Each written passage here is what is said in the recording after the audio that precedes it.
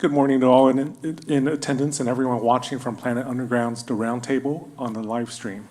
I'm Jimmy Wang with BizMetrics. This is the second year we're broadcasting from the Texas 811 Damage Prevention Conference Summit live from beautiful Georgetown, just outside Austin. The topic for this roundtable is the future of 811 centers. I'm going to introduce the panelists here in a sec, starting from the gentleman to my immediate left here, Stephen Hoover with radio detection.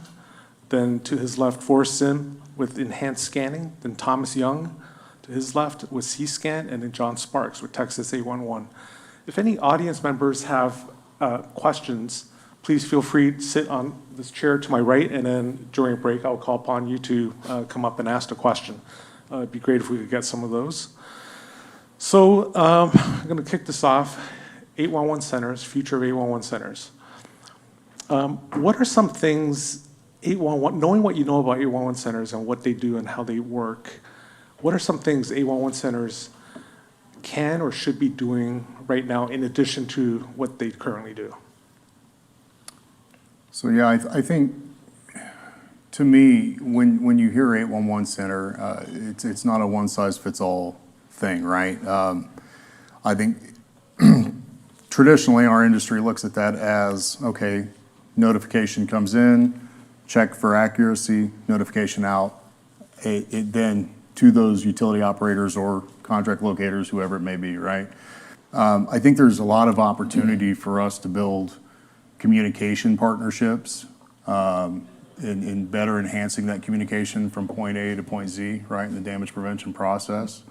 I don't think we're there yet, but I do firmly believe that without adopting a different mindset and adapting to the change that's going on with technology moving as fast as it is, right? The traditional means of looking at what an 811 center does, it becomes antiquated in my opinion. So I think some of the things that we're talking about there is I think you can look at things like digitized mapping that are changing the landscape of, the industry and damage prevention. We're running a pilot program right now with private utility locating to kind of integrate that communication process into the notice itself to add a second layer of damage prevention there. So, I think a key part of making things better, first of all, I think it's important to understand the fact that they were one call centers. They were call centers where people would call in 811, and then someone would answer the phone, and then they'd have to dictate where they were going to dig. And it's now become a notification center because there has been a lot of improvements with technology and going from call centers, the shift going on to the web. And the key part of that, in my mind, is the accuracy. So the accuracy improves dramatically. So the communication, as you were talking about, becomes, obviously much more accurate, but it's much more precise. And so someone knows where they're digging and they can identify that. And part of that is screening, being able to screen tickets and go through that. But I think in the future, continuing on that accuracy theme, like you said, having more information, more accurate information about where things are in the ground will only improve the entire system. So John, what you're saying is that you have, you're making this truly a one-call center wherein a contractor or homeowner, somebody can call in and make one call and be able to, unless I'm misunderstanding you, they call in, normally they call into a one-call center anywhere in the country. Or one click, right? right, click, coming from a marketing background, we're trying to get away from the call. Oh, Yeah. okay, So, yeah. One click doesn't have the same ring to it, but Right. but okay. Hey, that was a pun. 811 Doesn't have the Damage same ring. Prevention Center. So damage prevention center, yeah, but you're making it a one call, one click, in that somebody can call in, click in, and arrange their public locates, which is done all over the country. But you're saying they do that, and you are also coordinating a private utility locate. I mean, that's my world. Yeah. And you're saying that you would coordinate with, you got a list of public locators or something that you're recommending, or what does that So right now, communication look like? yeah, and it's a good question. So right now we're working with one group, right? So basically they have their footprint of underground utility mapping and/or service areas that they'll cover, right? So we in turn notify them of the information on the notice, right? If it looks like it's going to be a notice that's going to encompass addresses or private property or private utilities, right? Outside of the normal scope of what you would see on a, I guess, non-private excavation, then they would take that notice and do some outreach on behalf. Yeah, that's really And interesting. what is what are they're collecting data, obviously, to get back to you, to kind of house, but what does that look like? What is it that you're getting from the private locator? Because there's going to be, Forrest is a private utility locator and has several people working for him. And then there's these giant companies that have, Yeah. their own systems and integrations and whatnot. So how does that interface with the one call? Yeah, so for us, the advantage for us is a more complete damage prevention process, right? So we don't look at it as a ticket in, ticket out type of thing, right? Like I know traditionally, sometimes over the years, one calls have got a bad rep for that. We look at it more as an all-encompassing. So the benefit to us is the reducing frustration from the recipient there, from the excavator, from whoever's placing that notice, right? A lot of the feedback we get is one of the biggest frustrations, and that does in fact result in damages, is that private utility is not part of that process. Part of the system? Yeah. Who accrues the cost whenever they come out and do the private locates on the private side? So I believe the excavator at this point. Or the is person responsible for hiring the costs, Or the excavator, person sure. hiring. But not you guys. You're not No. involved in the billing, that No. billing workflow at all. Not to my knowledge, not. Okay.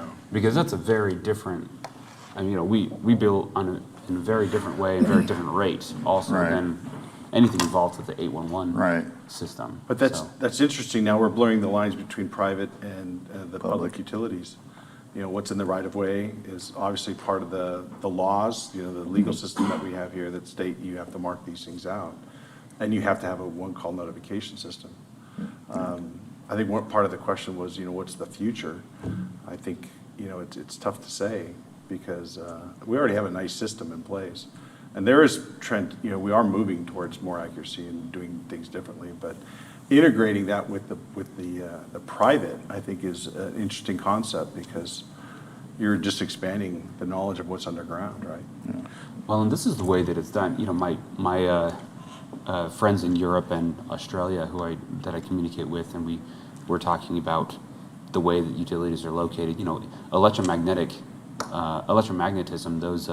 Those principles are actually the same in Europe and Australia and everywhere else as they are in the U.S. It's physics. This is physics, so this doesn't change. But man, everything else about the workflow is so different for locating utilities outside of the U.S. And they're always making fun of me because the way you guys do it in the U.S. is so backwards. That's seen from their perspective, and the way that I see their workflow is just so foreign. But it's much closer to what you're talking about, where you just need.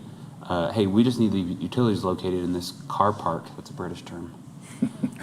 We just need the utilities located in this car park and just come out and do it. They use ground penetrating radar. They use electromagnetic frequency locating wands. They just do what it takes to locate this stuff. And here in the U.S., we have it very compartmentalized. Like, okay, well, is that a public is this a public utility you're trying to find on private property, or is it public? And there's it's a little more convoluted. It's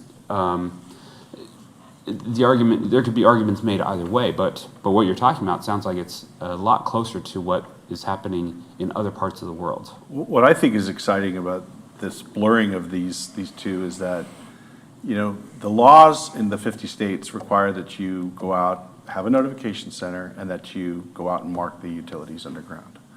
So that's the process. It goes through the center, and then it's the utilities are notified, and either they go out or their contractors, the people they've hired to go out and mark the facilities. The reason I think that's exciting to kind of mix things up is that when you go out to a job, you don't just use electromagnetic, you use GPR, you use all these different methods. Yeah. The technology that you use is greater because you're looking for everything. And in my Abandoned opinion, place. exactly.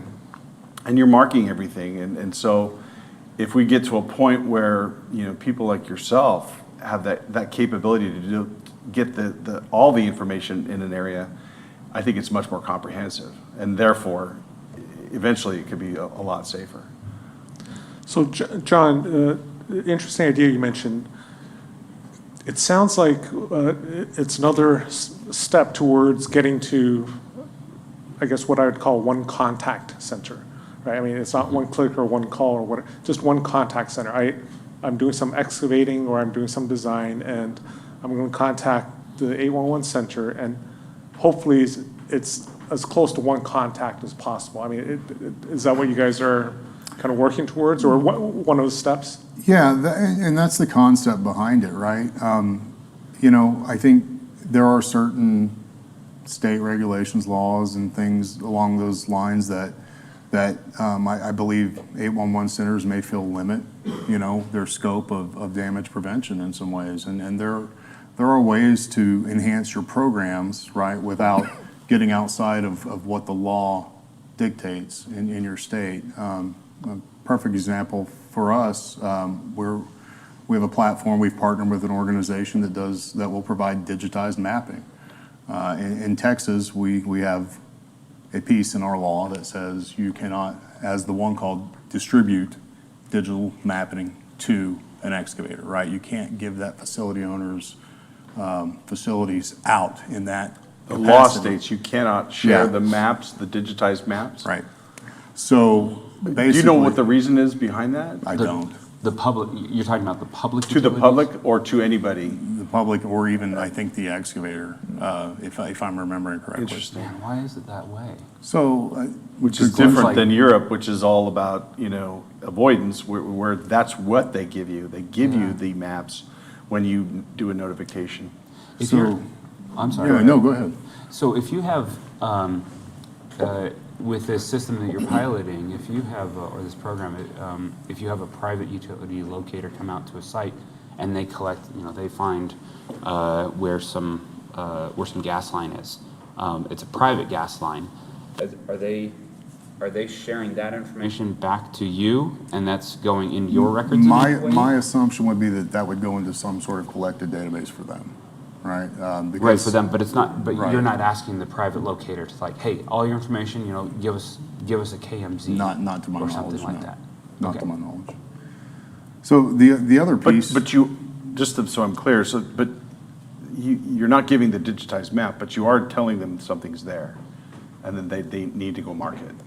Yeah, on the Yeah, right. on the private utility side, what we're talking about, like, I kind of segued off there after the last question. We're talking about, we're in a partnership with another organization right now, and this isn't a pilot, it's functioning now, right? The way that we work with that is we reference this organization. The utility operator can opt into that service, right? It's not something that we're providing, and that keeps us out of trouble, you know, as far as the law is concerned there. So it's a service they can opt into to send that digitized mapping to the excavator. But you don't know that there's probably facilities out there prior to the ticket coming in. They We just- don't have any sort of database of that. Sure. So, John and Thomas both mentioned laws. Legislation is famous for for moving slower than business needs, and certainly technological advancements. How are some ways that these 811 centers might be able to keep up as best they can with business needs and technological advancements, while also staying in compliance with legislation? You want to take a stab at that? I think, well, just my own personal thought is, I mean, I think there's this vast volume of tickets that rush over everybody. I mean, you constantly must hear it from your customers that, you know, there are just so many tickets. I've got so many tickets I got to get through.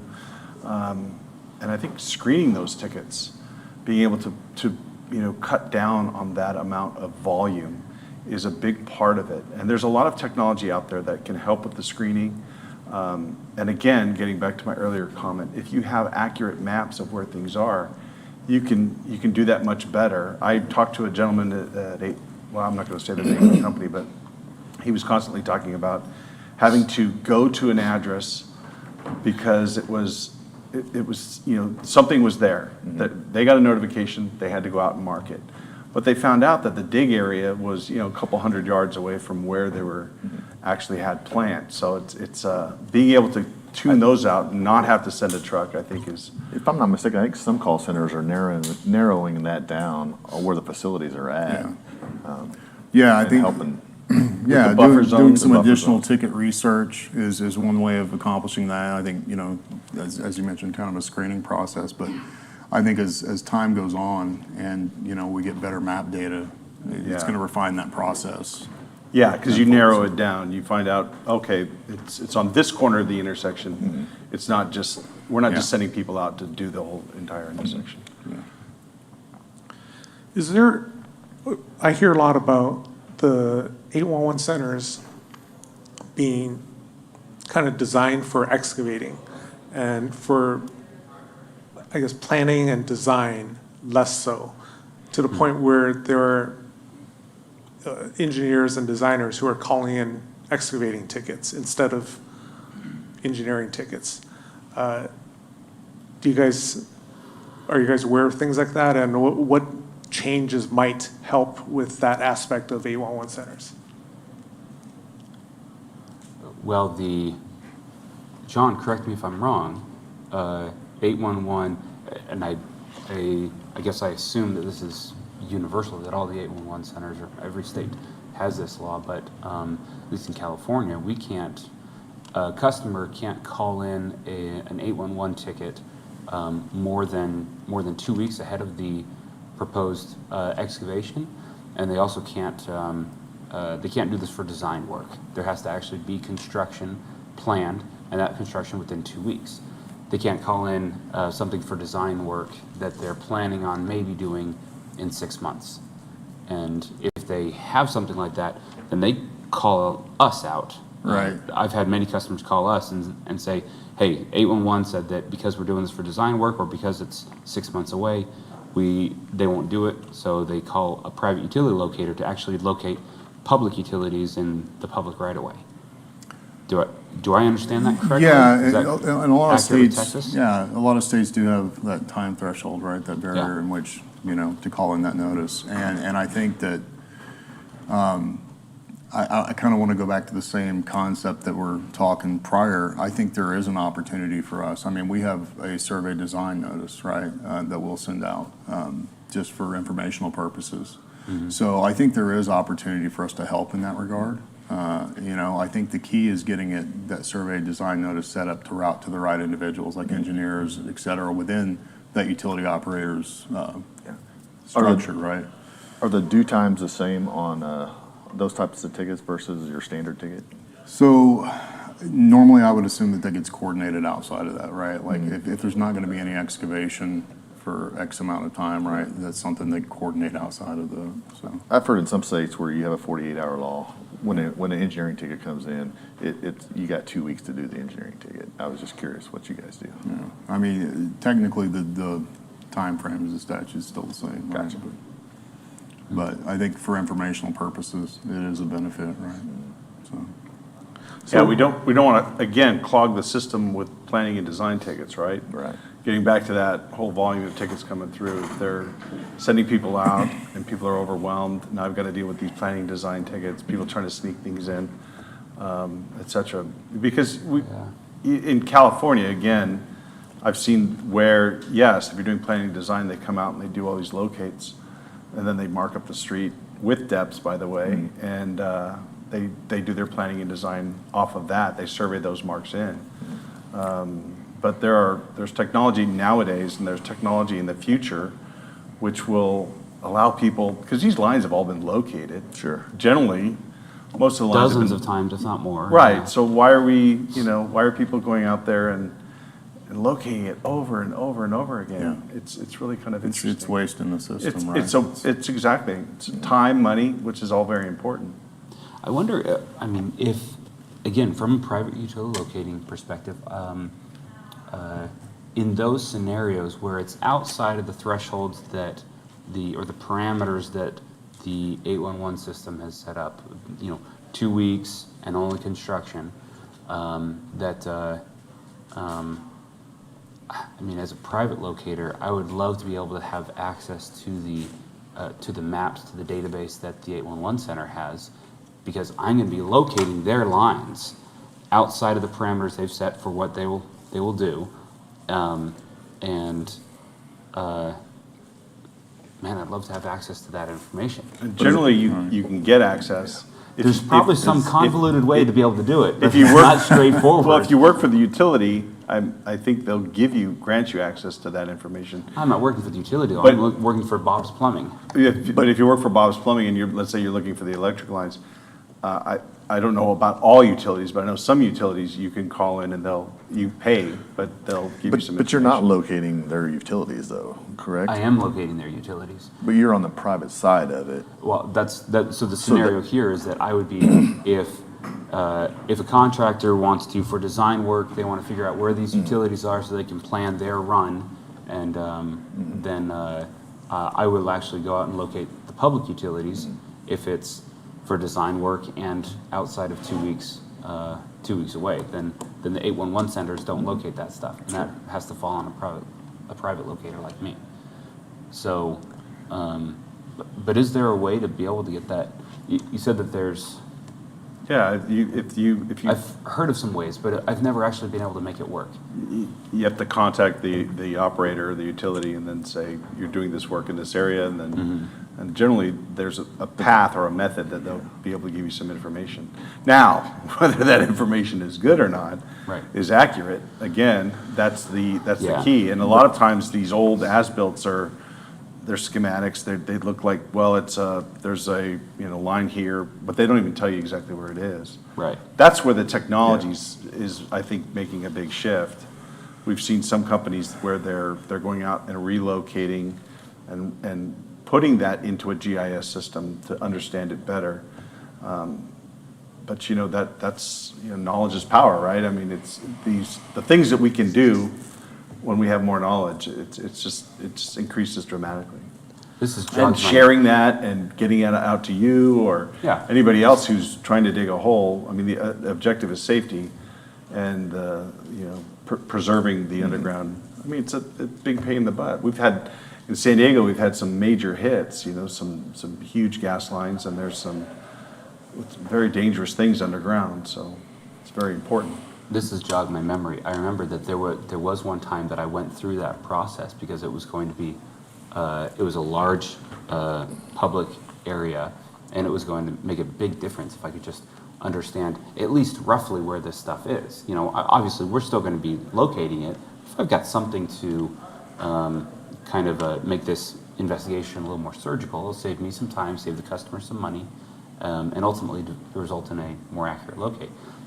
As I recall the process, this was several years ago, but I went and called in and started the process, and a few days later I called back or something like this, checked back in on the case number or something, and they said, oh yeah, no, this can take several more days.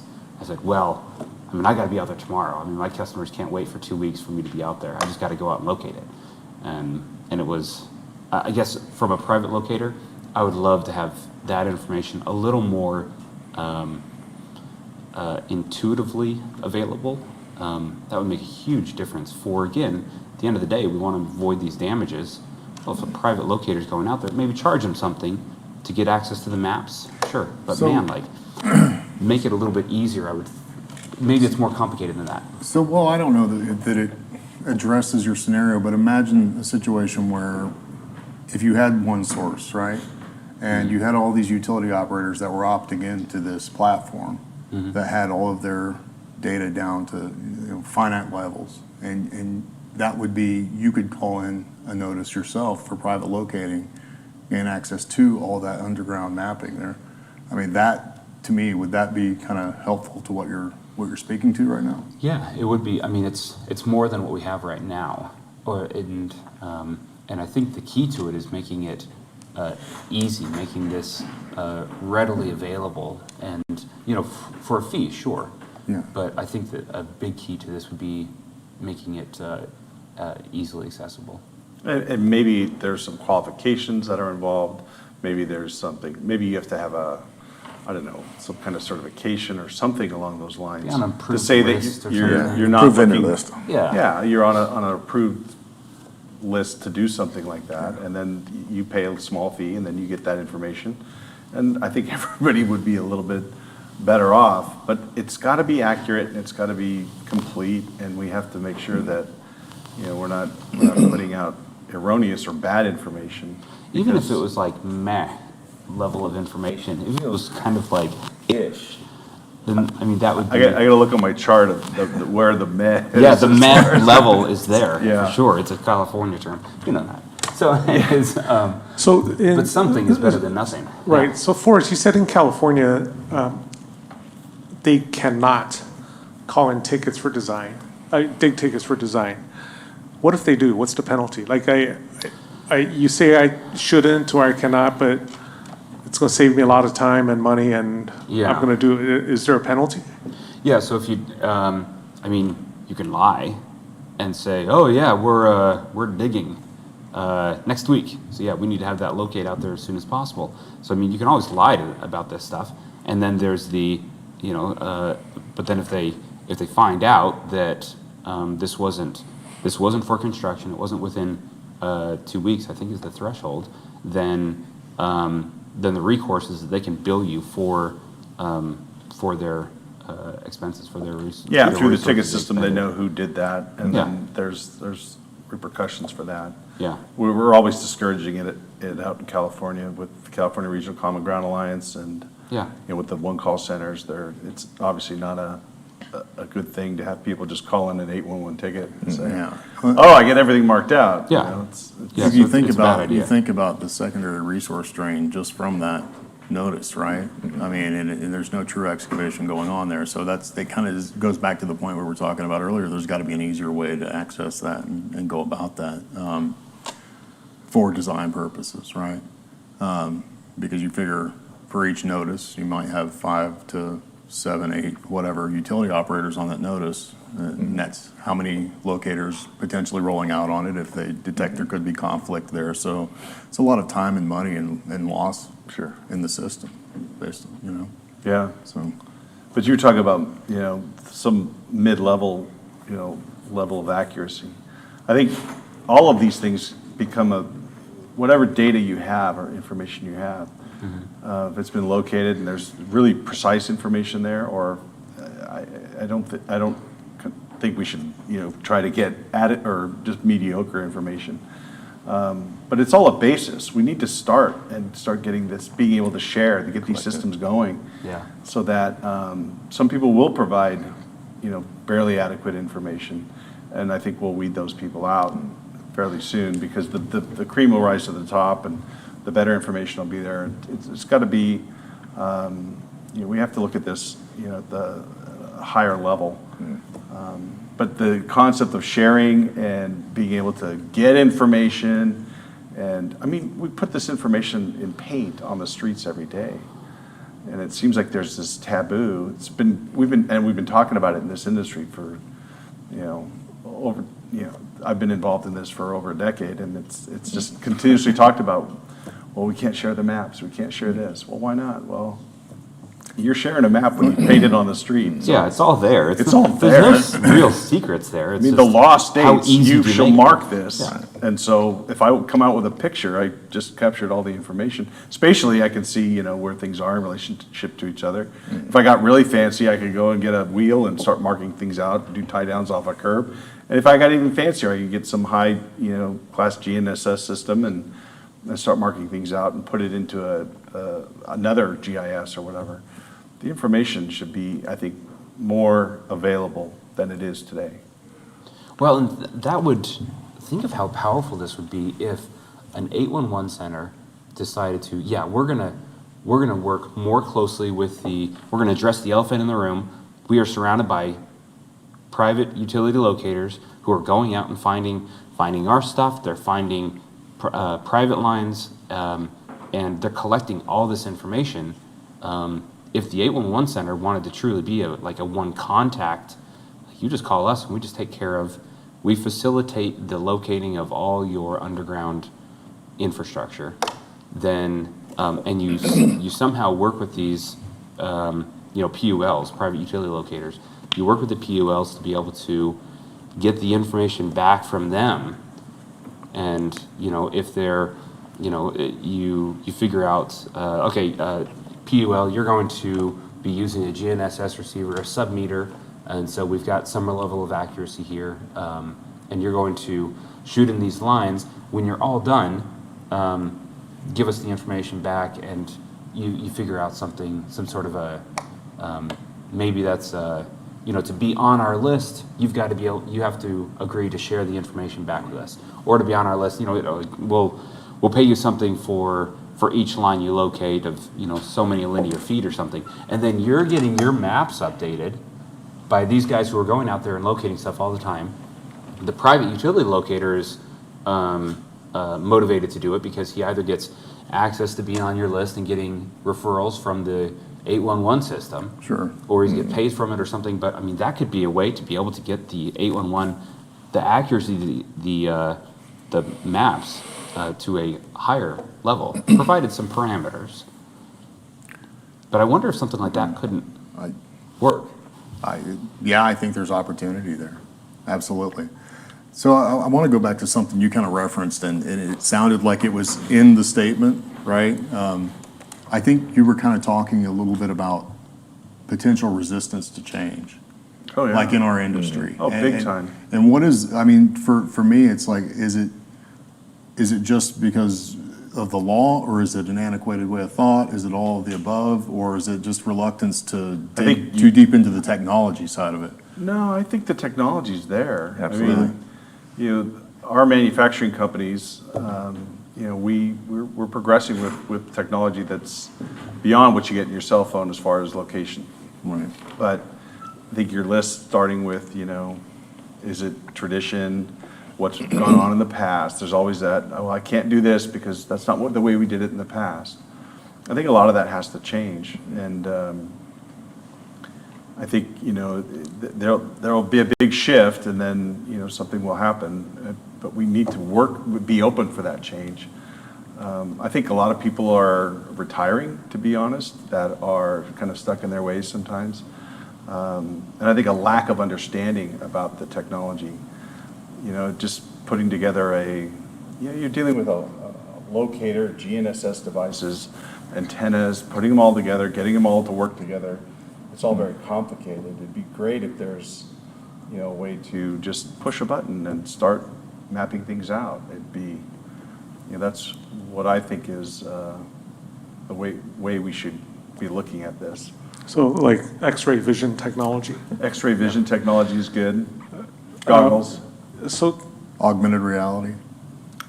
if you think about it, locating is, if we deconstruct what locating is, it's communicating to the excavator or designer where the facilities underground are and are not. In 2023, is sending out anywhere from 1 to 6 humans to each ticket, right? Because on average, as we saw in the dirt report, there's 6.2 transmissions per incoming.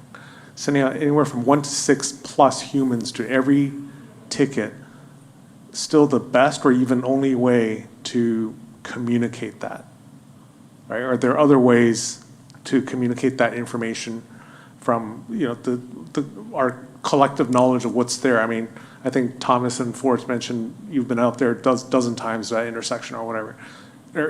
Are there other ways you can communicate that besides sending out a guy with a locating device and a paint stick? Or 6 guys?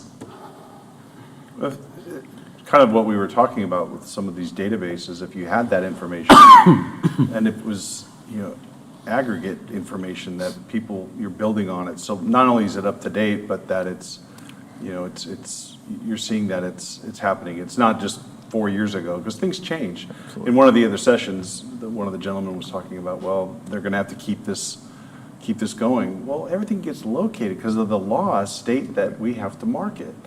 So it's constantly being located. If it was constantly being located, it can constantly be updated.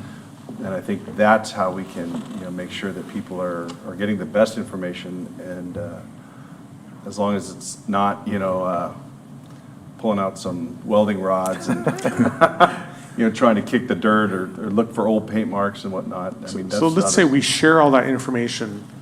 How do we communicate that collective wisdom, collective information to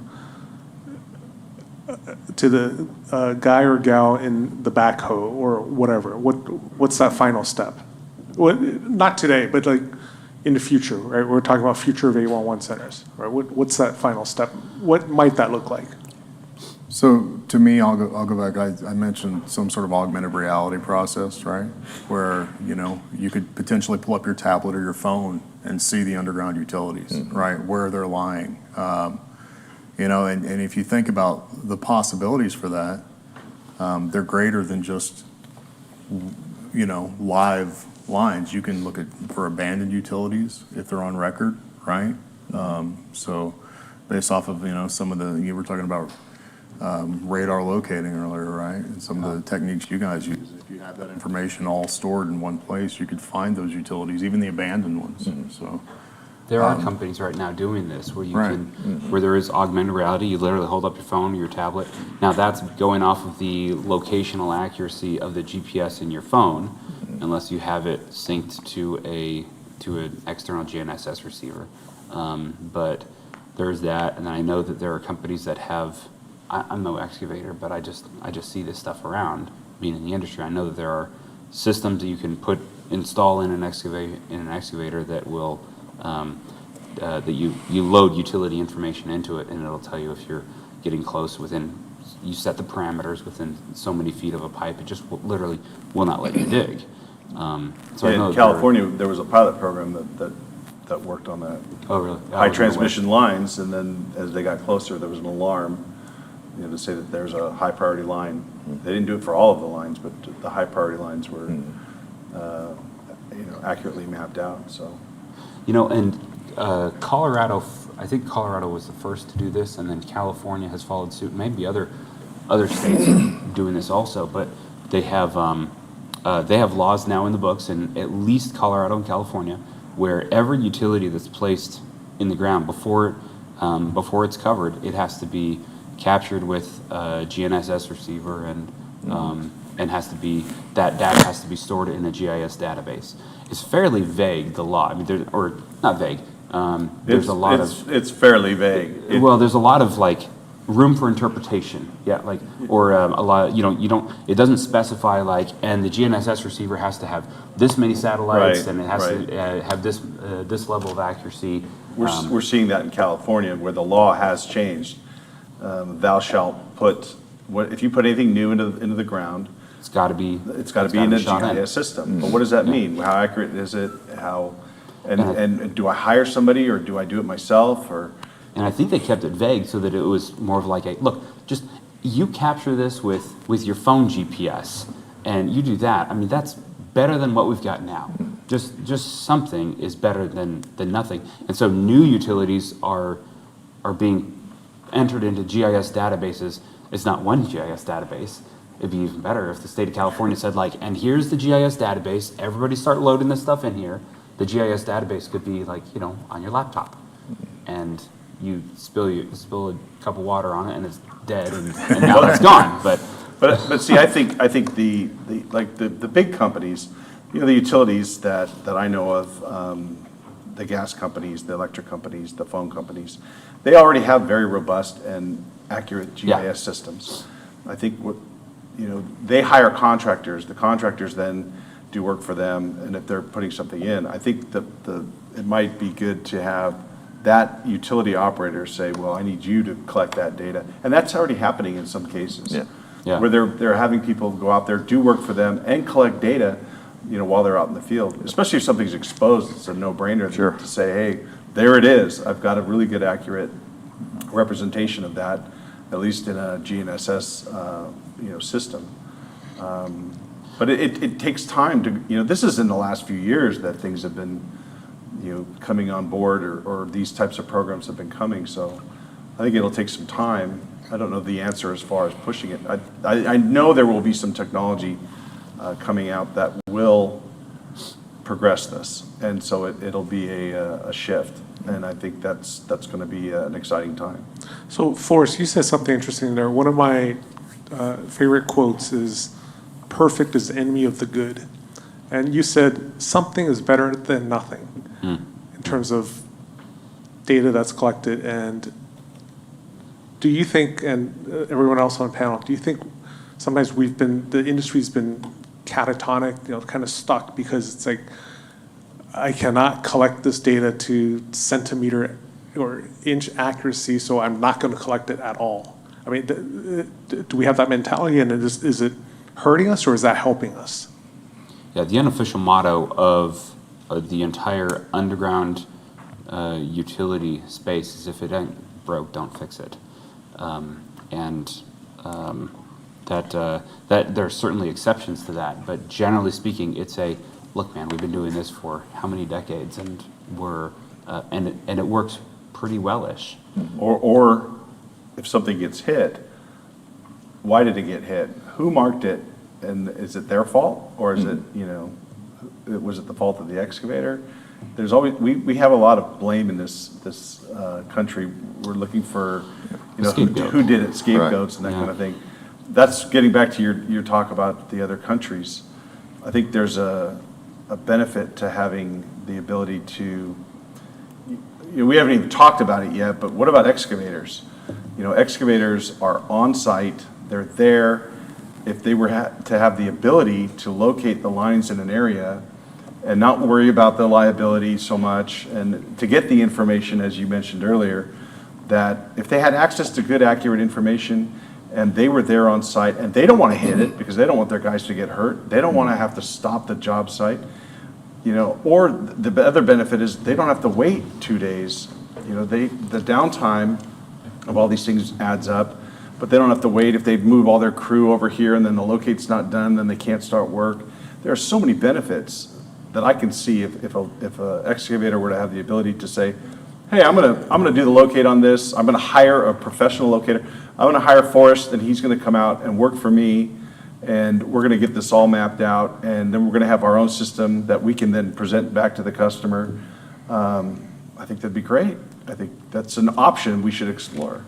So almost like a link for all the underground utilities, right? That you could basically go in, get accurate mapping, some level of detailed mapping as to where the location is on it, right? Yeah. I think what you're saying And maybe is, the one call evolves to that, yeah, right? yeah, that's kind of where we're partnered with an organization that does that today. So where I was going with that is I think that, we talked a little bit about waste in the system earlier, right? And I feel like there are a lot of opportunities to reduce wasted time, especially for contractors, right? And that's one of the things that we hear, delays, right? Delay it on jobs. It's costing me X amount. To me, that helps mitigate that, right?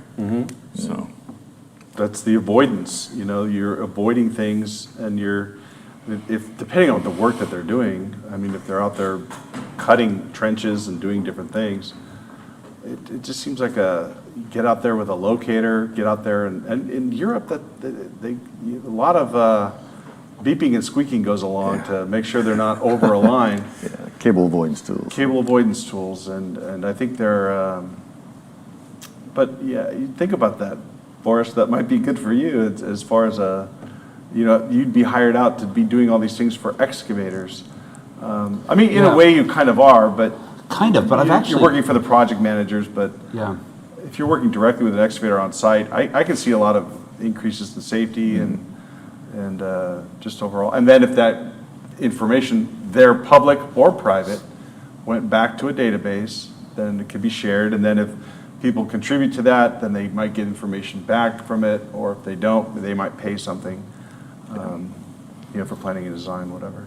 And it's funny, like the excavation, I've talked to tons of excavators over the years, and they're all on this spectrum. There's, on one end, they're the guys who have probably had some incident in the past where they had some major hit, very bad, dangerous, somebody got hurt, somebody got killed, whatever, and they're absolutely committed to, no, we're not touching the ground, we're not breaking an inch.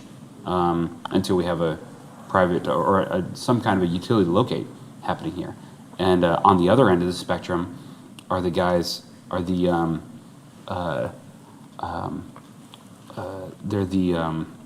they're often guys who grew up on a farm and they know how to fix and extend the life of anything, and they're of the mindset of if it breaks, then I'll fix it. But if not, I don't want to spend the preventative money on this. I've got nothing against my farms. My grandpa was a farmer, but they're often the guys who know how to fix stuff, like anything. They're like, if I break something, I'll just fix it. It's no big deal. Yeah, And- unless it's a 69 kV line, right? Yeah. Or a fiber set, that- Then he takes liability or responsibility for the liability. Yeah. I was out at a refinery one time, and these guys they called me out because the week before they had hit. They had guys who were going to be real careful about this. They just had guys saw cut the asphalt, and they were just going to go through this 4 inches of asphalt, and then they were going to hand dig to lay this new conduit. Going to be real careful about it, and they hit 480 lines under 2 inches of asphalt that somebody had just kind of taken a handful of asphalt and just kind of smeared it over top of the conduit, right? And so there are guys who say well, no, code says that this line shouldn't be, it's going to be 18 inches or more. And I say, well, who's ever come across a situation where somebody didn't follow code? When does that ever happen?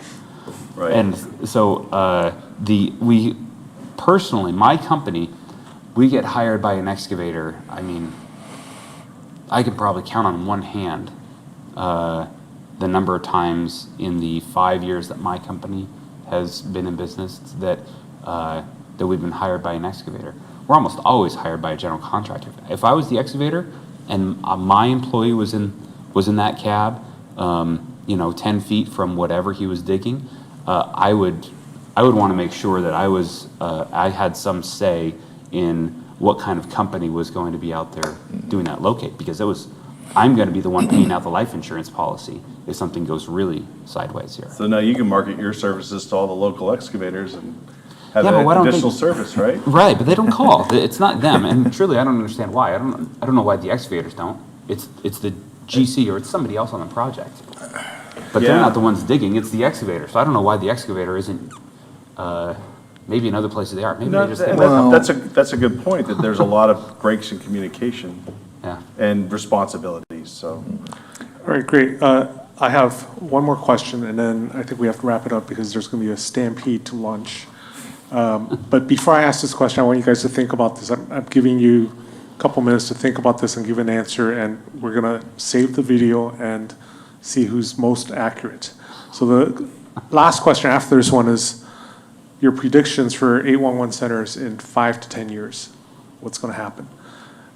So think about that. But before that, just another question. Do we need 54 plus one-call 811 centers in the U.S.? Or something fewer? Or more? I mean, maybe some of you think we need more. I think in the future, I think greater accuracy, knowing what's underground is vital to reduce damages. Sharing of data is vital, and expanding our ability to not just have a system that's based upon, I'm going to mark on this date or have this marked and then, follow that pattern. I think we need to be more creative in that aspect. And as far as the one-call centers, I think the one-call centers, at least in my world, they're more than just a notification center. They're kind of the damage prevention hubs. In California, we have, one-call center in Northern California and one in Southern California. And we're constantly, I'm very active with those committees and whatnot, but they seem to be the central hubs of this and getting the message out and working with the communities and doing those things. So I think that's an important aspect that we shouldn't, say we're going to put all of this in one central thing in Colorado and the database is going to be, I think we're missing something if we do that, so. Okay, so I'm just going to go around the table. So you think 54 is okay? Let's go around clockwise. John, 54, too many, too few, right number? So I think it's okay. What I would say to that is I feel like there is opportunity for increased standardization across what that looks like, right? From state to state or location to location, geography to geography. Not just standardizing the type of data that's being pulled into the notification center, but standardizing the process itself, right? Like having some consistency for excavators who work in multiple states, for utility operators who work in multiple states. I think there's opportunity for information sharing there too, if it remains that way. Why not cross-border notifications to some degree, right? Why wouldn't you notify a neighboring state, hey, there's excavation that's traversing into your state, here are the details on the excavation, right? We're sending it over to you.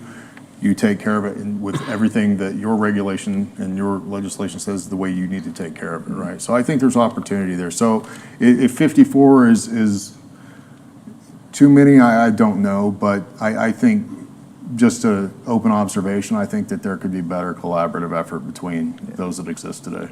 So Stephen Hoover, any thoughts on 54, right number, too many, too few? I don't know if 54 is, enough or too many, but I definitely think you would have to, the legislation would have to be the same across all the states in order for it to have one call center. Until you do that, every state has different laws, so I think, it's gonna have to remain the same, the way it is now. Okay, Forrest? I just work here. All right, so right number. So, I'd say, I agree with John that some collaboration, some communication between different call centers would be makes sense for the reasons that you had enumerated. I think there's a lot of reason behind that. I don't, if we should have just one call center, what that sounds to me like is that sounds like a federalization of the call center system. And generally speaking, when I hear about the federalization of one thing or another, if it's outside of the military or the highway system, then I'm less inclined to love that. And so I think that, but also on the other side of that, I feel like local, regional, understanding the nuances of a region and how the construction industry works in that region and things, I think there's value to keeping a lot of that communication and the infrastructure and things. I think keeping that regional makes sense. Last time that I checked, there were only 50 states. So if we have 54 call centers, then we've got, on average, more than one per state. And I think that's probably a good thing if we could increase maybe some communication between those. All right, so quick final round. The question, I gave you guys a few minutes to think about predictions, 811 centers in 5 to 10 years. Let's start with Thomas, then quickly go around. Just that they're regional, that they're getting better information, they're communicating or notifying with better information.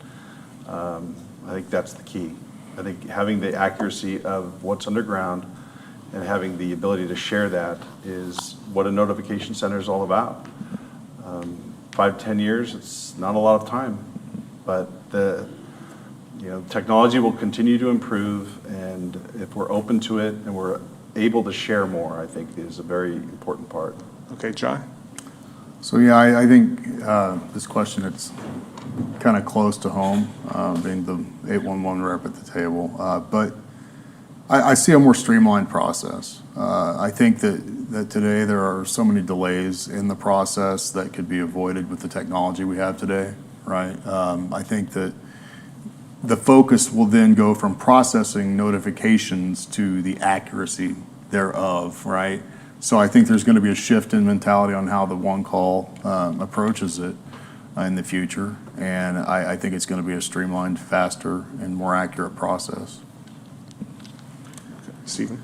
I think we're going to go from a notification center to more of a damage prevention center, is what I would like to see. Forrest?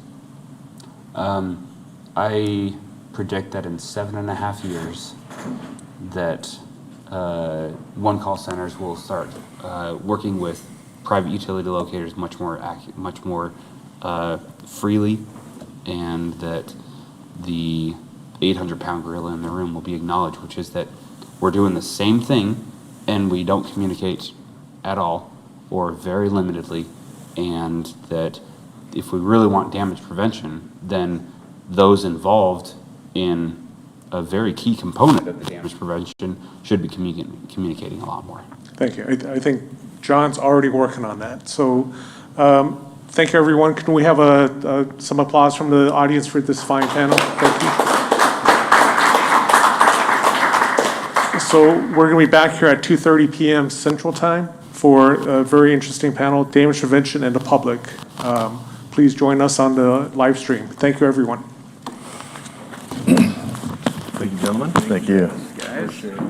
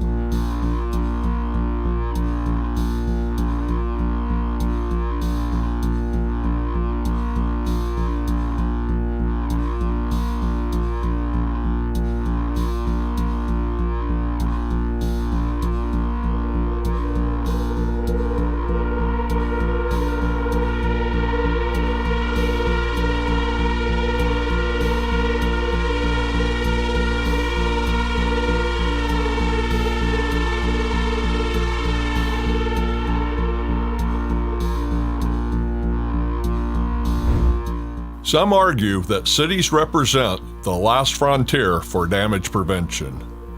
In this tale of 4 cities, we cover digging accidents that all derive from city-involved projects. From big cities to small, 3 explosions and a storm left the residents anxious and confused on why these accidents keep reoccurring. Projects that were meant to bring the best of times ended up bringing the worst of times.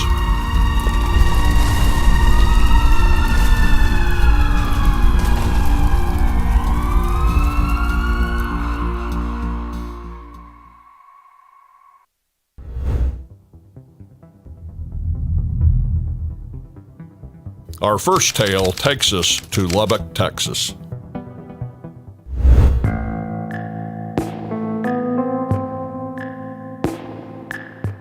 March 10th, Lubbock, Texas. It's about 4 in the afternoon, and firefighters are putting out the blaze of a house explosion caused by city crews striking a 2-inch gas line an hour earlier. Fire crews were initially investigating the potential for a leak in that area a little before 4 o'clock. Then neighbors tell us without the smell of it, the gas detonated. Over 30 nearby homes were evacuated from the area before the explosion, and there were no injuries. However, the residents of the now destroyed home who had lived there for 40 years lost everything. The city crew was working on a sewer repair behind the home when they struck the 2-inch gas line and a sewer line with a backhoe. The house, very substantial damage. It was a very large explosion, at least one large explosion, some reports of being multiple explosions. And again, so all of that, we're investigating. We'll be investigating the source of ignition, the source of the natural gas, how did it get into the house. All of those things certainly be the subject of investigation going forward. Looking at the Texas Railroad Commission damage report from the gas company, possible causes listed as failure to maintain clearance after verifying marks and/or failure to use hand tools. While the report from the city answers 2 questions the same way.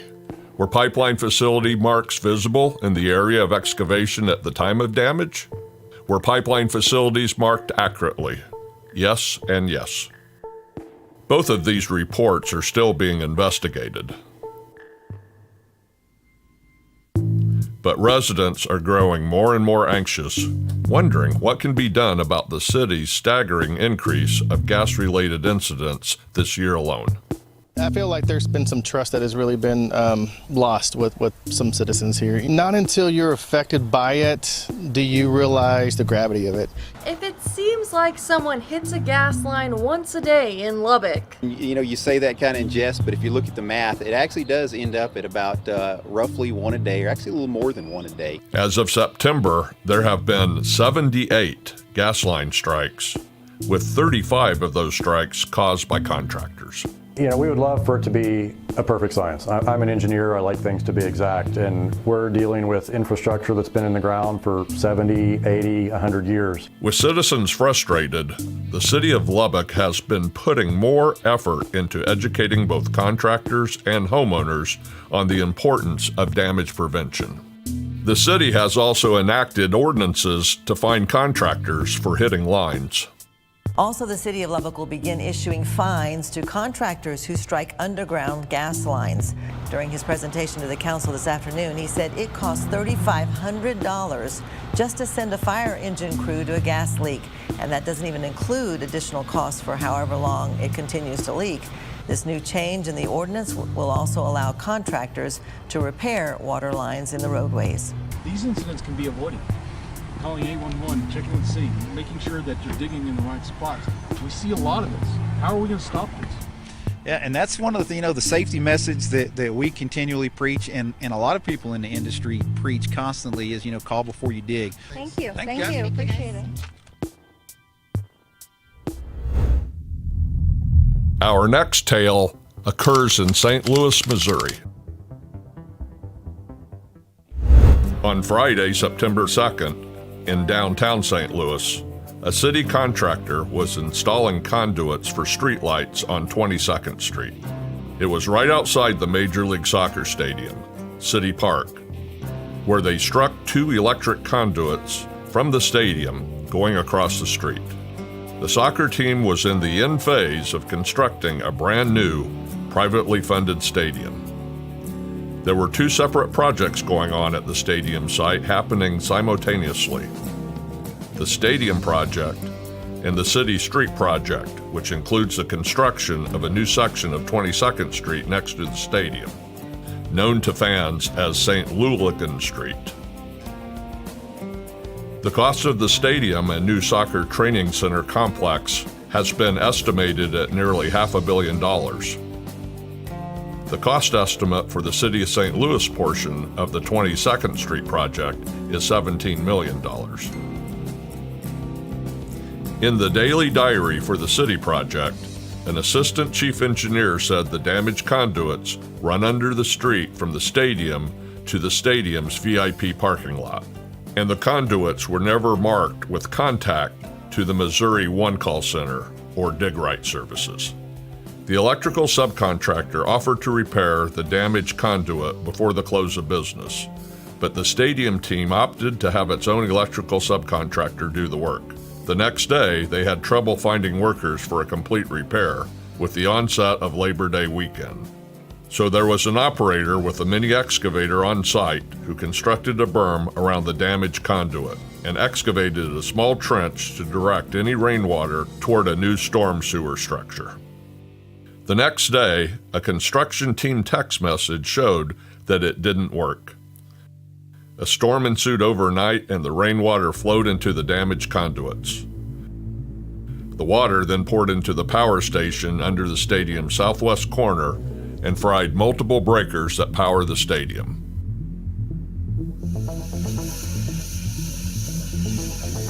The team is spending millions of dollars to fix the issue. It brought generators to provide power until permanent equipment, which is on back order, arrives.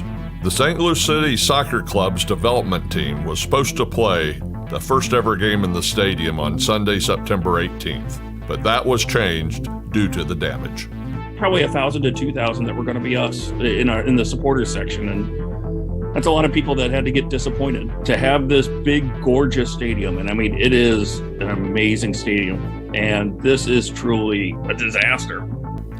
Fortunately for fans and the team, the stadium was finally fixed and opened to the public in late October.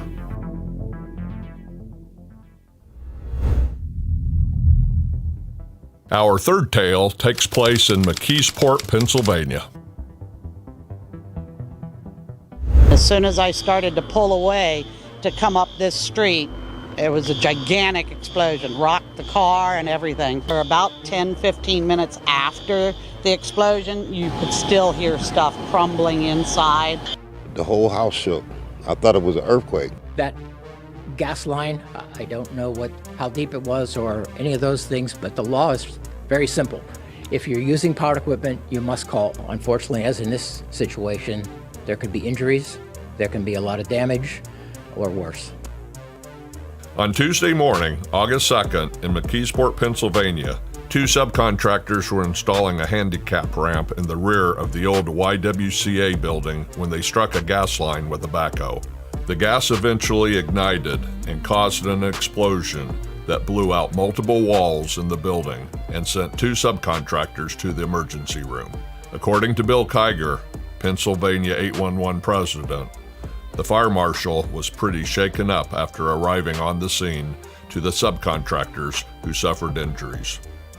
Fire marshal was even quivering when he spoke to me this morning because he had seen that kind of injury. It's just ridiculous that somebody doesn't call before they dig, because it would have been marked out by the gas company, and their office is 3 blocks from here. Kiger also said the contractor and subcontractors failed to call 811 and follow protocol before digging.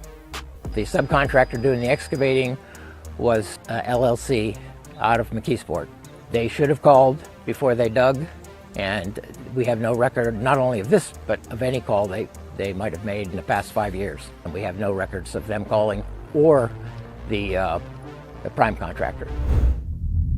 Our last tale takes place outside of St. Louis, O'Fallon, Missouri.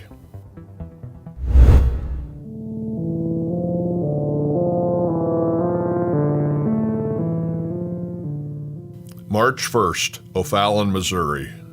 New fiber optic cable is being installed on Miller's Court.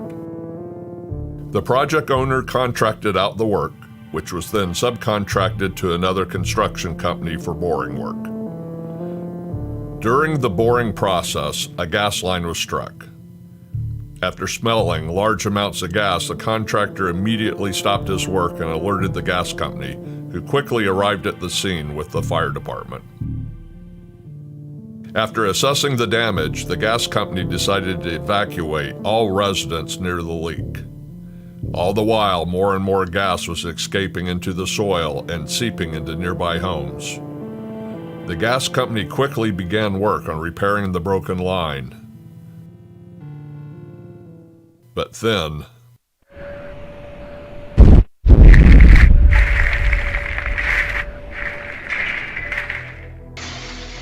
it was just another quiet afternoon in this O'Fallon, Missouri neighborhood until this blast shook up the day.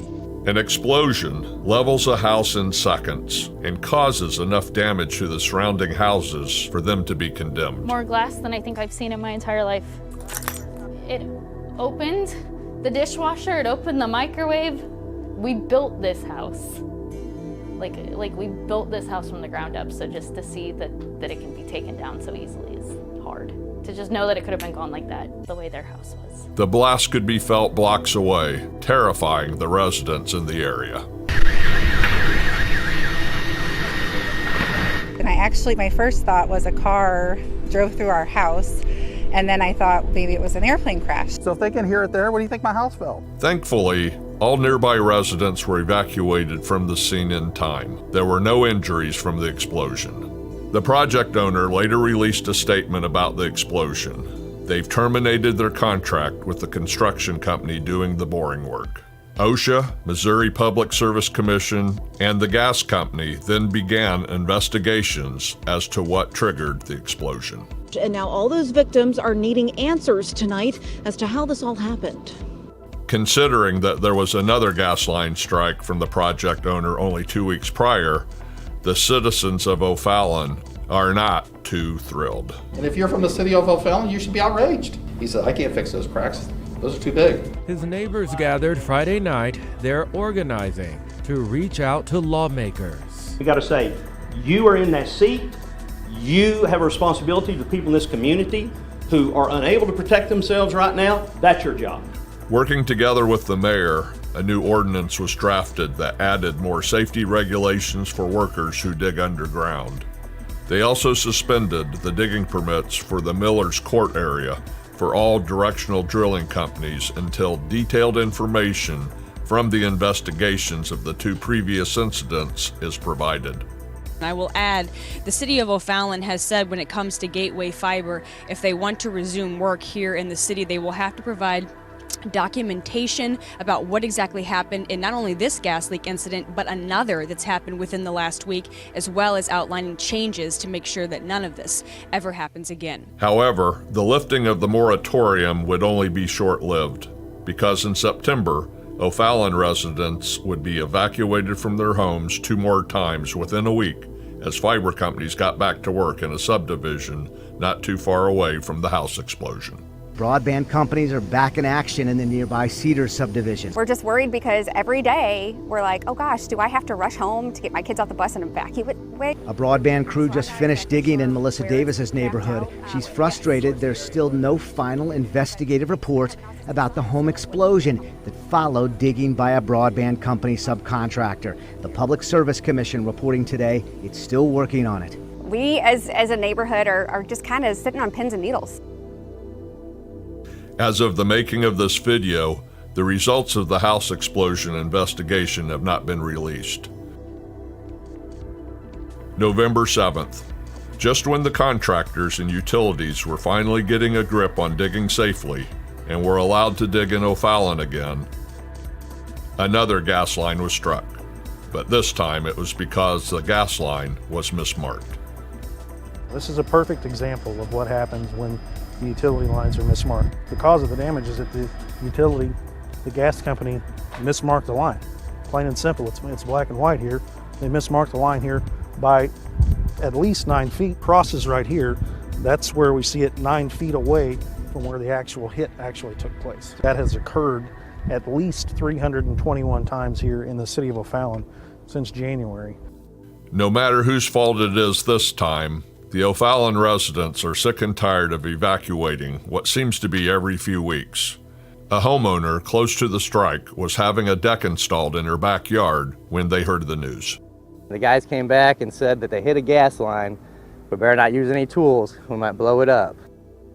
So when I told her, she thought I was joking. She said, what, again? I said, what? I go, you're messing with me, right? He's like, nope, we're for real. And then I could just hear the gushing, and then the fumes were terrible. It's just scary. They were told to evacuate immediately and to do so on foot because even starting their cars could spark an explosion. The ordinance O'Fallon passed in May requires a report on what went wrong from a third-party safety monitor before work can resume. Permits can also be revoked for repeat violations.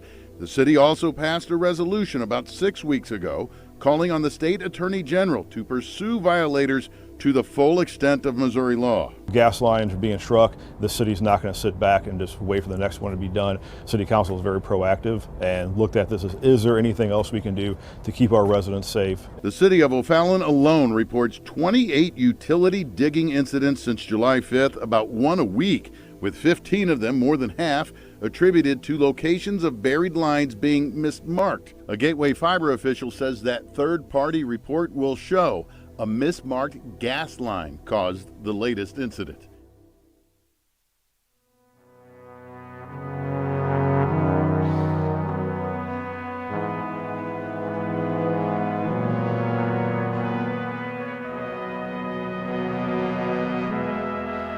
Cities are proud of the public safety they provide.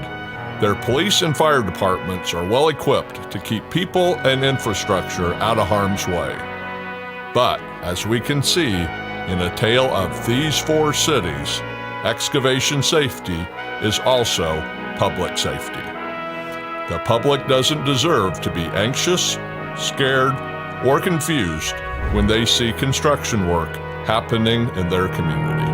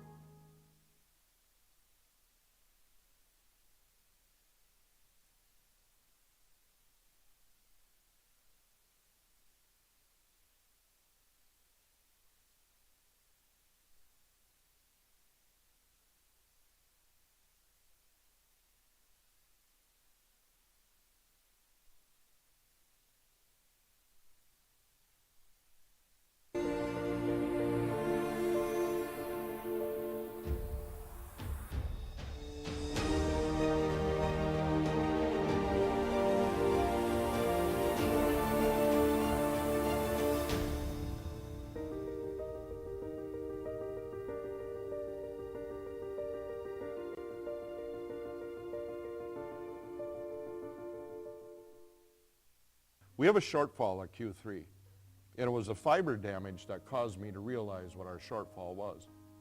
So we hit a fiber line. 48 strand fiber wasn't marked. So I personally went on the site. This was about a year ago. I got on the site, and foreman on site, 20-year foreman, veteran in the industry, crew pretty well trained. Foreman does not have damages, steady, does a good job. So when I looked at where he had the fiber cut in the hole, and he said, I don't understand where it comes from. I said, well, it comes down this pole over here, it goes over here.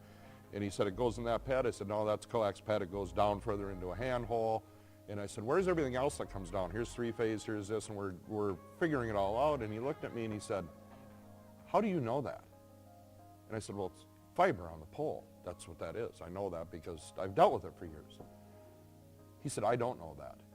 And then his crew, once he started, his crew looked at me and he said, John, why don't you guys teach us this? I don't know that's a coax pad. I assumed the fiber went in there. So truly, I drove away from that site thinking to myself, we have to do a better job. This is a 20-year foreman in the field that's installed gas for 20 years, but did not understand everything he was looking at in the field. Our locators understand it all day long. We now have a process in place to train our foremen and train our underground crews by the locators how to identify these things. Things have changed in the field over time. Now, that's an excavator for 20 years in the business. If you were a local contractor and you were digging, how would you know? How would you know that's fiber coming down that pole? How would you look around and know what's going on around you if to notice something that's not marked? So to go back to the question, how do you prevent it? Technology can help, but that's some plain old education. John's company isn't the only one with the same problem, and he works for a large, very successful utility contractor.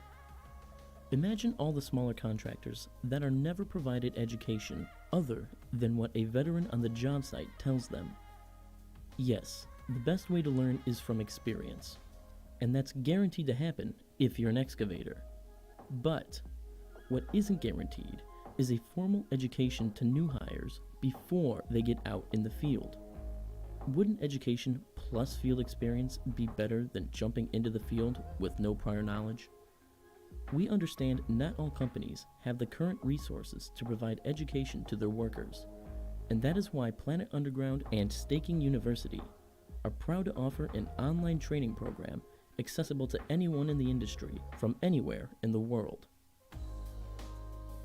These companies understand that taking the extra steps to ensure you avoid damages really does have a return on investment in the long run.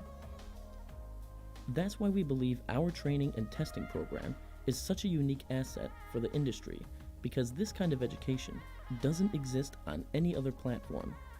If more excavators were educated, we could reduce damages. Education provides knowledge, and knowledge is the most potent tool a company can use to reduce underground utility damage.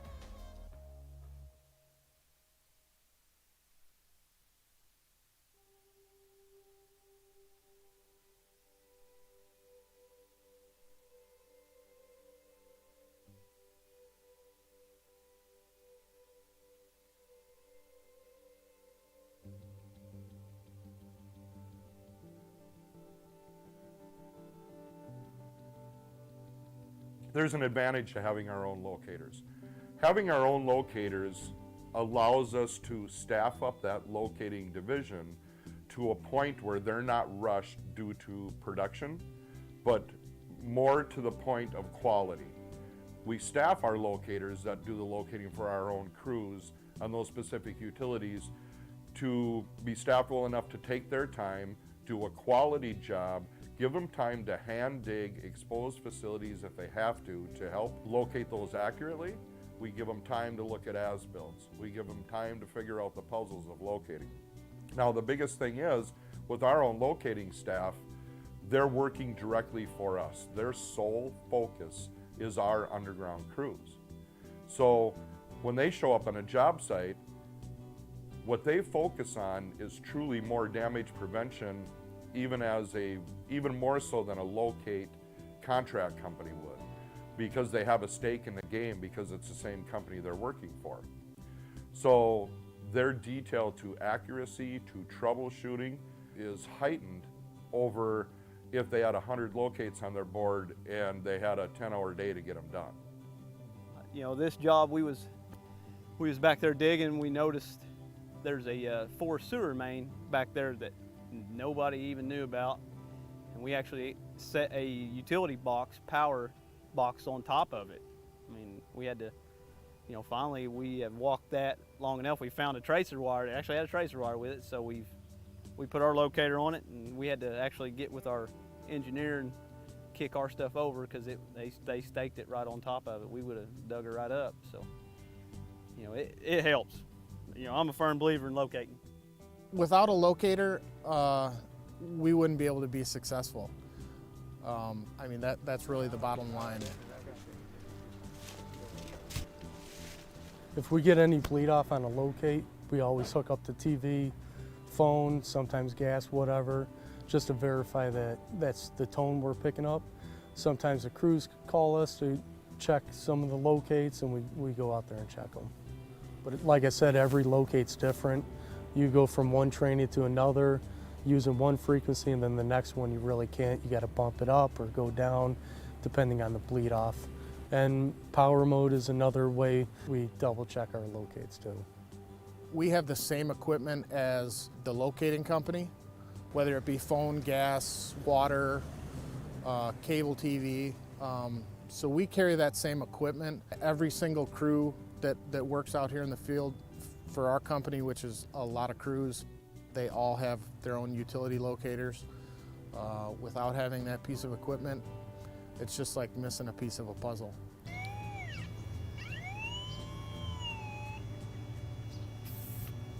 the gas right there. You can see the waters.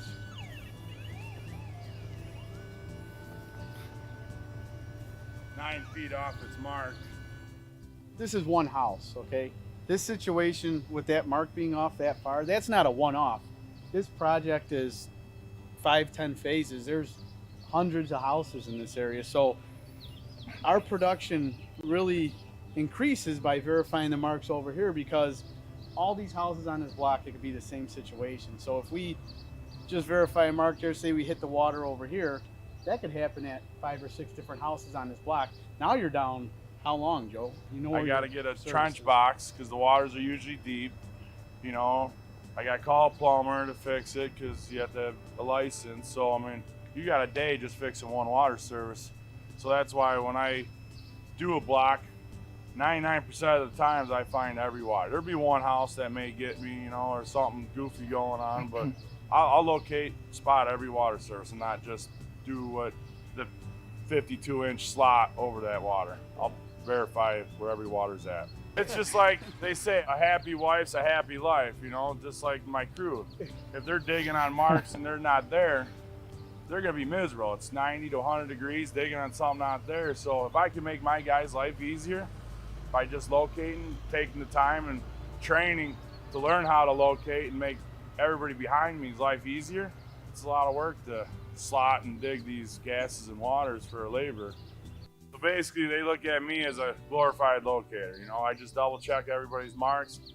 My laborers got an easier day, so I'll just stick with the glorified locator title for now. I mean, a lot of times if you're hand digging, it's kind of silly, I think, not to put your locator on it the first time. Make sure that they ain't off 3 or 4 or 5 feet. You know, every time I've ever done a bore or come across utility and them guys will hand dig for 10 minutes or so, I'll usually say, let me go get the locator. You know, and it does help. And I've found very few utility companies ever get on to us about opening up a ped, or, you know, they're more than happy for us to take that extra chance to find it. So, I mean, it's a good deal, I think. I think every crew should have one, you know, big crew. This one's pretty new, we ain't had it very long, but we got it for that and drainage. You know, in these subdivisions, you'll have drainage, and they'll never mark that. They say, you know, that's our responsibility to find it. One could argue the 811 system needs to adapt to modern times. But until state damage prevention laws change, contractors are going to have to double-check marks and use every resource available to make sure they don't damage anything, because it will cost them. That is why we created courses that educate excavators. Our visual observation, basic utility knowledge, and locate instrument training programs all can educate excavators in a way that has never been done. This online training and testing can be easily accessed and completed at anyone's convenience, perfect for busy contractor personnel. These courses can be used for new hire training or continuing education for existing crews. Either way, the more crews know about utilities, the fewer damages there will be. And I've said this since probably the day I could locate or trained locators. The biggest thing that an excavator or a homeowner or anybody can see, by walking onto a street or a lot, you can visually look around, and I would safely guess I can tell you what is buried in that ground, at least 3/4 of it, by a visual scan of the whole area. Now, if excavators are educated, and even homeowners, of what things look like, how they come down poles, what PEDs look like, you'd have a general idea of 3/4 of what's buried in that ground without a mark ever being put there. We try to explain to our crews, our underground crews, visual is huge. Is there a carcinite marker? Is there a phone ped that's not marked? Is there a gas meter that's out in the middle of a lot where a building used to be? All these things come into play where if you do a good visual and look around a lot or a city street, you will pick up, again, 3/4 of what's buried in that ground without ever looking at a print. A visual is huge. Now, locators, as they're trained and as they have experience, it's a natural to them. They can walk onto a lot and tell you 10 things that are buried on that lot and never look on a print. Excavators, it's harder to educate them because that's not their job. It should be part of their job. It needs to be an education to excavators that look around. Is there a secondary dropping off a pole that nobody marked? Is there a phone ped in the backyard of this homeowner's house that nobody put any marks around? For this type of communication, usually there's an incident that happened, and we get to hear all about it, the good, the bad, and the ugly. There's photos, diagrams. It can go off the rails sometimes, but for the most part, it's a healthy conversation, and it's been a great eye-opening opportunity for me. I hear the money's going towards education, and if it's going to help us in the long run and contractors similar to us be better about damage prevention and help save some lives, I'm all for it. Just making people aware of it. And now, after being a locator and being in the excavation world, there are things that my brain just didn't recognize. Every day you walk by this and it means, okay, there's just a thing, don't walk into it. And now, you go by and see someone doing something and you're like, okay, there's a pedestal or there's a manhole, there should be marks coming out all over the place, and it's interesting, and it opened my eyes in a way that hopefully I never take for granted, and I think exposing more people to that kind of experience would help draw them in. Most contractors tend to work with one specific utility, like gas, communications, electric, or water and sewer. Contractors, just like utility company employees, are extremely knowledgeable with the particular utility system they work on. That makes sense, but most of the time, accidents happen to the utilities contractors are working around, not the utility they were hired to install or repair. If something gets damaged, the odds of the contractor being at fault are already high. And although it might not always be fair, it's the reality. That makes veteran locators a huge asset on a job site, especially for excavators who aren't familiar with the utilities they don't normally work with. John's company uses locators to train their underground foremen for this very reason, and it's caused damages to go down. Imagine if all contractors had this level of education of utility systems. Planet Underground and Staking University are proud to offer such education, which we know will contribute to lowering damages and saving lives. what I've learned and understood and kind of seen over the years is people that dig and join the underground world, everybody has to start somewhere. So people that are new to it and are looking for facilities are not real educated on what a 600 pair phone cable looks like compared to a 144 strand fiber compared to a cable TV drop. These people really don't know. So they uncover a line that they think is the 200 pair phone cable they're looking for, when in actuality, it's a 32 strand fiber that didn't have marks on it. And now they think they found the correct facility, and then they cut the 200 pair. It actually took me a year to watch our underground crews and realize we're hiring a laborer to go out and hand dig with an operator on the backhoe, and the laborer doesn't know what a three-phase concentric primary looks like. They don't know the difference between a steel service and a gas service. These are people that have never seen this before and never seen it dug up. They don't know the difference between a cable TV line on a pole line coming down and a phone line. When they dig one up, they don't know the difference between them. When they're looking at a pedestal, they don't know what's in it. So the challenge becomes to educate the underground world, the contracting side, as much as locators get educated. Finding things underground that you can't see, it's not an exact science, and it's not easy. There's a lot of different reasons why marks might not be accurate. You know, you could go to a 15-foot wide utility easement. There could be, 4 abandoned phone cables, 4 new phone cables, communication fiber optic cables and regular coax cables for 3 different communication companies.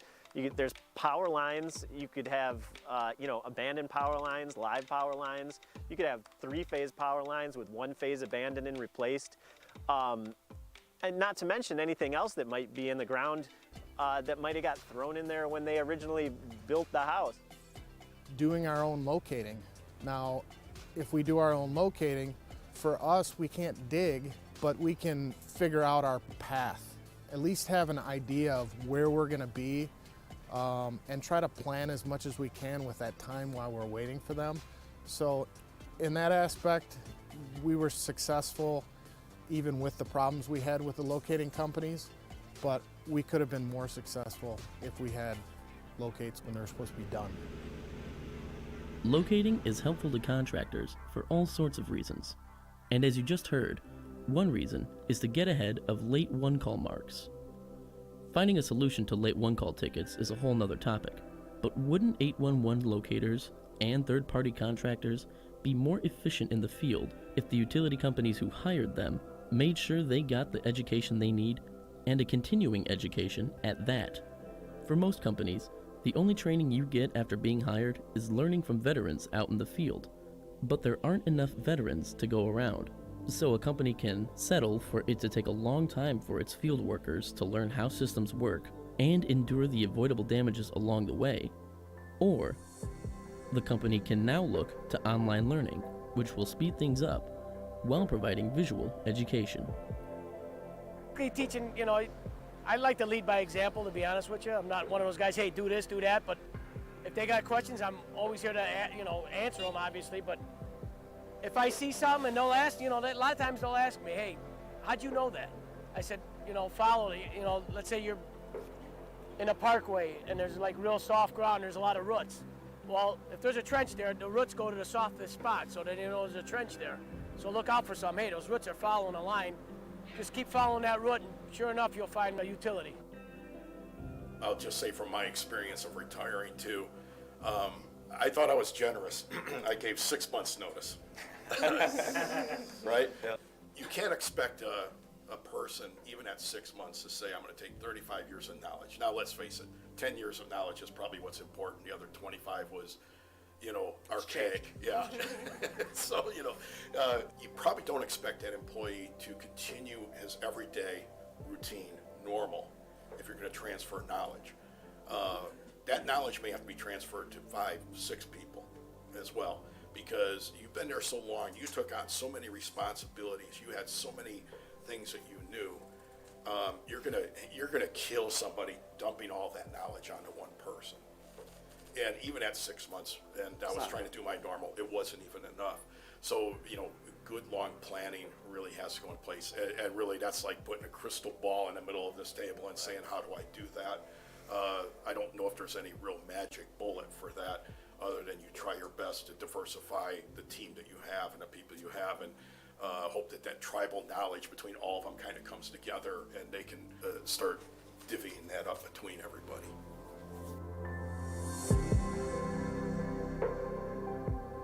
I think having a working knowledge of utility systems in general is a great need. Unfortunately, I'm not sure of an organization that provides that type of a service, except for just over the years of hands-on experience and working in and around their own utility system and other utility systems as they excavate, they're picking up that information.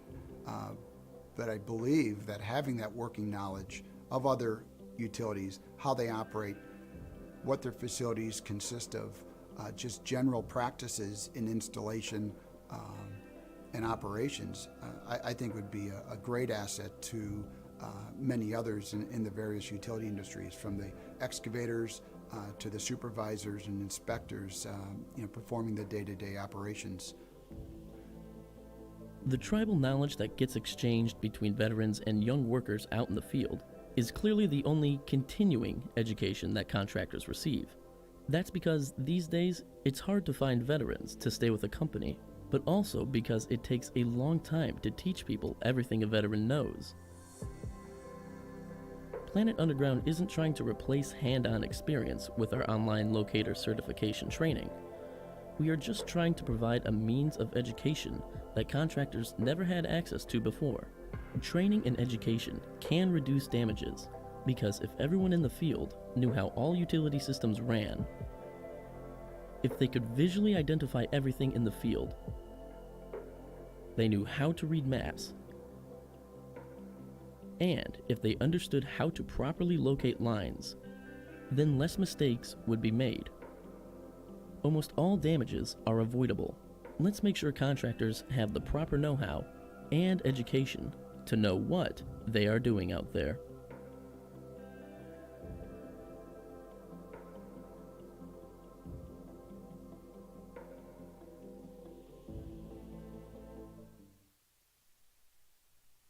Over the past couple of years, Planet Underground has worked tirelessly to produce a brand new style of underground utility training. And this episode of Planet Underground TV is going to walk the viewer through some of the core components of the program. Our previous episode touched on the project and the different ways it can reach workers in the underground utility and locating industry. This time, we are going to take you more in depth into the specifics of the training system, and we'll showcase some of the exciting new things we've been doing.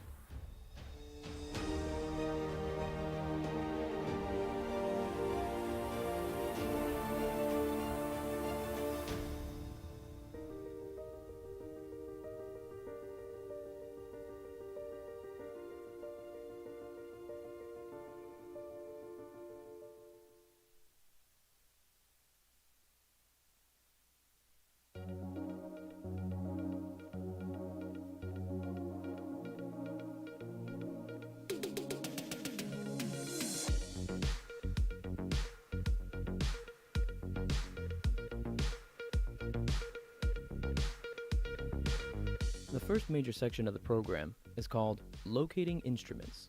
In Locating Instruments, we take you beyond the classroom and into the field of locating using a few different video techniques.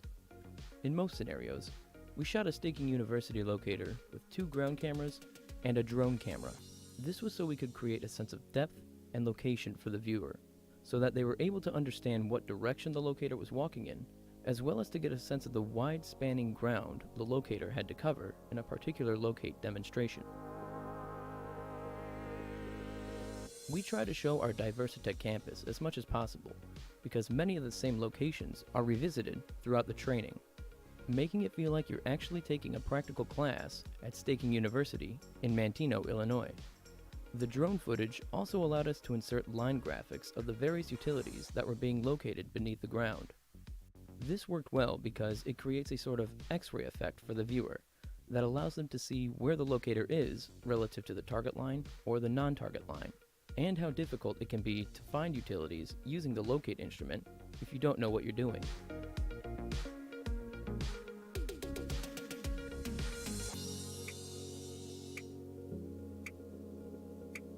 There are many different moments in the training videos that show the utility lines in the ground, and how the instrument interacts with them and the operator.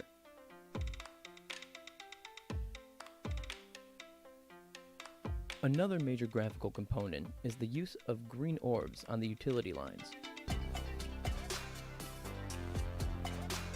We use the orbs mostly to represent the signal on the utility and what direction it may be going in along the utility, or how strong the signal is. This also allows us to distinguish visually between the target lines and the non-target lines, which is a very important aspect to this training. Most importantly, we inset GoPro footage of the instrument screen to show the viewer what the locator is seeing during the locate. So when the viewer can see the underground utilities, the locate operator, and the locate instrument all at the same time, it brings the real-life locate scenario right onto their computer screen.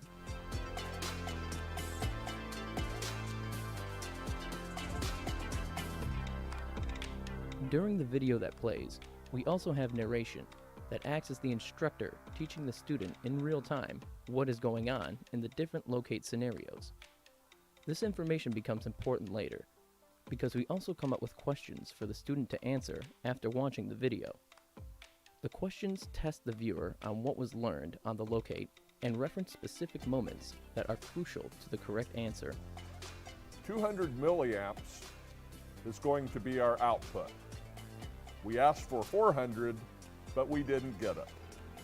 We're going to utilize an inductive coupler on 33 kilohertz to locate a fiber line. We place the instrument at a 45-degree angle and drag in a perpendicular fashion away from our null locate. Then we compare the two distances.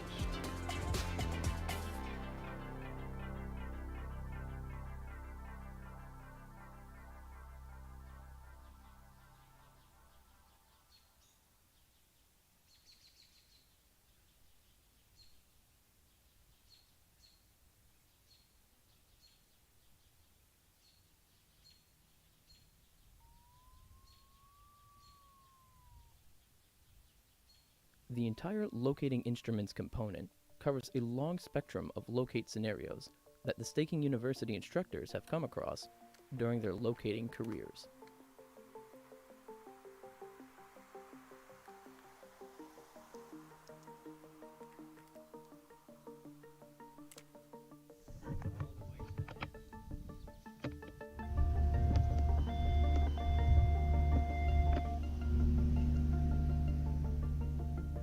Okay, I'm ready. Wait. Yeah. Were you able to see his finger, what he's clicking? Yeah. Alright, cool. That's all we Thank God. Now I can readjust and actually get this a nice shot.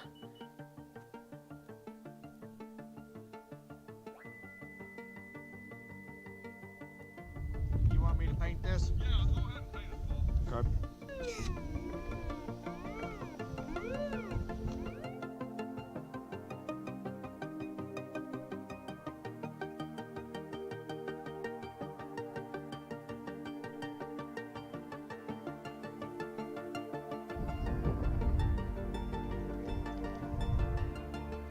Spiders. Just the dangers of, that locators have to go through.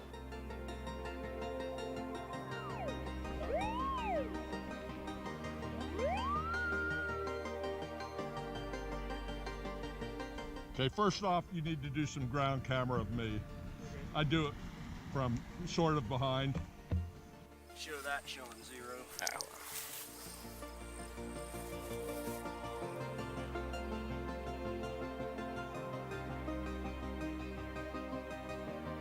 There are 5 subcategories in the locating instruments section. The basics covers things that beginning locators and expert locators would both know. It also serves as an introduction to things that are covered later.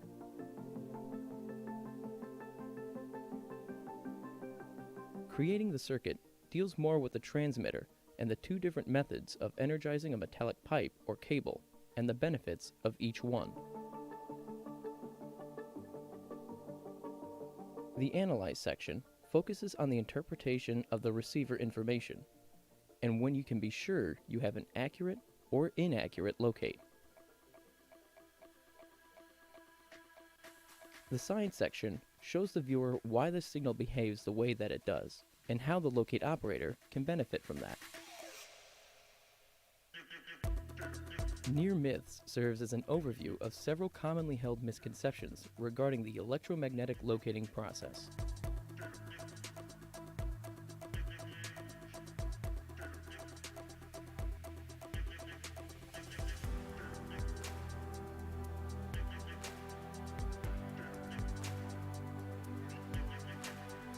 We hope the Locating Instrument section will accomplish a visual world of which a student or viewer can learn locating faster and better than they would inside of a classroom.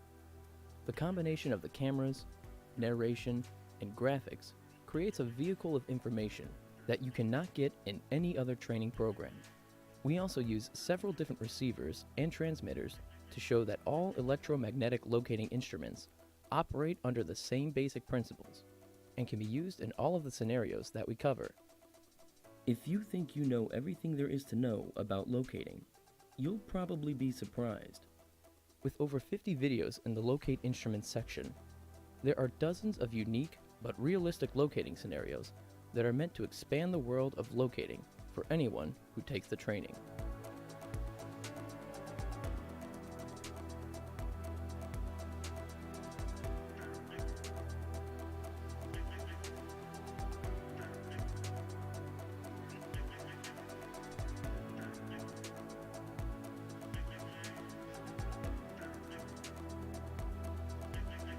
The next major component of the utility training program is basic utility knowledge.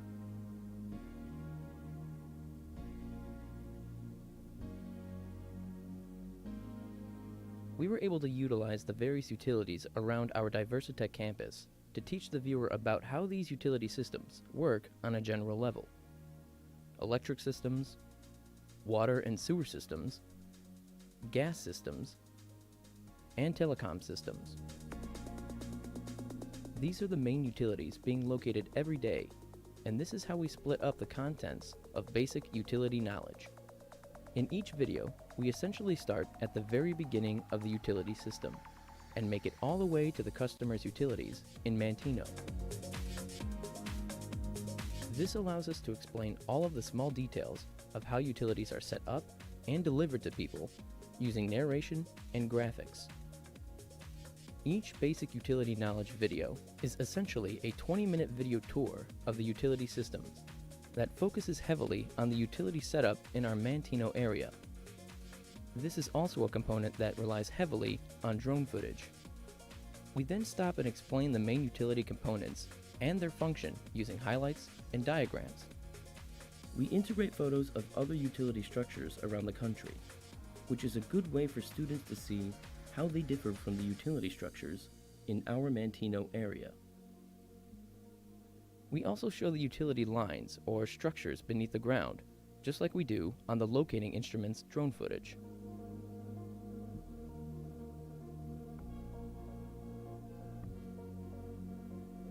One major component of the basic utility knowledge is a quick review slide that shows the definition of the utility component being covered and other quick facts about it. This is important for the test part and is meant to help the user retain information about the utility. Once the viewer or student finishes the basic utility knowledge section, they will have a clear understanding of how the main utilities work from A to Z and how they can apply that knowledge in the future.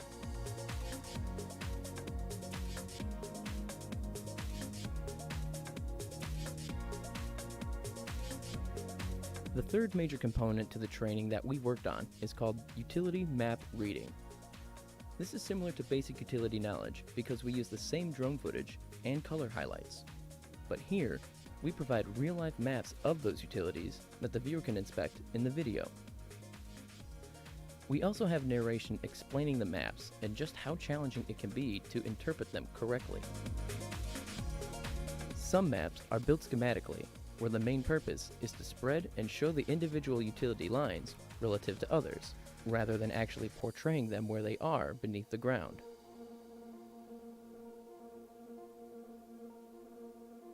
At the beginning of each map reading video, we show a satellite view of each individual utility and explain the basic functions of the maps commonly used for those utilities. For example, the gas maps are the only ones to show property line measurements, and we wanted to make those things clear to the viewer. On some maps, there are lines that are abandoned, and on other maps, there are some lines that aren't even on the map. So we try not to only show the viewer each type of map for each type of utility, but we also try to make it clear how the maps are different from each other.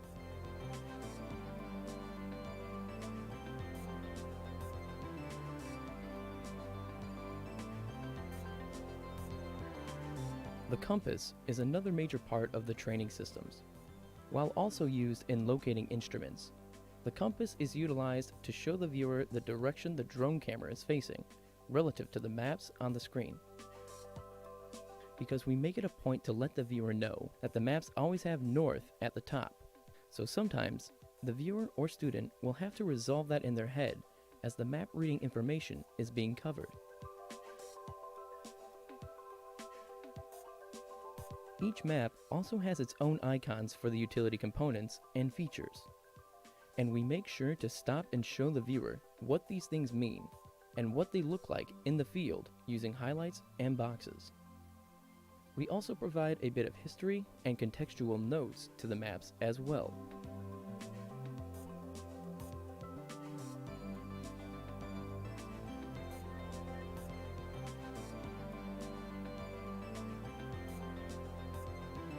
Utility map reading also has its own testing function, as the other components do, so it's important for the viewer to pay attention and absorb the information given to them by the narration.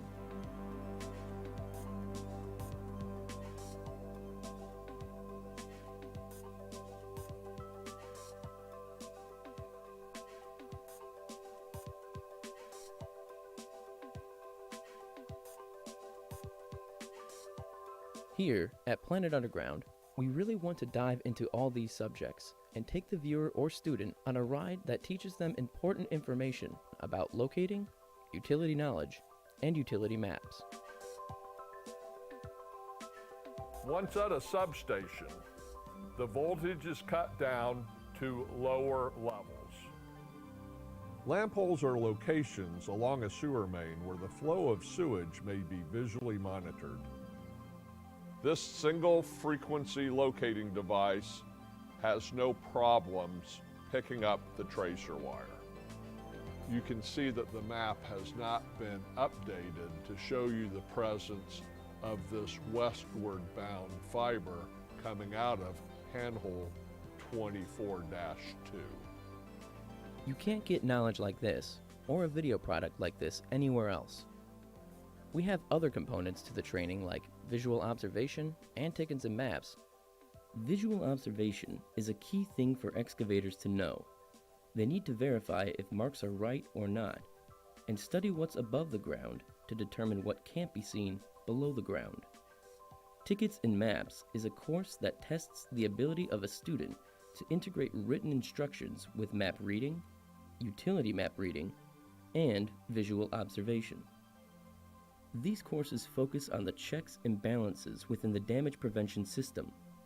It's not just locators that need to avoid damages, but excavators as well. Sometimes, excavators can cause a utility damage because there aren't any marks, and there's nothing above the ground that tells them where the unmarked line would be. Everyone needs to use the knowledge they have to limit damages. Our goal is to bring that knowledge to people with this training program. We hope this video explained some of the details of how the video training works.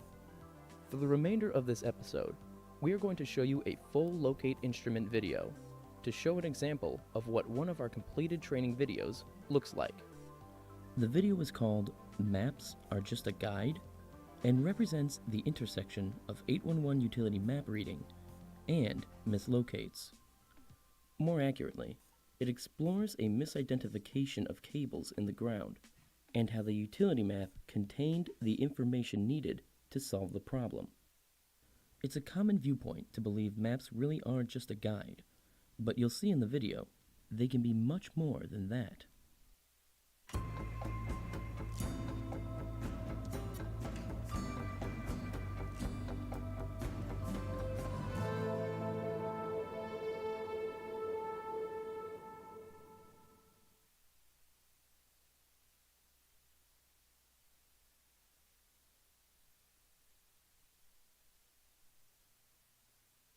We're going to conductively locate a cable TV feeder that serves a building.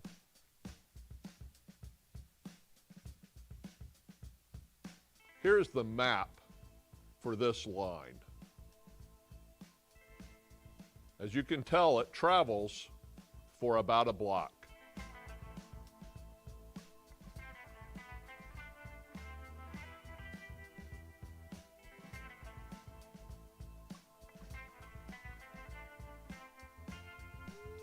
What's interesting about this line is that it was not marked during a one-call locate.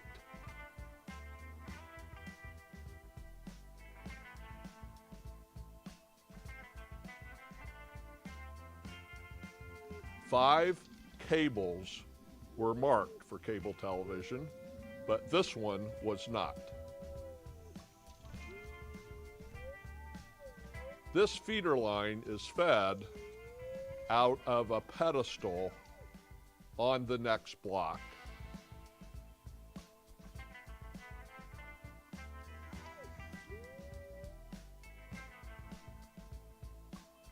And was actually the first line installed on this block. This shows the inside of this pedestal, where all five lines can be seen. What can't be seen inside this pedestal is the line that was not marked, because it's not fed by this pedestal. That's a fairly straightforward explanation. The locators that marked this dig site only accounted for the 5 cables that were inside the pedestal.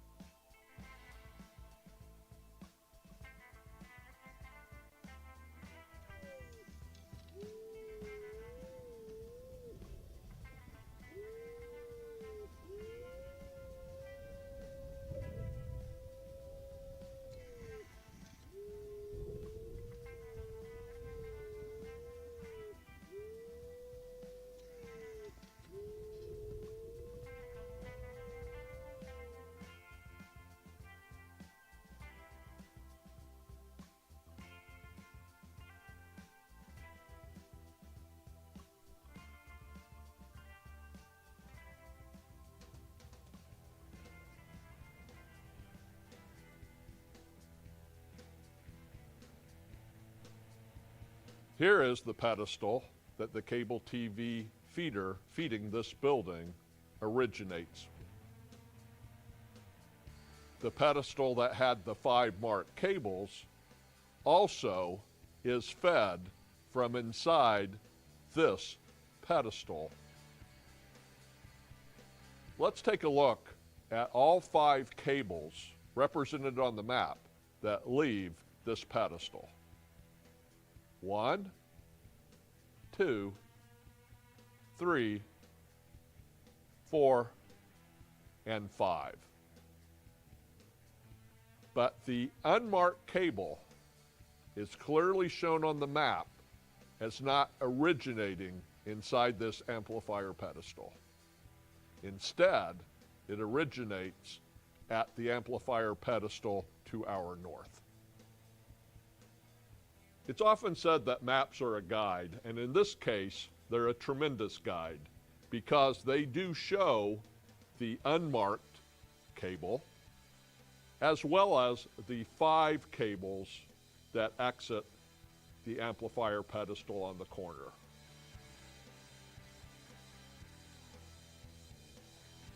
Let's take a look at a series of photos from another locate. We know now there are 2 lines that cross the street, but again, only one line is marked. This time, the feeder line to the building is marked, but the line feeding the pedestal is unmarked.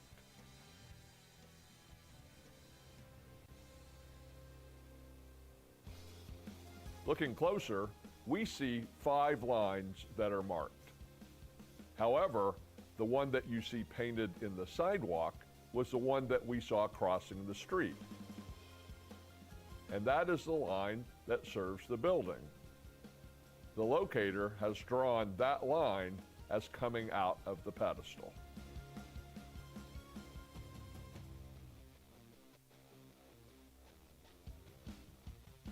In locating, we have to be able to take what we can visually see and couple it with what maps say, as well as what the instrument gives us for information. When we can successfully put all 3 of those things together, we have the greatest chance at not missing lines within areas of excavation.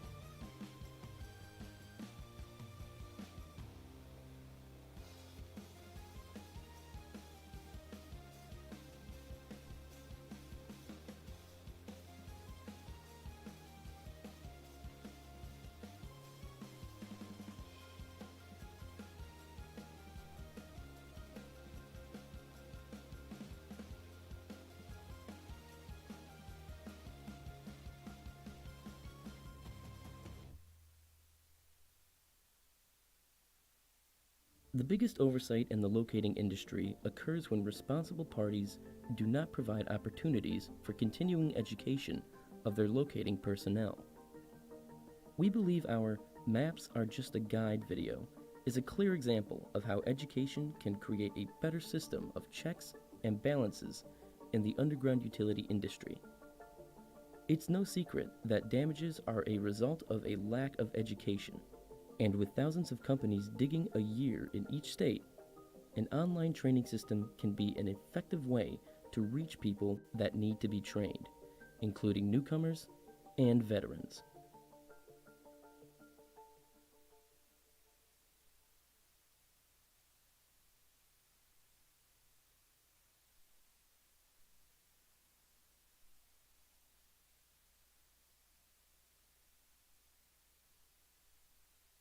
So you have 811, which is, highly defined what their best practices are for each one of those guys that goes out and does that work. And then you've got Sue, and then you've got this wild, wild west in the middle where you can't really ensure that anybody's actually doing the right thing, right? Using the right technologies. Sure. And then if you look at regular specifications by large contractors, there's a deficit in education there where they're just saying, locate all underground utilities before excavation. Right. Right. So that's incredibly broad. And, Very. And how do you interpret that? Depends on who you are and how you want to operate your excavation company or directional drilling, right? Yeah. And what level of risk are you willing to accept? Exactly. Right. Exactly.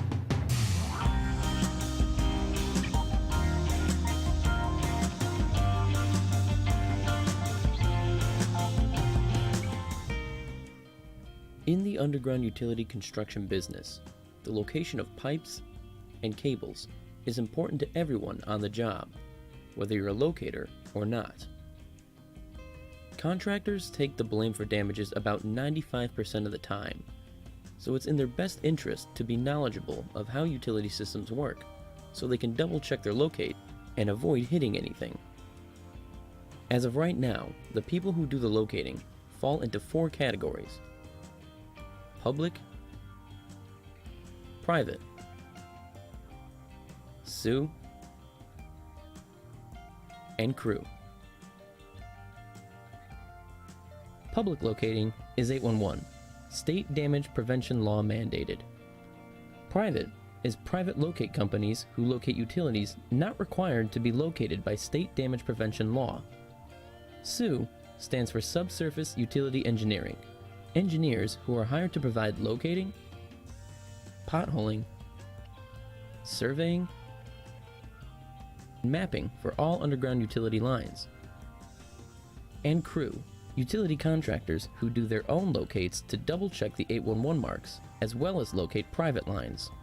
There is no doubt that learning and logging the location of underground utilities could be ran in a much more smooth and organized manner, and this is known by people who work in the business every day.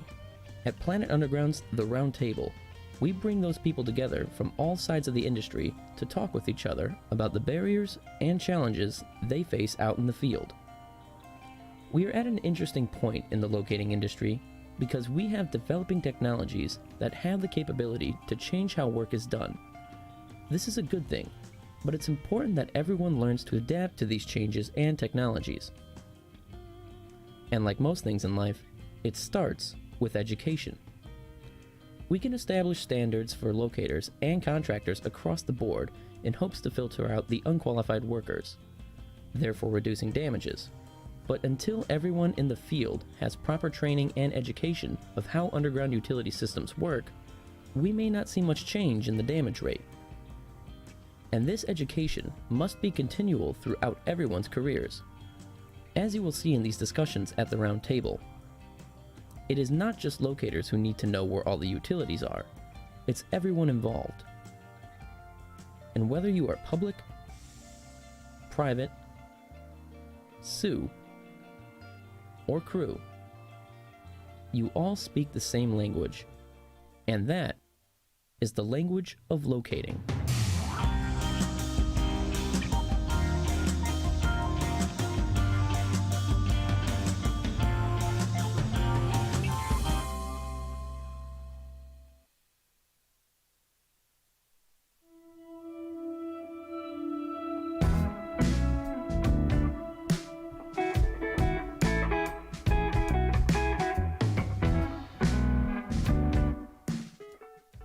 Realistically, I think, it's going to be a while before we really see anything close to zero damages, and there's a lot of factors at play insofar as, people are variables, and the one locator that's got the same training as another technician, they might not be the same. They might have an off day or a long weekend or something that they weren't in the right frame of mind, they made a mistake. So I think the more we can abstract that type of variable situation from the equation and interject technology, I think that's probably our best possible hope. To me, it gives me a warm and fuzzy in both sides. Yeah, if I was an excavator and a locator, because the human element is now added in there, where someone actually, physically went to the site, they did their visual scan of the area, and determined based on what my data tells me and what I'm seeing, it all matches up. I'm okay to clear. Now, prints are only a guide, right? Yeah. But in many cases, you don't know how old the print is. There could be new installations that weren't put on the print, and that's the whole purpose of it. The human element I think is always going to be there until someday robots are invented or whatever to do this stuff for us, right? Like you said, the number of damages has gone up year after year for the last 5 years, but I know from Pennsylvania standpoint, like, we didn't have required reporting. I can tell you just from being in the business, like, if we found a water service off the mark by 5 feet and we didn't hit it, we didn't break it, we found it, like, we're not reporting that. Like, I'm not going to spend another 45 minutes of my time to report that to the proper people, filling out the proper documentation and all that stuff. It's not feasible. So I agree that the numbers are going up, but I think that that's just kind of the numbers. It might not necessarily be the reality of what's going on. I think that, utilizing technology in the next 10 years, if everybody committed to it and really committed to the technology piece of it versus just everybody trying to get through the day, if I got 100 locates or I'm trying to dig in 15 spots or whatever, and everybody committed to that technology. I mean, in the next 10, think about where we were with technology 10 years ago. To try and have a goal to be in 10 years to get to a point where there's a system that's readily available to all the people it needs to be, that's accurate. You can't prove what you can't measure. Yeah, so. Exactly. And if you have that same thing, it goes in the reverse. Not only are you giving me that technology in my hand, But then when I find something in the field, like I can locate it. Here's the water main, it's right here. I mean, what's the definition of insanity? Just doing the same thing and expecting a different result? Yep. I feel like, we have to continue to evolve how we think about these things. There should be some sort of specification, some sort of a clean break between the private locator and the SUE provider. Should there be another standard for the private locator? Because right now, if all of a sudden I want to buy a truck and the equipment, I could go out and call myself a private locator. Right. And there's nobody policing my quality other than the industry and my clients, right? So, right. If you promise falsely to that client, whether it's you don't have the experience to know what you're doing, or whether it's, hey, we're at this level but we're not, if there is no legal issue there, they're probably still not going to get a call back at a later date. So yes, I think there could be an advantage to having a standard at some point. I think it's something the industry will probably push for eventually. But right now it's totally market driven for both instances. Yeah, there's certain sectors or part of the sector, the actors in this group, that feel like they may get compromised. Locators say for instance, we're going to lose out. We're not going to have locate jobs anymore. Well, that's not the case, right? So I think the thing is going through and looking at who are the actors at play. Utilities, it's going to cost us more money. Locators, we're not going to have as many jobs. And then contractors, we're going to take on liability. I think we've got to get those people in the room and start talking seriously about, no, it's not going to be that. It's none of those things. It's all scaremongering, right? You're just scared of change. Yeah, resistant. Resistant to change. So let's get in a room and talk about, hey, imagine if we could move this. It's going to be more work for locators, easier for you contractors, easier for you, Mr. Utility. I mean, I'm going to see utilities probably asking for data to come in future contracts from locators maybe, and then maybe even from their subcontractors. Like, why isn't, when the ground's open, the contractor then GNSS, high accuracy across the pipe, across the infrastructure, every single hole they dig. Check the box. Check the box. Wow. So locators doing it, that's great. That tells me, great, this is where I think it is. Now I open the ground, there it is. Well, for our side of it, I'll take it to the asset owners and say it's not only the dollars, sometimes even the scope of work that they'll cut a corner like. So for us, we're actually located. We're trying to figure out what's under there to prevent damage. That's what we do. And often a utility owner will say, that corner house, we stopped the line here, you don't need to do that corner house. But you don't know how those lines go truly underground. But to save a buck, to save time, save this and that, they'll say, don't do it. And so I think it starts right at the top, like they said. I think it starts right at the asset owners, and it just keeps going. What's an extra 5% to make sure that damage prevention is there? And I think down the line.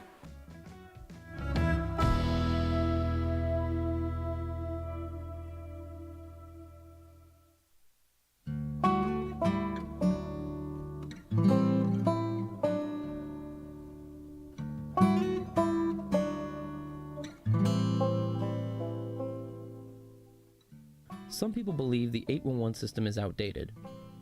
Whether this way of thinking is influenced by the extremely high volume of tickets, poor utility records, lack of easily defined dig extents, the number of abandoned lines, the crowded right-of-ways, or something else, there's more call for change in how we manage locating now than any time in the past.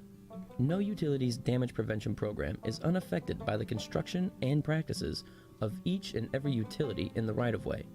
For this reason, damage prevention in the future is going to require a lot more sharing of information between the stakeholders, including how and when people are able to access this information.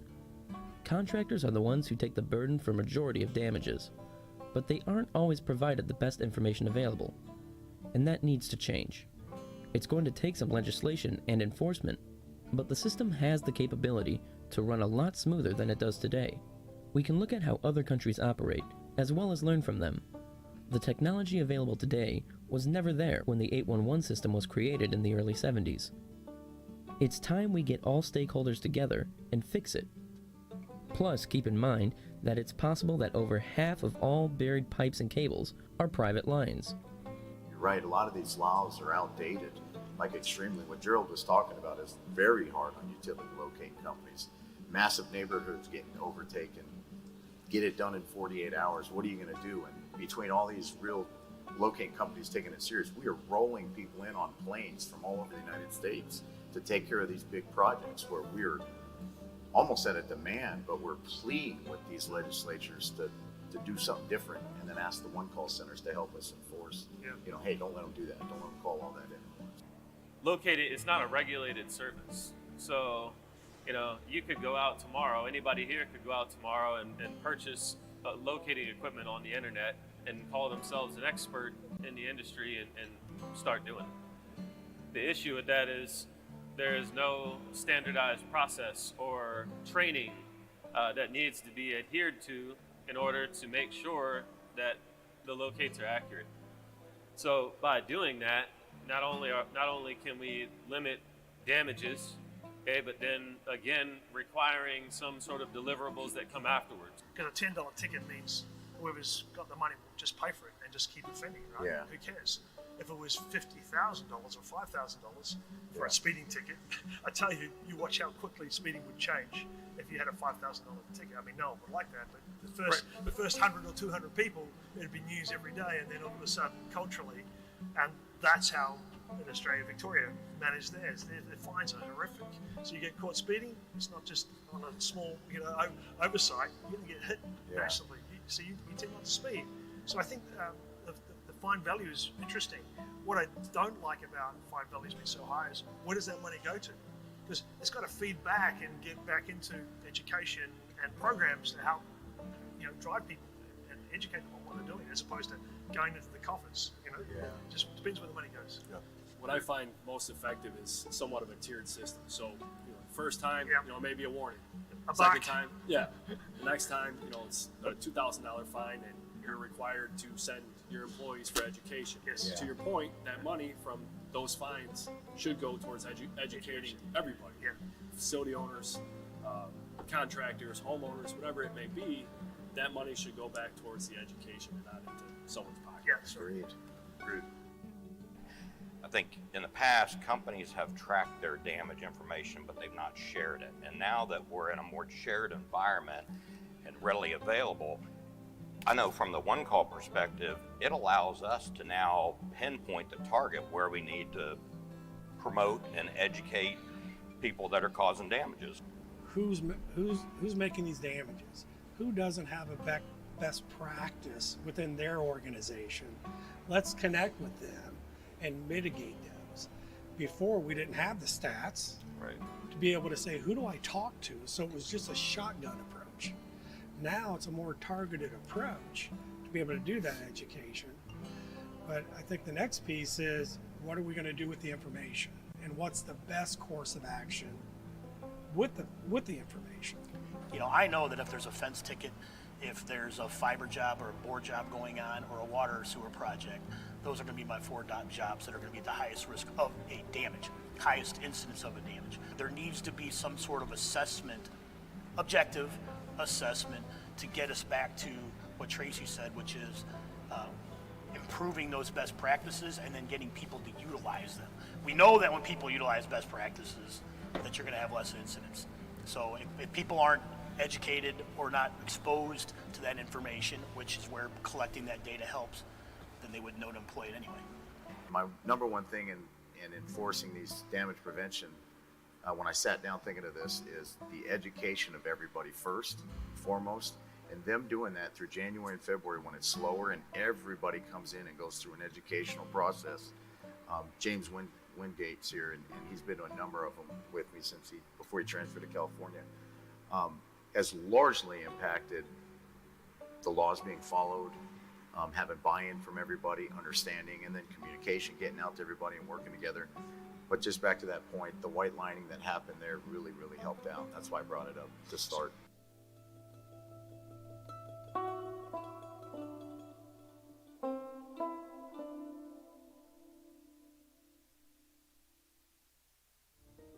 This episode of Planet Underground is brought to you by... I actually was online one night. I saw they had a video and they were talking about Point Man and how basically it was integrated external GPS and app and RD8100, and they were able to capture sub-centimeter accuracy. And I was like, wow, and was able to go out into the field and do just that, actually get that sub-centimeter accuracy, was able to collect the X, Y, Z, and Z locations and document them in a file. And again, I just was hoping to just tie it all together, but they gave me so much more.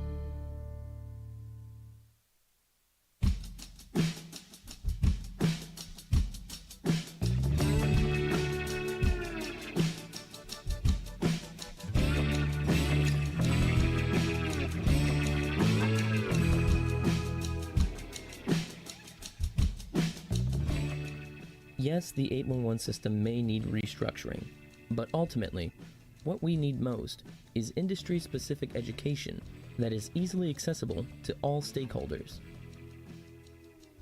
Wouldn't contractors who specifically work with gas utilities benefit from learning about how telecom, electric, and water systems work too?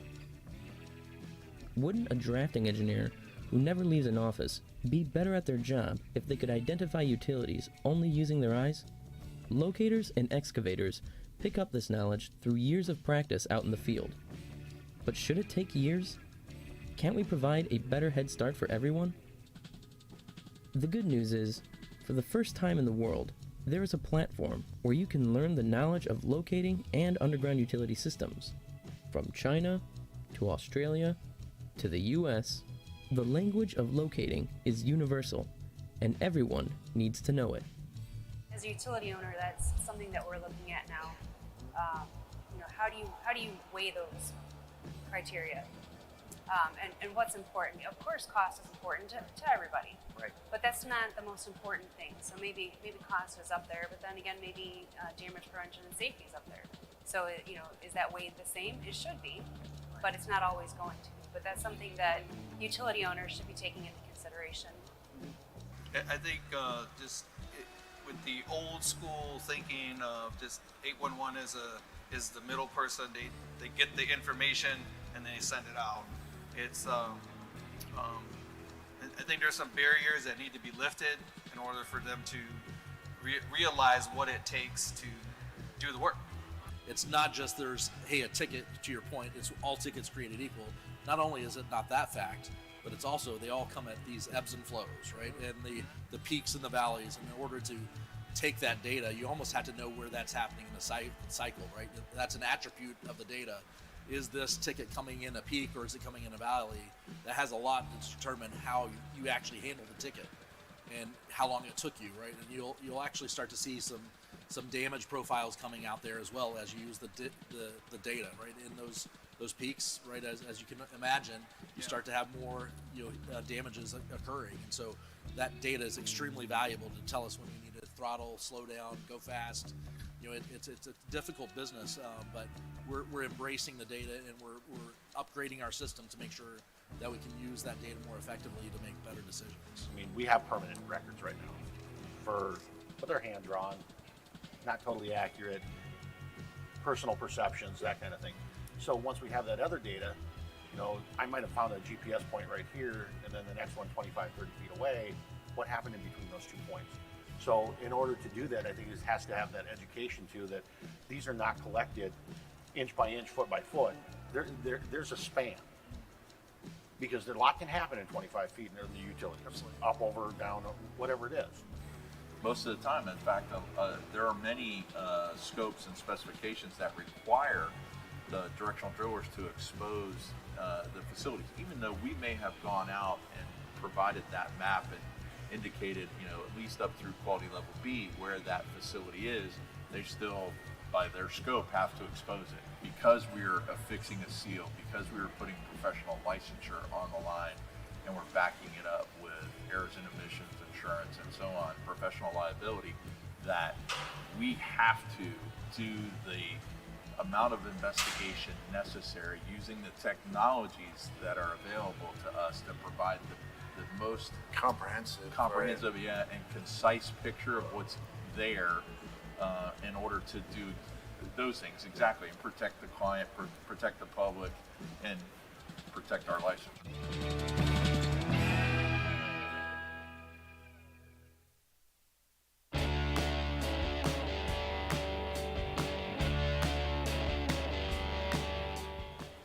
So, John, you're the only excavator on this panel, on this roundtable, Yeah, right? I am. What other services do you use? So you call 811 when you get to a congested area. Do you use other services like private locators or subsurface utility engineering that augment the standard 811 service in these congested areas? Or how do you see that going in the future? So at this point right now, majority of our crews, we do the law with the 811, call for the locates, and majority of our crews actually have their private locators also. So if we feel that a service is mismarked, unmarked, or if there's anything as far as indicators that we see that a utility is not in the direction or where it should be, or we have a indicator, a pedestal, a B box, a buffalo box, our foreman actually go out and do their locating also for that utility. And we have something what we call a safety sweep. Safety sweep just meaning just walking your job site, walking the path of the installation. If you see any indicator, a B-box or a pedestal or a lateral or anything of that nature, we just ask our foreman to do their diligence also. Not just put it in the hands of the locator, but we're actually going to help out the locator and do our part also in the world of damage prevention. What's interesting today is utilities are sending out locators and then contractors are going and buying their own locators to validate the stuff that utilities do. And why do they do that? Great for business. Because the quality of the locate maybe by the utility is not as good as they want, right? They want a much more highly accurate locate. You're not working with the right people. Well, maybe. So maybe that combination of things is where some people say, yesterday we were talking about going above and beyond the legislation, right? Whatever's normal. And a lot of companies saying we do that. We sort of take we already do that. We go way above and beyond. We go and we have our own guys, or we use a third party to come and locate what a utility's located as. Using your best tool that you have for damage prevention, which is your eyes, right? Go out and walk that job site. If you can't, afford that private locator or that expensive locator, just use your eyes. Just you see something in the path of your installation that may not be unmarked or mismarked. That's a reason. I'm not a reason, but that's a time when that's an opportunity to call timeout. Yeah. Just to let the locator come back to see, or your supervisor come back to see the job site, or give you some indicators of, I know something's in this path. I don't want to start digging just yet to shrink this utility. So I want to make sure that I'm doing it right and correctly.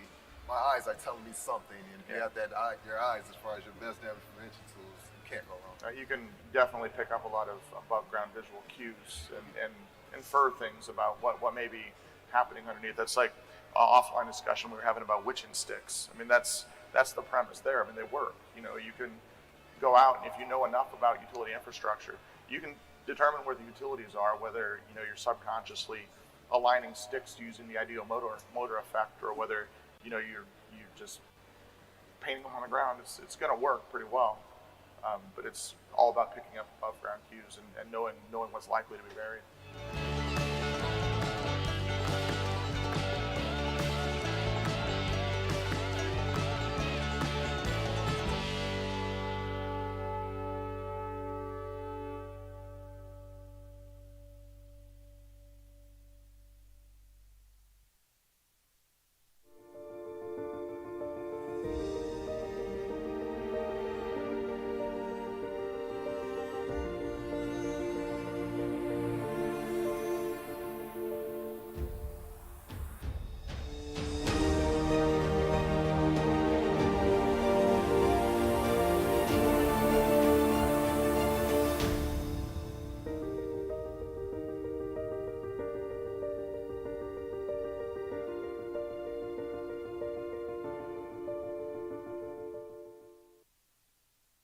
Well, we're the two old guys that you'll see in the new Staking You video training products. And I wanted to have a chance to have a conversation about how we did this, and more importantly, how we did it for you, the student.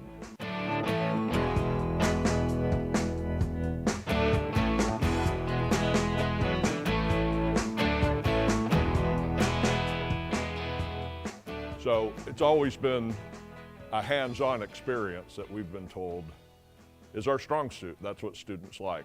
We go out in the field for a big percentage of our class. We work with all kinds of instruments on all kinds of locates, And according to our students, that's what helps them learn the best. We do inside stuff, but they say it's the hands-on where they learn. So now we've got this big challenge with COVID. We need to develop products where we know the people aren't going to have the hands-on instruction. So how big of a task do you think that is, Paul? I don't think it's a huge task. I think that we've always strived for that simplicity, command of the instrument, proper use of it, understanding of it's going to promote troubleshooting skills, and that's it. Don't overthink it. You know, you want to be able to assess the signal, you want to be able to assess what you're locating, you want to be able to assess the shape that you know, basically deals with our accuracy. And if you don't have those three things, you do not have a good locate. I think of the ways that I was trained and what I wish people would have shown me. A lot of it was just information that was passed on from person to person and nothing that was ever proven or set in stone. And I think that's what we were able to establish here, is that, look, this is the way it actually is, and we can show you. So the people find it very interesting just in how the equipment works and the antenna configurations and being able to see inside of these. And the ability to determine, hey, this is what the receiver is actually trying to tell you. Now maybe I can go to my transmitter and adjust for it.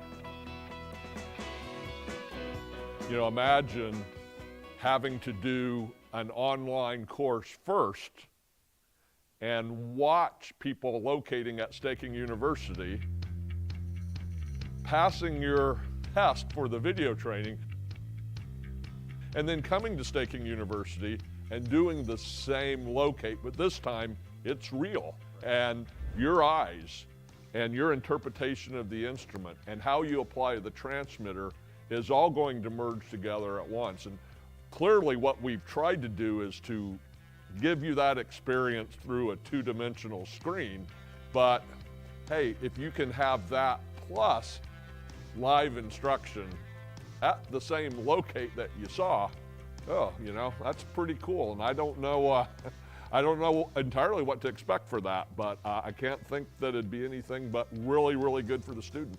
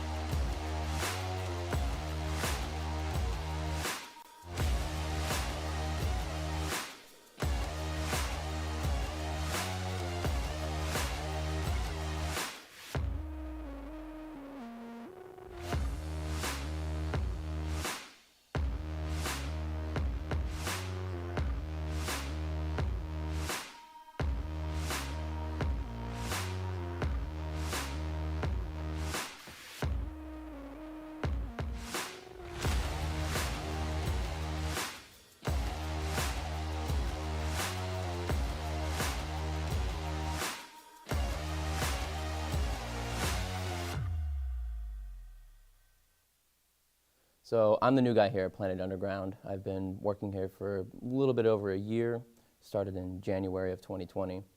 And much like these guys, you know, when you first start, you have no knowledge of the whole industry. And one of the main things that they wanted me to do was to edit all of their Roundtable footage that they did just a few months prior. The equipment seems to be so much more robust as far as features and benefits and what it can do without having to touch a button now, that having that base level best practices is even more important now, that the equipment can be more confusing to an operator that may not be seasoned. Correct, without a doubt. Would there be a way to work that into some type of curriculum? I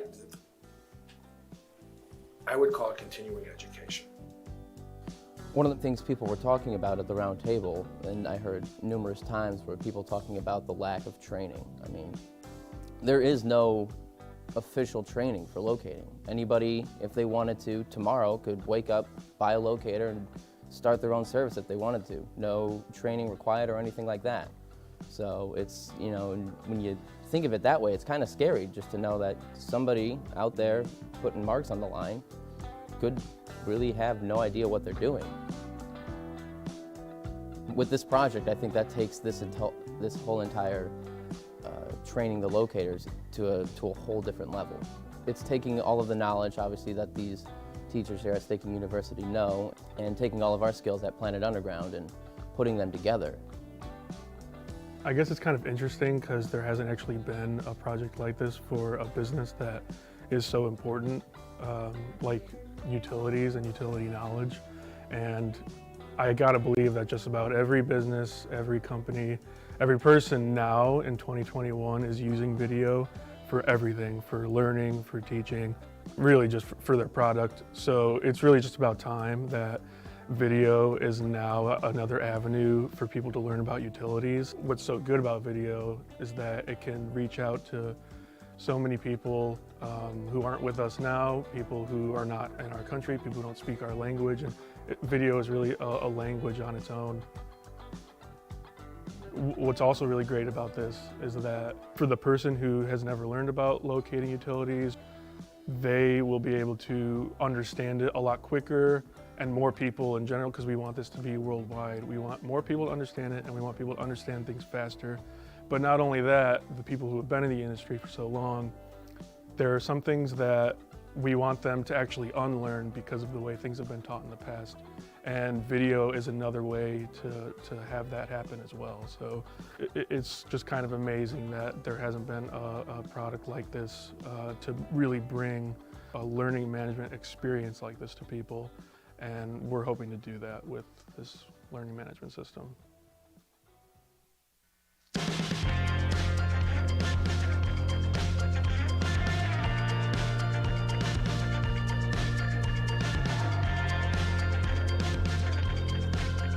That's where this video training kind of gets a little better than the hands-on training in some aspect, because while you can sit in a classroom and explain how signal comes out and how it works and the science of it, we can actually show graphics and other information that's happening during the locate through video, and it really just gives you a full in-depth understanding of how a locator works. So a lot of this project focuses on locating training, and it's how to use multiple different locators, how to locate lines, how to ground, how to hook up properly, different frequencies, everything. But there's also 4 other parts of the training material.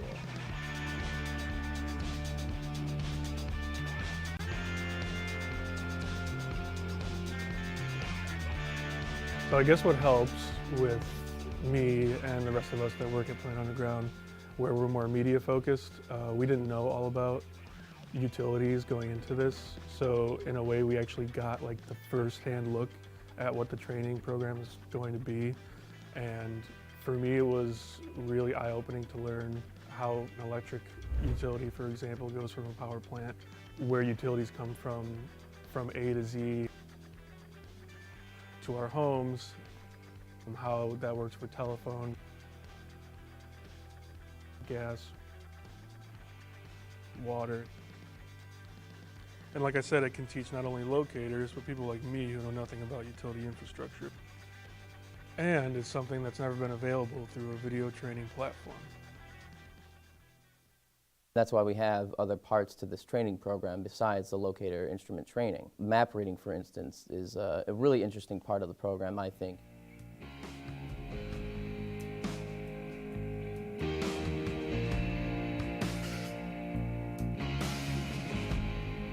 We have examples of maps where people have put electric lines on the wrong side of the road.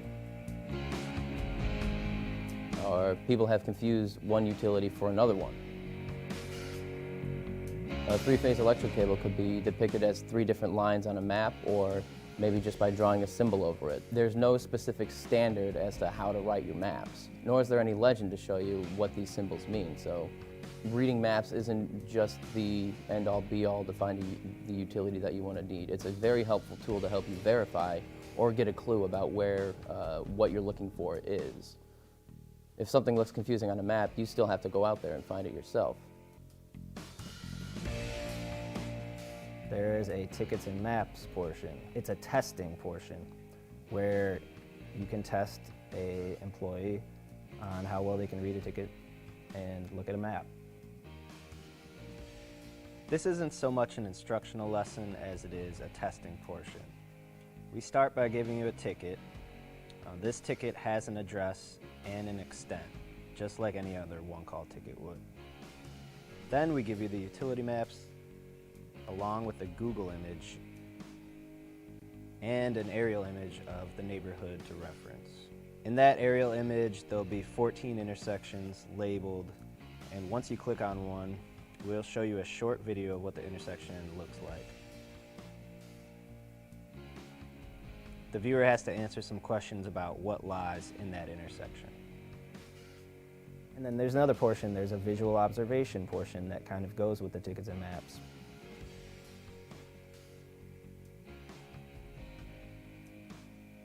We go down the road just like you'd be walking down, and we highlight all the visual indicators for utilities on that street.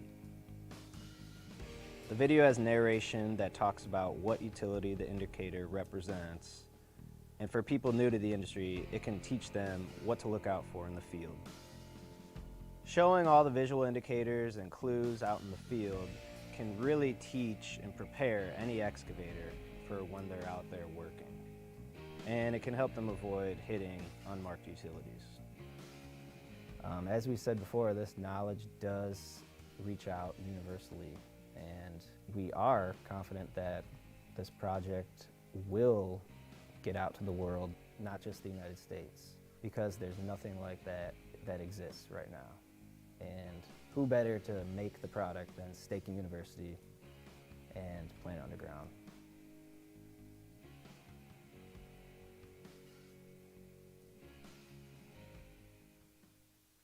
If the receiver is swung too high either side, the peak antenna and the null antenna can reverse.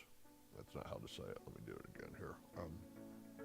One of the things that I'm trying to do with piecing together the order of these videos is to deliver the right thing at the right time without the benefit of knowing who the viewer is. So why don't we take a look at a video? It has to do with something you brought up earlier about antenna configurations. And you know, these machines, they all work on the same principle, but we can't tell people that they all do exactly the same thing relative to you looking at the receiver. That would be a stretch. The concept's the same, the physics are the same, everything is the same. However, what we see clearly, at times we can see differences. Right. So we'll try to explain those differences to people. Yeah, I don't think the average locator is going to be exposed to as many of the different scenarios that we get to see. So. Or as many of the pieces of equipment, the manufacturers. We've kind of worked with them all and continue to get new things, but boy, with every new version of a machine, you go back to thinking, you know what? This is just like the 1970 machine, but now they've given you another way to interpret the same received information. The electronic manipulation, not in a bad sense of the term, but yeah, they can make it look like whatever they want. Yes, yeah. Well, let's go over here and watch the video, and we'll come back for a wrap up talking about what we're trying to achieve with getting the viewer to learn more.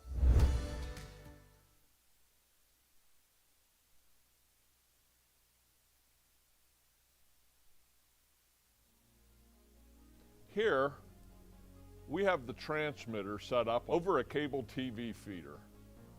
Within 4 foot is a 2-inch steel gas main.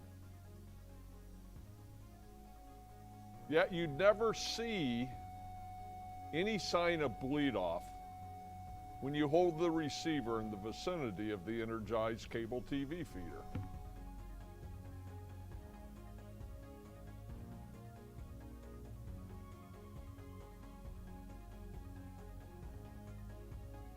Now we'll move the transmitter over the steel gas main.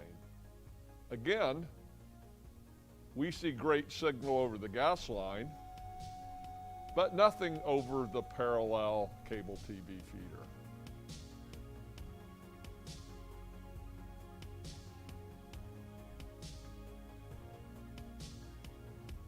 Now, every situation can be different from the one that preceded it and the one that followed it. But what we just showed is that induction can really be isolated on a target where you put the box directly atop.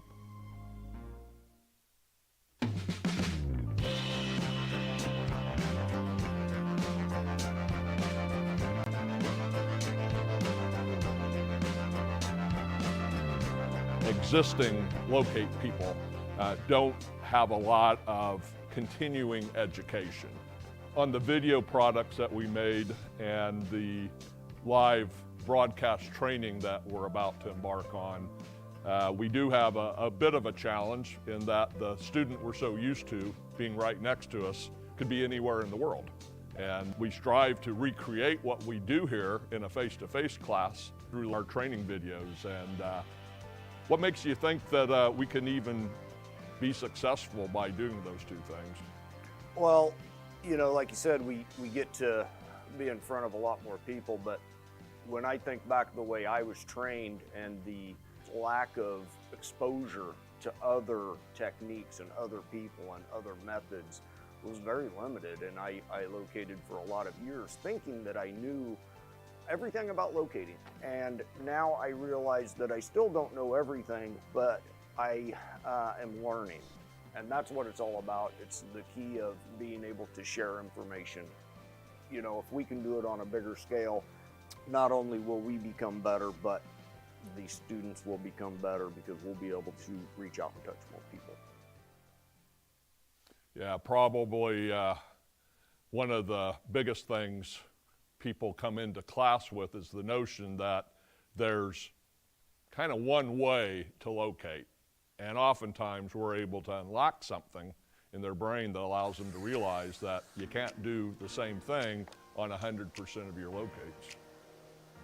If you stay in the same area, let's say as a contract locator in, and I'm just picking a town in Houston, and you may have changed companies over time, but you're still working with the same pool of locators. Your exposure to new things is somewhat limited by the collective experience of all these people locating the same utilities in the same city. And I think one of the greatest things that happens oftentimes in classes when somebody says, you know, I was always taught this way and I never had a reason to not believe it. And a lot of the things that I saw in the field would confirm this. And so I had this bias that this is exactly the way to do things all the time. You've shown me another way to do something, and I'm appreciative of that. And that's, you know, of course, where we receive our highest compliment is when somebody says, I've learned something and I didn't think I would, you know. Right, taking the divider from private locating scenarios to the one call type style or locate scenario, in reality there shouldn't be and is no real difference between the end result, and that is, hey, do I have a signal? Am I on the right target? Am I accurate? No matter which side you're on, the end result is what I feel is important. But there is a lack of exposure if you're on one segment versus the other segment. You don't know the difference because you've never been exposed to it, so you do not understand what you do not know. You know, again, learning it in a class is one thing, but until we get to like that, like Black Mirror, where you can record all your memories or something, you know, you just don't retain all that. And this is probably arguably the most important industry to actually do that. You know, it's one thing in math class or something, if you forget something and then you do bad on a test or something, but if you do bad on a test in this industry, you know, that could be life-threatening, you know. So to have video to be able to go back and watch it, to you really use it to retain that information, I think is what will hopefully make this really successful. This is something that even after you're gone, that it can live on forever, you know, and that, or at least until, you know, the next big thing. To build. Well, right, and so, but this is hopefully turning the page onto, or really, it's time to, you know, it's 2020, it's time to bring the utility industry into 2020 as well. So hopefully we're sort of the pioneers in that, and I think maybe we are. Well, we're recording this a week before Christmas in 2020, and whatever happens, we don't know right now. Yeah. So we think we'll still be alive to finish this video project, but we're hopeful. You guys have a better chance of that than I do. Well, they're watching this because it was successful, so we did it. Yeah. Yeah, if this ever airs, it works. Awesome. Tell them we're gonna put this out there. Or after the apocalypse, someone finds this, Yeah. you know, and it's like, sounds really dumb. Well, it's a good thing we watched Dark, Kevin, because Yeah, we yeah. have an understanding of time travel. Guess who just finished it the other night? Oh, did you really?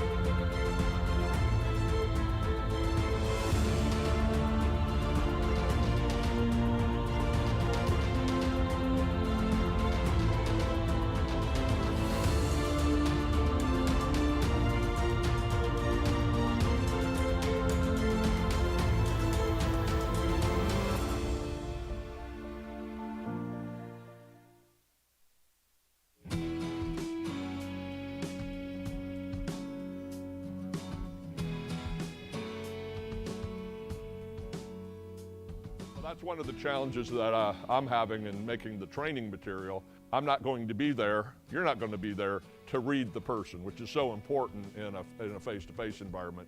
So we can't necessarily start everybody with the same series of videos and retain an engagement when we're not there like we can when we're with people. It's a huge advantage to be able to see, look, this is the type of equipment I have and this is the information it's relaying to me.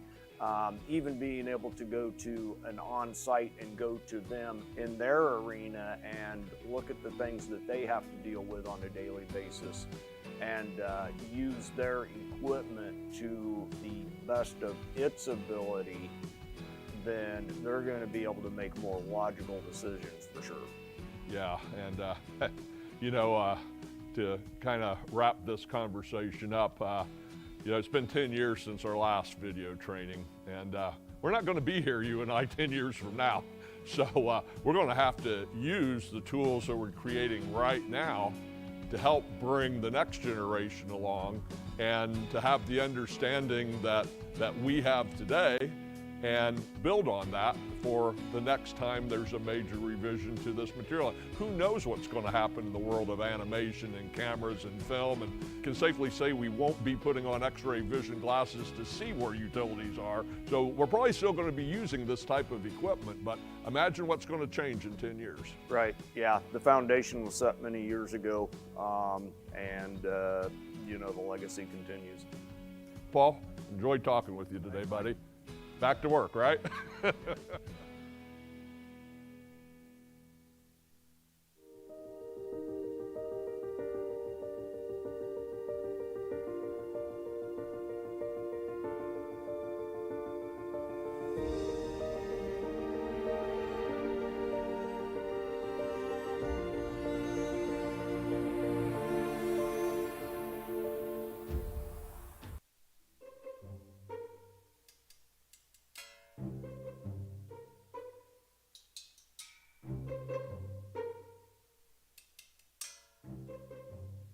So at this address, as you can see, there's no valve box here. This was located off a measurement. We don't know if those measurements are accurate. I'm sure they were taken a long time ago. So Joe here is going to hook up to the hose bib on the outside. He's going to first trace out the water service, and then he's going to use the metal detector on the locator to find the B-box.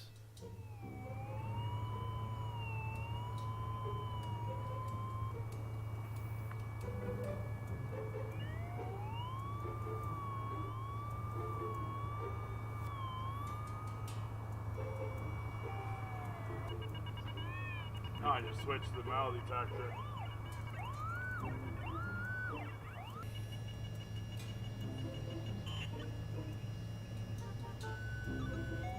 So I'll sweep their mark again just to see if it's anywhere over here.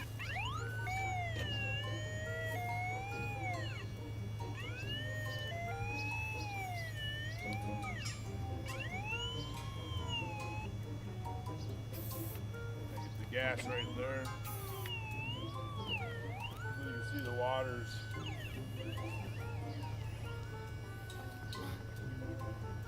9 feet off its mark. So as you can see, this process up front takes a little bit of time, but in the long run, it ends up being more efficient. If we were to damage this water service, you can see this service is mismarked by approximately 9 feet. It was marked off a measurement and not directly connected. You know, if we were to damage that service, we'd be down all day. So it's quicker, it takes more time up front, but it's more efficient and safer in the long run. We kind of joke around like, you know, like I'm the foreman, but I'm just basically a locator. So I just double check everybody's locates, you know. It's like anything, prep work. You know, you prep something up front, in the long run, it's a better outcome. So like, if, you know, sidewalks and everything are expensive. So if I was just a saw cut on that mark and I don't find it, I got to now figure out, call locator back out, you know, all that downtime to find out where that water service is. It's a lot of work just to saw cut a square, break out a square, dig on something.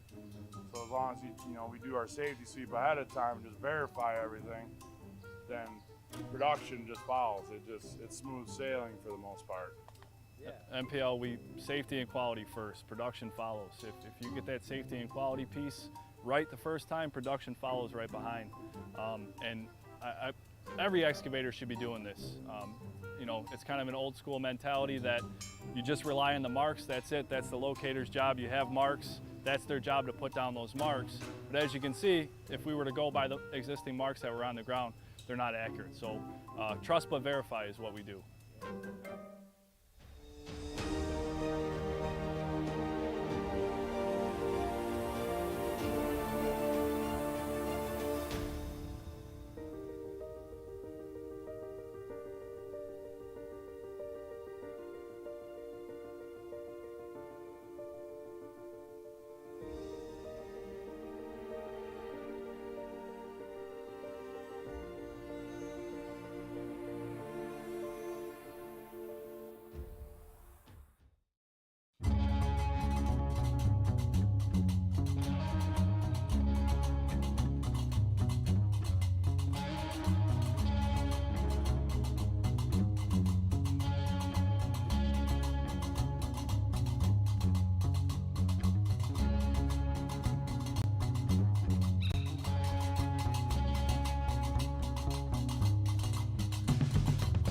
I'm Kevin Basham, Senior Quality Manager with MPL. And I'm Joe Fallow, NPL Foreman in Chicago. We're here in West Elsdon neighborhood working on a main replacement project. The goal is to replace aging infrastructure, aging gas infrastructure with new polyethylene. We're in West Elsdon. This project's been going on for about 3 years, 4 years. I started it way back when. So I think this section of Elsdon comprises of 24 phases. So the gas company only wants to hit, 5 to 8 phases a year. So it ends up being a 3 to 4 year project. They don't want to overcome the neighborhood, so they do it in little sections. So in the last 4 years, I've been in and out of Elsdon, just upgrading this low pressure system to medium pressure. So this project is part of the main replacement program that's going on in the entire city. This is just one little piece of it. Some of the existing infrastructure here is, 100 years old, so we're here to replace the old low pressure system with a more reliable and new system that's comprised of polyethylene plastic. So today on this block, we're prepping for a bore shot. We have 2-inch polyethylene gas main there. We're going through and spotting all the existing utilities, verifying existing locates, so we can make sure when we shoot that drill shot, we're not going to hit any utilities. We know where everything's at. One thing we say at MPL is rod reamer product. So each and every one of these yellow plates here is covering an excavation where we visually spotted that existing utility, so we can make sure we see that rod reamer product as the drill goes past and as it comes back. So right now we'll do the waters. Okay.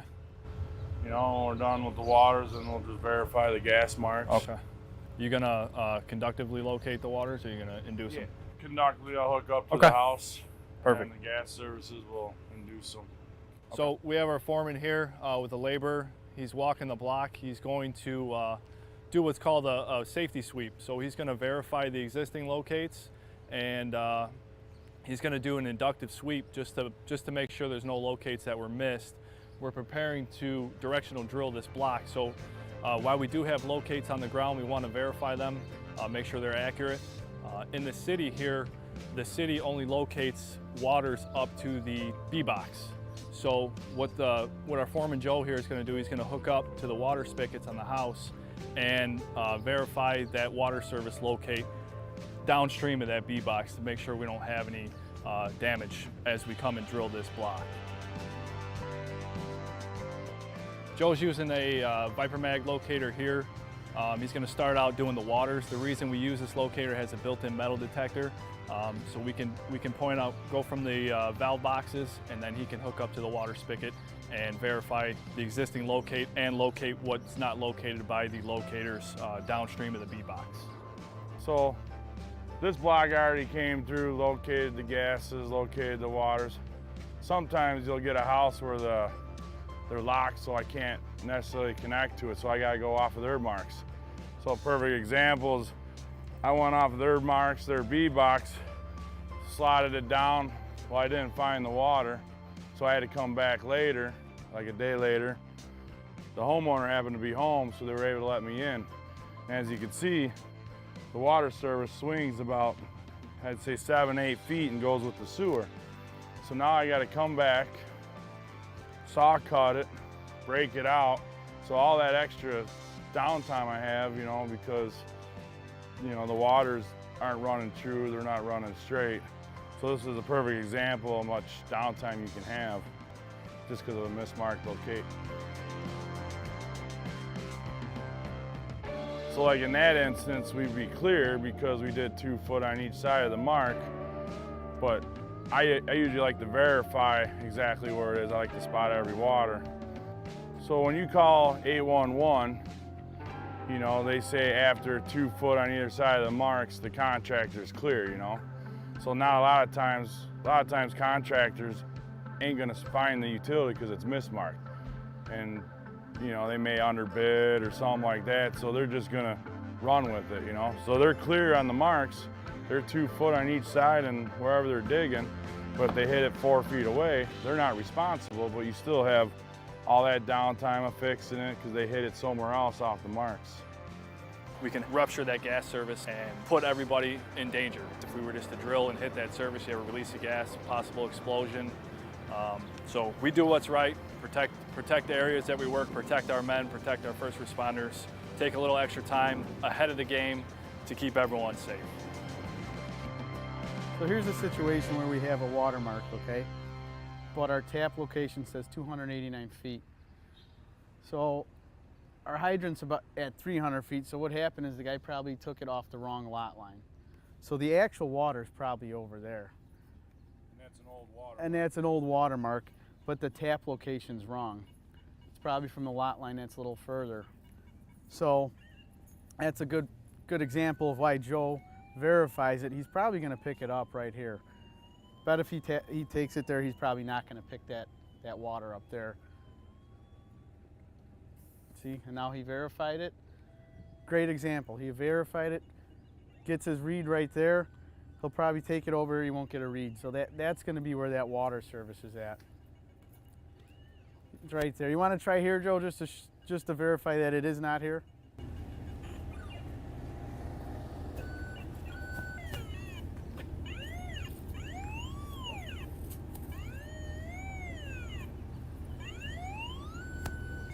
So there we are. Perfect example why we verify the locates. Finds it over here. It wasn't either one of these marks. So.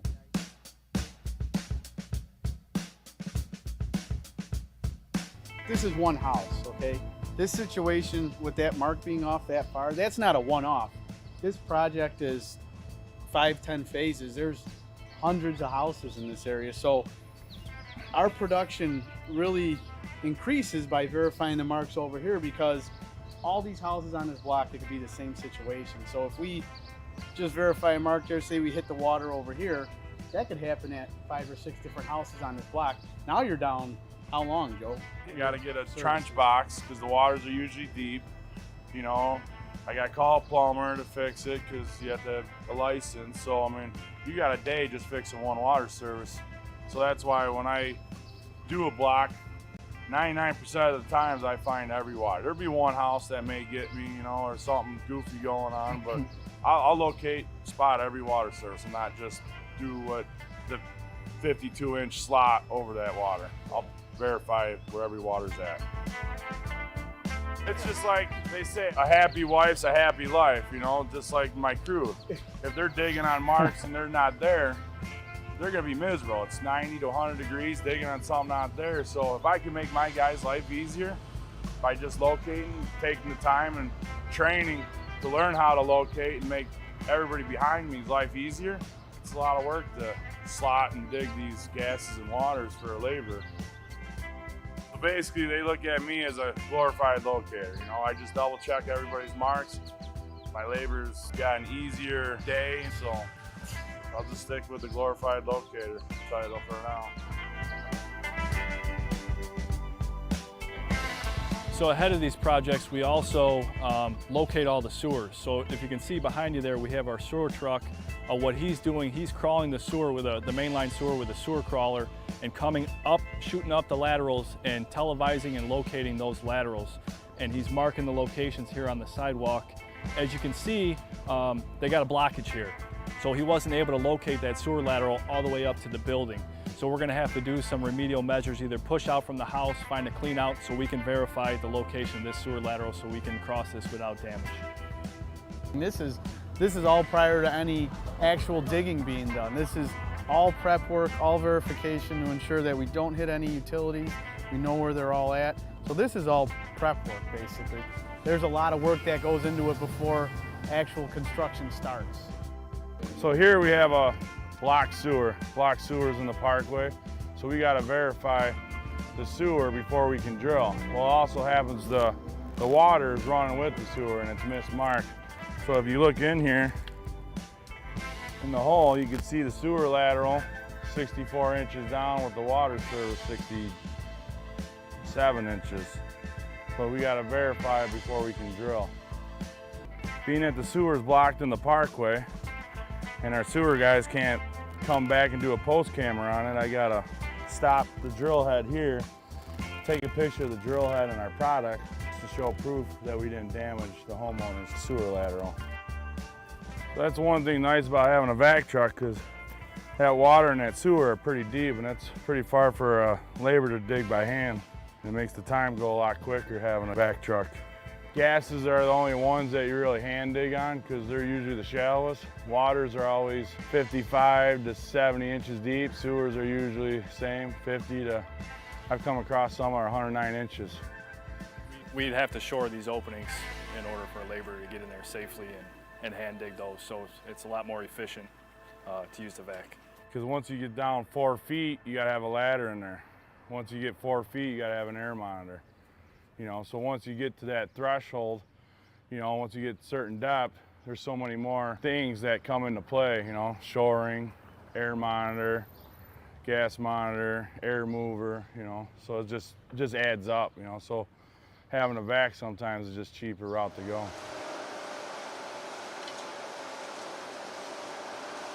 So on the next block over, we have some gas services going in. So Joe here will get this main installed, we'll get it gassed up, and the following crew that we'll go see, they'll come over and follow up behind Joe and install the services. So we're placing the entire system, the gas main, as well as the services going into the residence.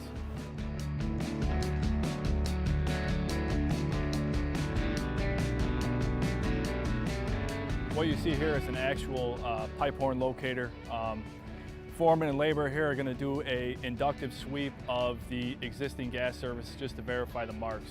A lot of these old services, while they may have been replaced with plastic, they're inserted in the old existing service, so there's no tracer wire. So we cannot conductively locate, we have to inductively locate, which is what they're going to perform here, an inductive sweep, just to verify these locations and possibly pick up any utilities that might have been missed during the locate.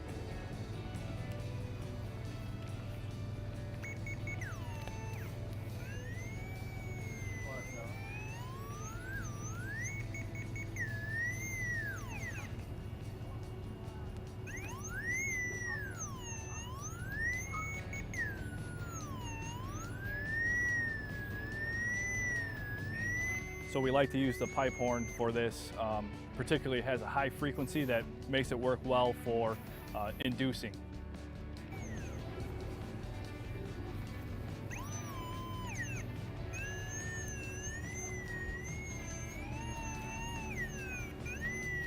Now they're going to walk lot line to lot line just to verify that there's nothing that was missed and verify the other existing locates where they came.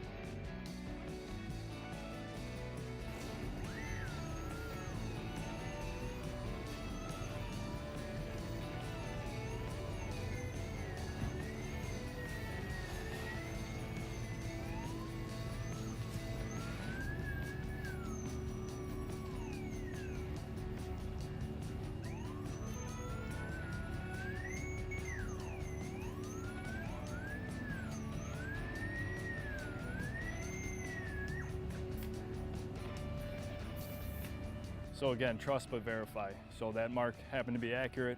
We verified it. We know 100%. When we dig down on there, we should find a gas service.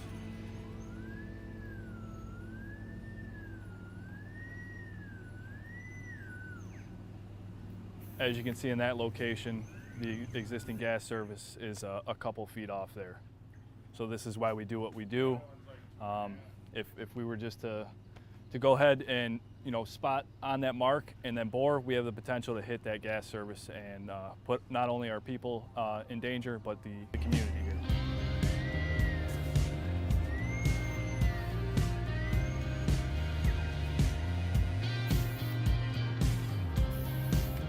Location shows it here. It's alongside gas main, so the tap may be right, but back in the day, PGL used to hog the roads. And then this service looks like it goes on an angle. So that's why we induce long sides, because you'll see clearly it's almost a 5-6 foot difference from the tap mark to where it's actually going into the house. If anyone else came by, they would cut 2 feet on either side.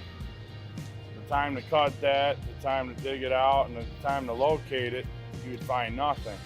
So by doing the safety sweep, I know the gas is there. I mean, according to procedure, I still gotta dig this mark up, but knowingly, I know that gas service is over there, so I don't waste more time.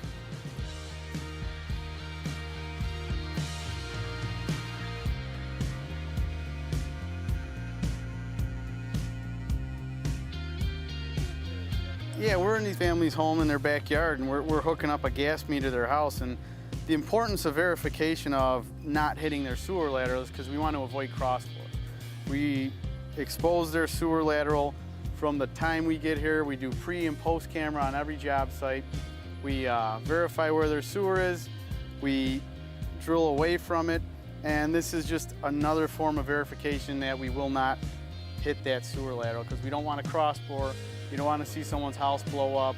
It's just, nobody wants to see that. So that's why we do all this. We want to make sure no one gets hurt, everyone's safe, there's no questions, everyone sleeps good at night. And here's the thing with the cross bore, you know, some people may think that you drill through the clay tile, you know, no big deal, easy fix. Well, that's not always the case, because if you do a cross bore without verification, pre-post camera, pullback camera, you might not know right away that you drilled through a sewer lateral. It might take a couple years, a year from down the road, 2 years down the road, the homeowner might experience some type of blockage. Either themselves might go to the local hardware, get a router, call a plumber and to route out their sewer. Well, that router has a hook on the end of it. It tears right through that gas service. So then what happens? Gas comes back in the house, ignites, and then you have a bad situation there. So that's why we do all these steps to make sure that does not happen. We don't want that to happen. Nobody does. So that's why we do all these, the cameras, pre-post, verification. It's all for that reason. We don't want anyone to get hurt. Yeah, so the contract locators, they come out, they're used to locating one way, one frequency. You know, there's some troubleshooting that comes with locating and changing frequencies and using different pieces of equipment to make sure you get an accurate locate. A lot of times we see, you know, locators come out, walk off a tap location and spray a straight line. We all know that all utilities don't run in a straight line. Some run horizontal in the parkway before they enter the residence. So, you know, using different pieces of equipment to make sure you got an accurate locate is paramount. And it's doing what's right. You know, a lot of guys can just go off the marks and wash their hands of it, say we're not at fault. But at MPL, we go above and beyond, do what's right, trust but verify. You know, and then like on my end of it, I have someone helping me locate, you know. So when I do a safety sweep with a pipe horn, there's 2 of us. When I hook up waters, there's 2 of us. A lot of these locators, there's only 1 person. So it's a lot for one guy to try to, and a lot of times you're not going to be accurate with one guy, you know, because when you do that sweep, you know, it's like setting that box up, coming here, you know, unless you know exactly where that service is, you know, that box will give you misinformation, especially when you're hooking up behind people's houses. It's always nice to have 2 people. A little work, what do you say, Joe? It takes about probably 3 hours to sweep an entire block. Yeah, so like this block is 600 feet long. There's 18 houses per side.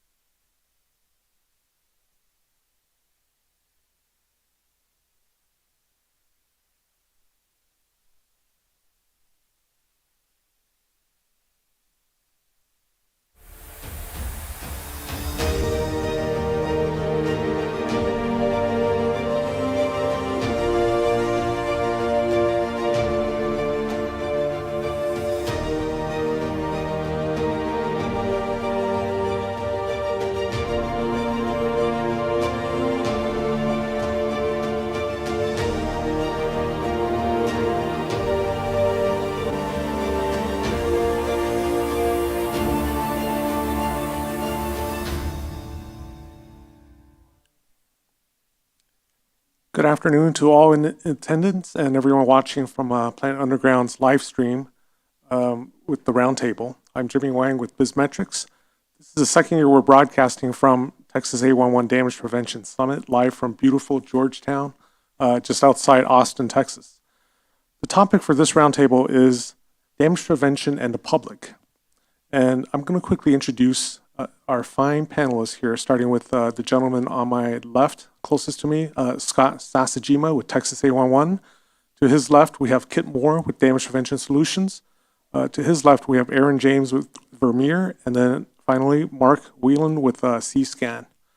If any audience members have questions as we're going through this, please come and sit to this in this chair to my right here, and then when I see you out at a break, I'll stop and you could ask your question. Thank you. So, topic, damage prevention in the public. The first question I'm going to throw out, and then you guys can take it from here, is damage prevention a public safety issue, or is it a business profit and loss issue? So anyone feel free to jump in.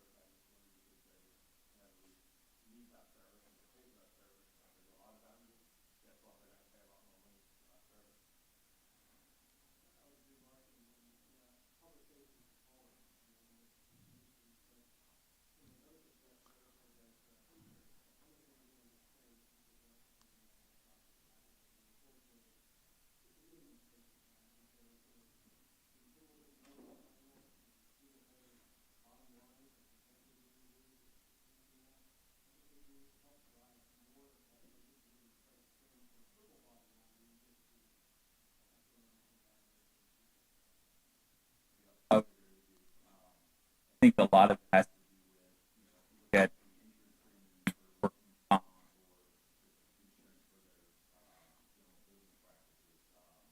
a lot of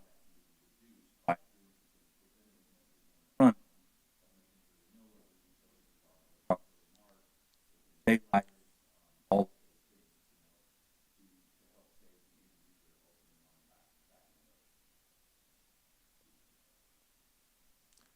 yeah, I guess at the end of the day, in some way,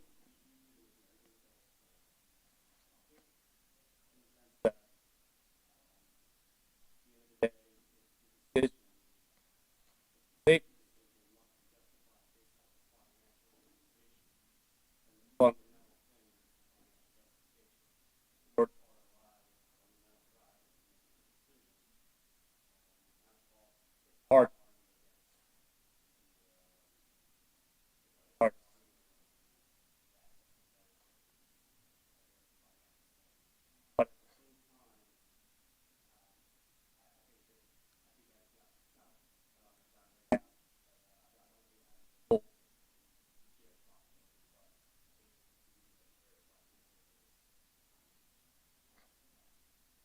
I guess finance about that finance one all about all safety. All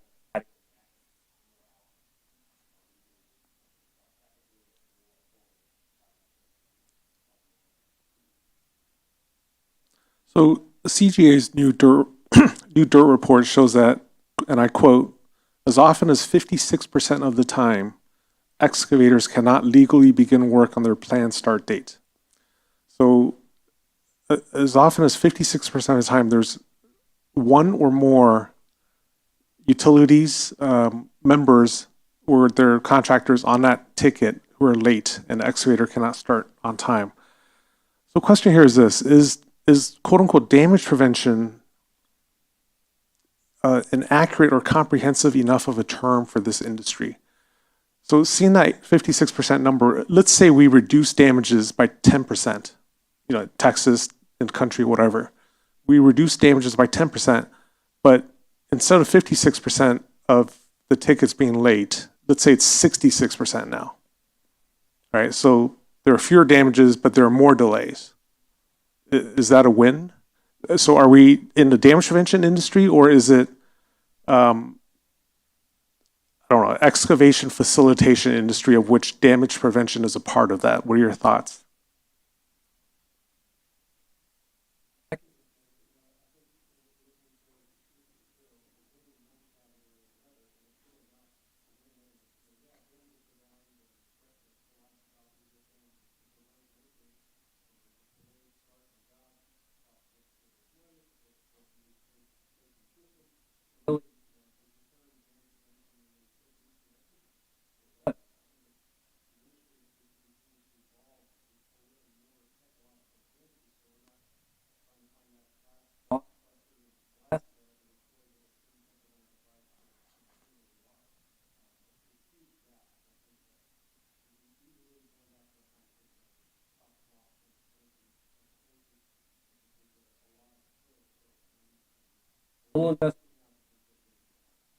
Yeah, it's a very complex, I think, set of parameters that you have to look at. There's obviously multiple parties that have different vesting interests there, so it is a tricky situation. Obviously, if you wanted no damages, you'd have no construction. You know, it's like that would be an easy way to get there. Just do nothing, and nothing should happen. But I think that's not realistic. And obviously, you can skew one way or the other, and you can side with the excavator saying, well, we just want to get the work done, and it's affecting our bottom line by holding up our timelines. And the flip side, if they just go and do their work and the tickets haven't been called in, they haven't been completed, the locates haven't been done, obviously there's a higher risk of something going wrong, and that's going to impact the public very directly and could in fact cause loss of life or something catastrophic like that. Yeah, I think it's easy to sit down and say it's one bucket. Decide that, hey, we do have less damages, right? That is right, but delays, what does that cost the contractor, how does that affect ultimately, not necessarily public safety, but how does that affect their profit and loss, and how does that ultimately go back to the end user? They're going to pay for that in one way or another, right? Because the contractor, the guys doing work, are still going to be out on the job site. They're guys, right? They have project timelines, and if they're delayed, right, that's just costing someone else, right? So we're just essentially shifting the bucket in which those funds are being transferred from. Yeah, to your point, I think it's hard to find that balance because, if there's a situation where it's costing a lot of excavators a lot more money, then there's obviously going to be the smaller players are going to be weeded out. They're not going to be able to compete, which creates more of a monopoly situation with the likes of the excavators, and then you've got less people able to do the work so they could command a higher price, which is going to impact the end user because guess what? You're going to pay a higher amount for that service or utility because the cost of the installation was significantly higher. So those are all great points, but do we put enough emphasis in this industry, damage prevention industry, on timeliness and responsiveness? Or are we almost, and it's not a horrible thing, are we almost too laser focused on just preventing damages and not focusing enough on doing what we need to do to help the excavators and designers do what they need to do? I guess it probably depends on who we is. I mean, I know contractors that are screaming when they're waiting on they're waiting. So if we're saying if it's safe digging, to your point, digging must happen and must happen safely. But if it's not keeping up with the demand, then there's a market created to increase demand to dig more, and the demand is heard in the voices of people that are mad. So I guess if your question is this a space, is this a gathering that should maybe be more focused on increasing that market or pumping in support for that market of making it more expansive or more efficient? And maybe that would be wise. I think the more efficient is key there because we should be working towards working smarter and not harder. We're at a situation where I think everyone would agree that the amount of tickets being called just is almost exponentially going up each year, and we're at over like 400 million or so tickets each year. That's not sustainable. And if people, as was mentioned in some of the roundtables earlier, people are going out locating the same lines over and over and over again, like what's the definition of insanity? Doing the same thing over and over again and expecting different results. And I don't think we can expect different results until we bring technology to bear to collect the information, validate its accuracy, and store that in a way that's usable and sustainable for future projects. I definitely agree. And to the question here, are we focusing more on damage prevention or the timeliness of the experts? I think it can be done for both. I think at the heart of what we do, damage prevention is the foundation. And then we look at what are the constraints that are forcing us to go around and innovate around delayed locates or other constraints that might exist, the nuances between state and state. But at the end of the day, you can get a package from Amazon in hours in some places. You can stream movies to your phone and no longer have to pick them up from the store, but yet We're still waiting in a lot of cases for painting flags on the ground, where fundamentally there could be a big shift to where that stored data, that accuracy of the mapping can all help facilitate instantaneous, not just timeliness, but instantaneous ability to get the job done. But again, we're talking, you can get one, and you have 4 or 5 more that are being notified, and they're still waiting for painting flags. So it's going to be a long-term process, but we got to have some folks start taking the steps in that direction.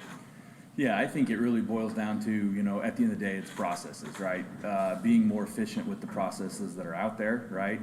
If we look at the industry as a whole, right, we know there are labor constraints, right? Whether it's manpower or equipment limitations or supply chain issues, we have to figure out, to your point, right, the Amazons of the world, we have to figure out how to make this system more efficient and how to have relatively accurate data in real time, right?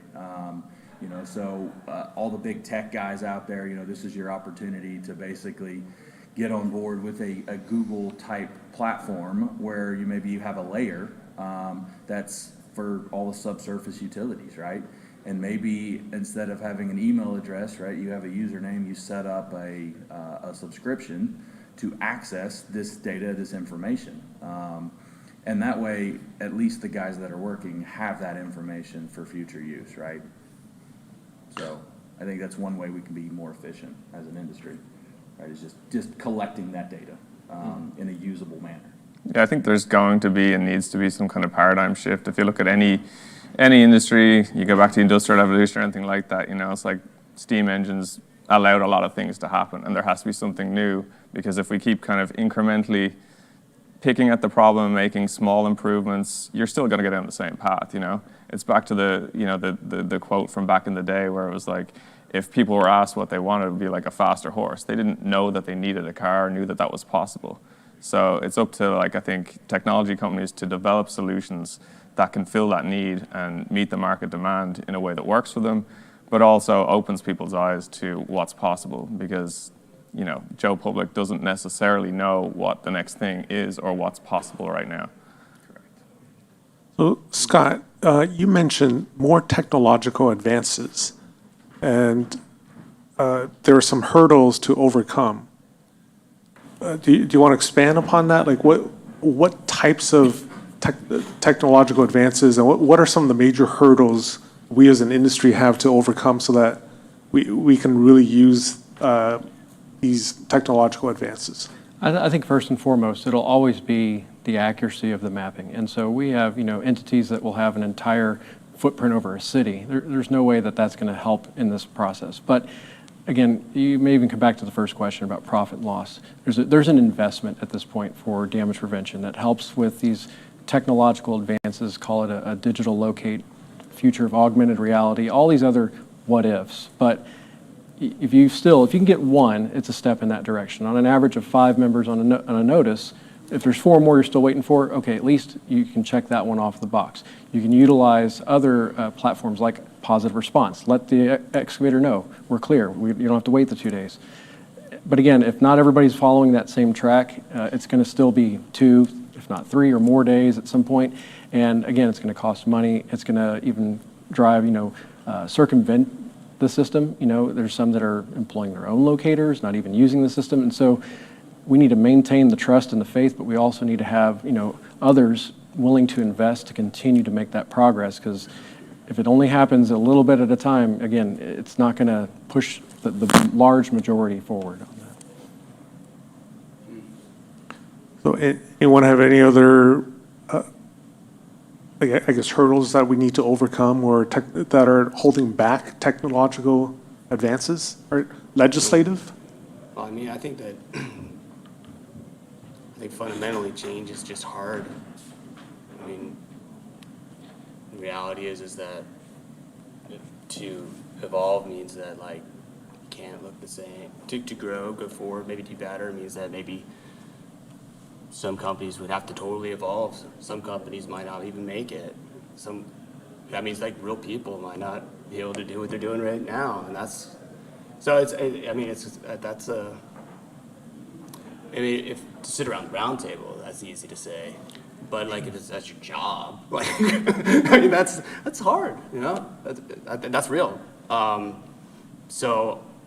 And it's not just this industry that faces the challenge of change, but I think the fundamental thing is that it's just hard to change. It's scary.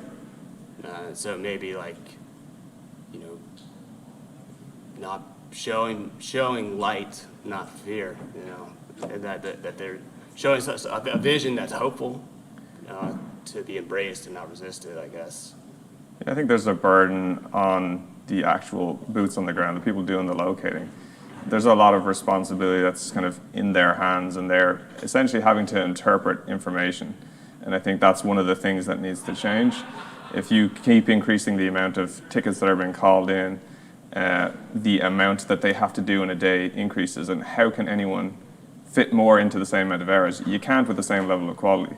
So we need to kind of throw them a bone there, and things need to change insofar as I think there needs to be something that switches from interpreting data to something that actually can collectively tell them whether or not something is there or not, and with what level of confidence that it's actually there. I think that's kind of where things need to move in order to alleviate that burden, and get to a position where we can be confident that what has been marked is actually accurate, and we know that it is there, that it's not a case of interpretation, it's a case of we're bringing, you know, big data to bear on the problem to refine and define where that line actually is.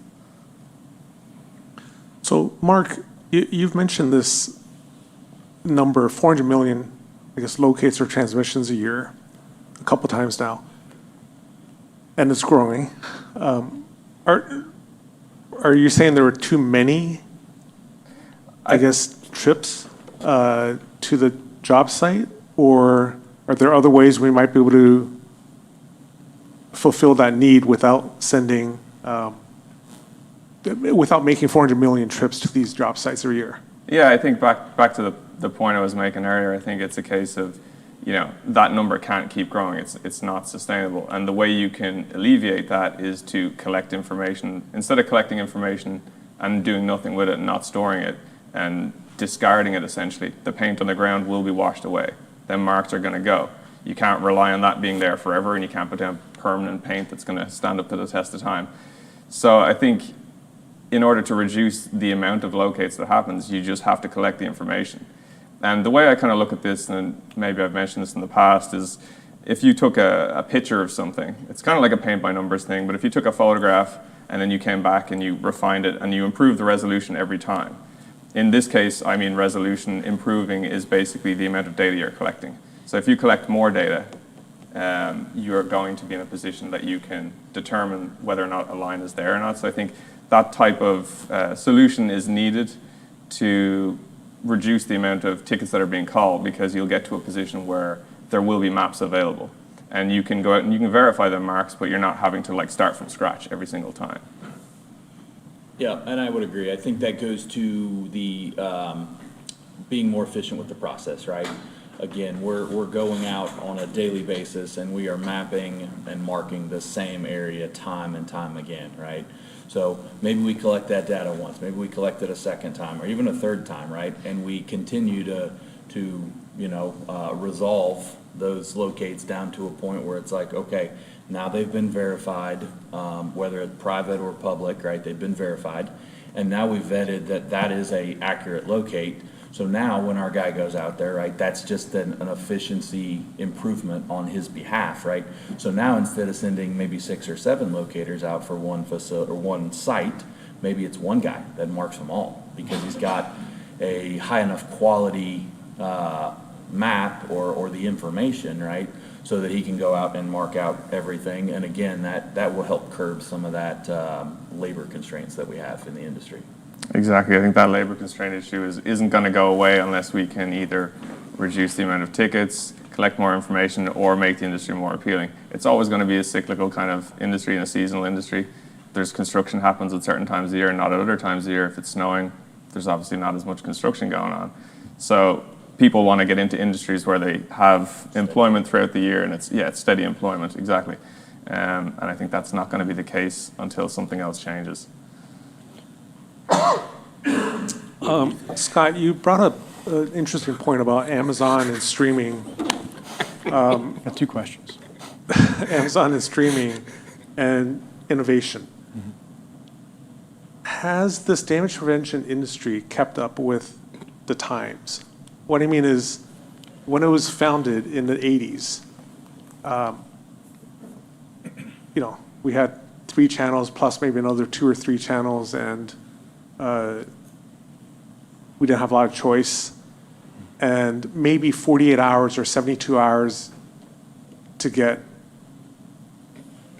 to get marks on the ground, to be told where you can dig and where you can design, it was acceptable. But today I could use Amazon Prime now and order something that's probably here before 5 p.m. today. The 48 hours and 72 hours and a lot of the other aspects might not have kept up. Is that what you're referring to? And if so, what do we do about this? How do we keep up with societal expectations and pace of life and all the things that we're used to in everything else we do except seemingly the damage prevention industry? Yeah, so for me, and again, this is an observation, not necessarily the professional recommendation, but I would agree to the question that, or acknowledge that, no, I don't think it's kept up. I think that there's been a window of advancements that are, just slowly creeping into our space that really we could be embracing. But again, it takes an investment. If the facility operator has solid data, that's a good starting point. If you have data that's not as accurate or you don't even know, you have to invest somewhere to find out where that is. And there's also opportunities. As mentioned, there's 400 million outbound notices. How many times is a wand going over that same line that could have been attached to a GPS device, capturing, refining, and then by the second or third time, that data is stored, and it's now in perpetuity available for both the member, the one call, the excavator. I mean, there's numerous ways to go about doing that, but when you think about the Amazon Primes, the Netflix, and the Blockbuster example, again, I was old enough to remember being there, get the movie, keep it for 2 days, avoid a fee. Had to physically go there, and now you can go on your device, in your pocket, and get any movie you want to in a moment's notice with the high-speed internet access. There's some areas, of course, that might not be as easy to do, but in the most of the nation, it's available. And even looking at it beyond that, so there's several sources of data that you can have. This member does it this way, this member does it that way. Well, okay, yeah, you might use Netflix, but all the movies are there, or the Prime. You go to Apple, you can search for something, it'll pull from each of the subscriptions and not necessarily say you have to use this platform. Imagine if every major movie production company said, you know what, no, you have to use MGM, you have to use the Paramount, you have to do this. Then it's no longer that one call, we're getting away from the call, but that one source. So this can be the way to funnel that information, to keep it organized so the excavators aren't having to go, let me download this app, let me download that app. Again, we're still ways off from that, but that to me is where we should start looking at how can we digitize a lot of this experience to expedite the process. And some of that data is already available, but I still think there's a huge amount of investment required to get everyone else to a similar playing field. I think one of the challenges is who's going to pay? I went to a NUCA meeting, and they had a damage prevention set up, and they were going to talk about damage prevention.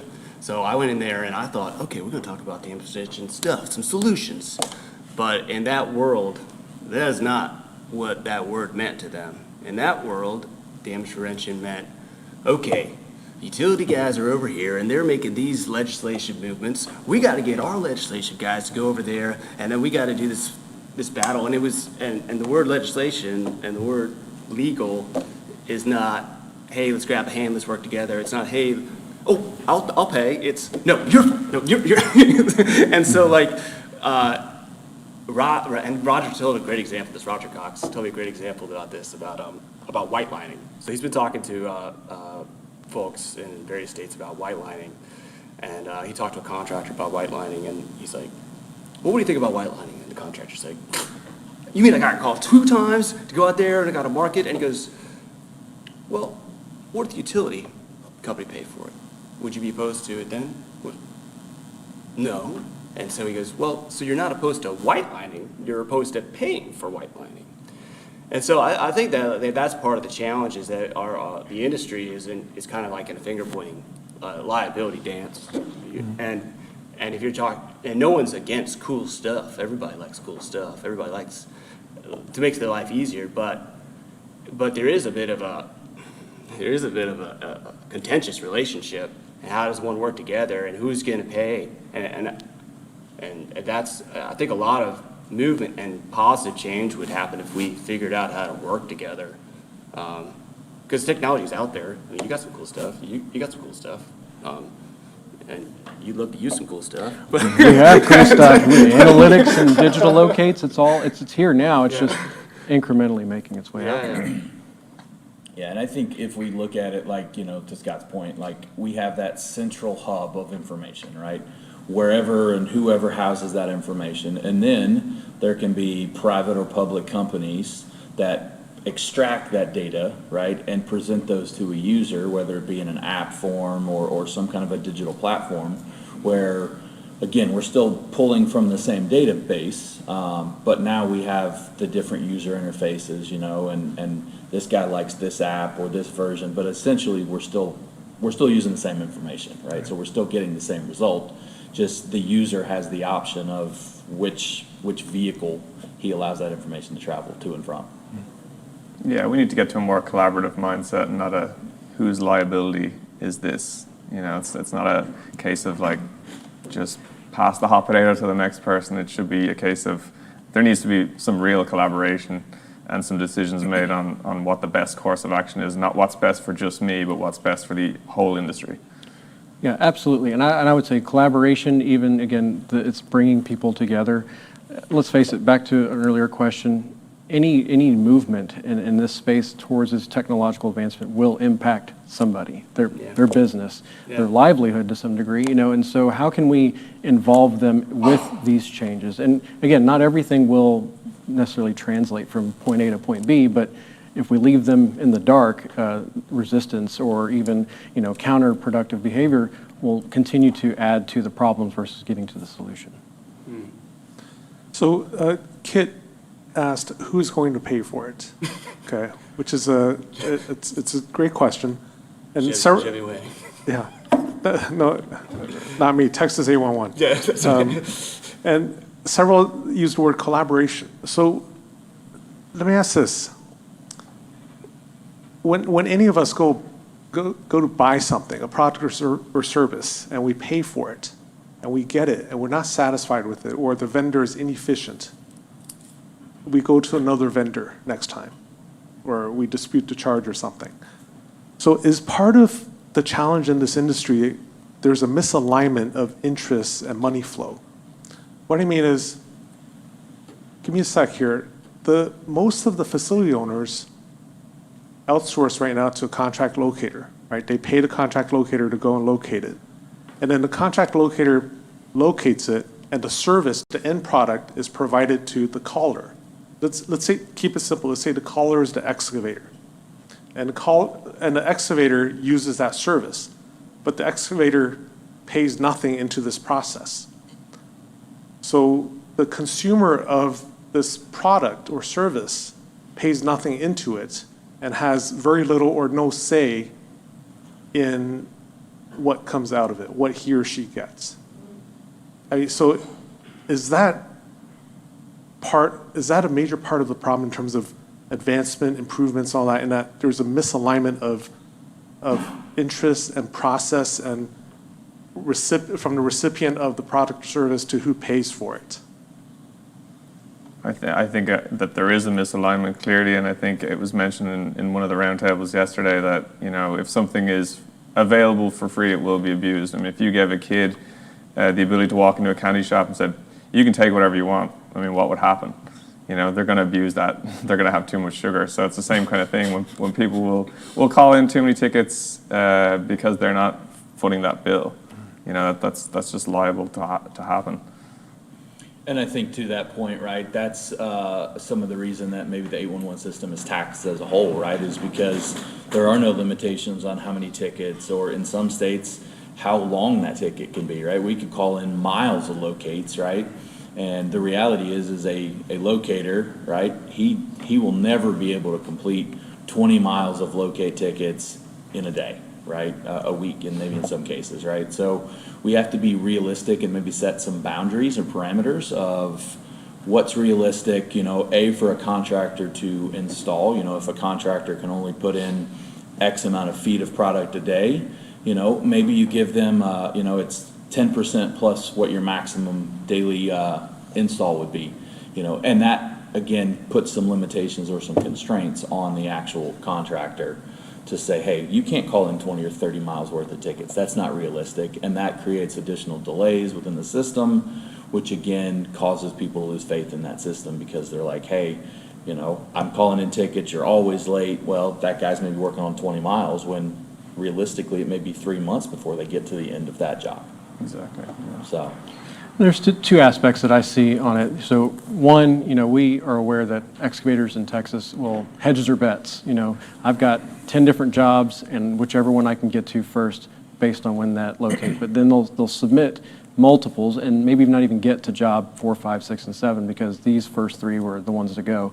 And that's adding to that waste. So, you know, there's an on-time performance issue that's driving some behavior there, but also, you know, looking at it as an opportunity to bring them to the table. Again, I don't know if the solution is to charge excavators because it's a, you know, state law. You know, other things can get a little hairy, but at the same time, you know, there's mandatory membership for Class A facilities. And so I think there's ways to address the issues without necessarily saying, hey, you homeowner, you want to get this service where you don't want to hit a gas line on your property or in the area.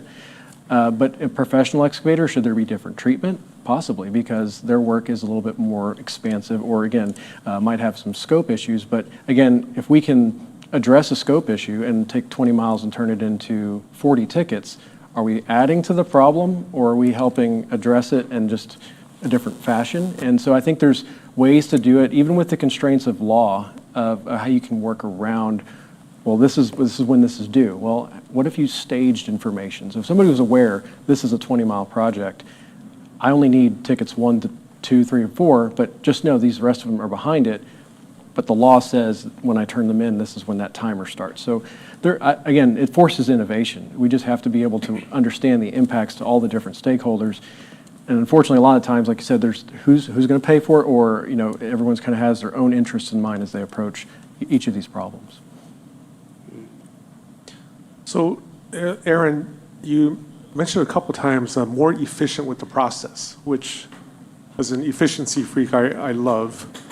Do you have some concrete examples, maybe from all of you, without like going into your sales pitch, but from your company or your segment of the industry of things that you're doing that will improve the efficiency of the process? Yeah, so I got a good example. There's an innovative company out in the Midwest, and part of their business as a whole is, you know, they are spending money doing the mapping and the vetting of the utilities in their location on the front end before the installation happens, right? So they're going out, they're mapping, survey grade, they're daylighting, they're potholing, they're getting everything ready so that when the install crews come in, right, there's no guessing or there's no delays, right? Everything's ready to go. They've validated with confidence that this is where things are at, and it's become more efficient for the installation of the product, which ultimately turns into a huge profitability gain for them, because they spend a little money on the front end to make far more on the back end, if that makes sense. Yeah. Speaks to that investment. You know, you have to do a little bit more and model excavator, sounds like, you know, and not to get too far down to it, but, you know, a digital locate. At least abandoned facilities, you can mark this off the list. This is something I came across. I know it's not an active line, versus the absence of that information. Am I safe to dig because I discovered this? I believe it's the active line, and now I might hit the actual active line. Other information, other ways to deliver that, a partnership we have with, you know, private facilities. If they get triggered for a notice that's in an area that they already have information that's been captured before, why not complete that full picture of an 811 ticket versus, well, we only can do up to here, and usually you get put through the ringer on, well, this isn't free. Yeah, but this is the information you're missing. You could still hit one of these lines. And so there's ways to increase efficiency just with captured information as it exists today. Yeah, I think framing the problem differently can help, to your point about a contractor that's more innovative, and they will collect information that they don't necessarily need because they know they may be able to leverage it in the future. I think there needs to be more of that type of mentality is helpful. A lot of times if you collect information that you don't need right now, some companies might say, well, that's going to affect our bottom line. It takes a little bit more time. Why would I do that now? It's like, but the foresight suggests that, well, that will pay dividends in the future. And you got to speculate to accumulate, as they say, to your investor kind of analogy. So I think it's worthwhile to collect that type of information. Even things as basic as, if you come across a line that maybe isn't your target line, you shouldn't ignore that. You should collect that information. You should try and trace that to a logical termination and add that to your complete set of information that you're giving to your client. Obviously, in the context of contract utility locating, that's difficult because they're being paid to do a very specific job, and time is money, and that's all they're concerned with. But I think there needs to be a little bit of a shift towards, collect all available information that you can when you're at the job site. And I think collecting all that information, right, again, is an investment on the front end, but it pays dividends in the long run. Exactly, yeah. Because now as we go back and we relocate and locate again that same facility or same area, right, now we have the information that's pertinent to that entire picture, right? We don't just have a piece of it. Yeah. So I think that creates a lot of efficiencies on the backside as well. So, sorry, go ahead. I could definitely go into my sales pitch, but nobody wants to hear that. But I'll just do a side point on. I think that there's three main groups, or four, because so you have the designers, the builders, and the owners, and then you got your call centers, and I think each group has more power than they actually realize. For what I do, I have to talk to everybody. And when I talk to everybody, nobody thinks that they have ownership of the decision. And they all have more power in the relationship than they actually realize. And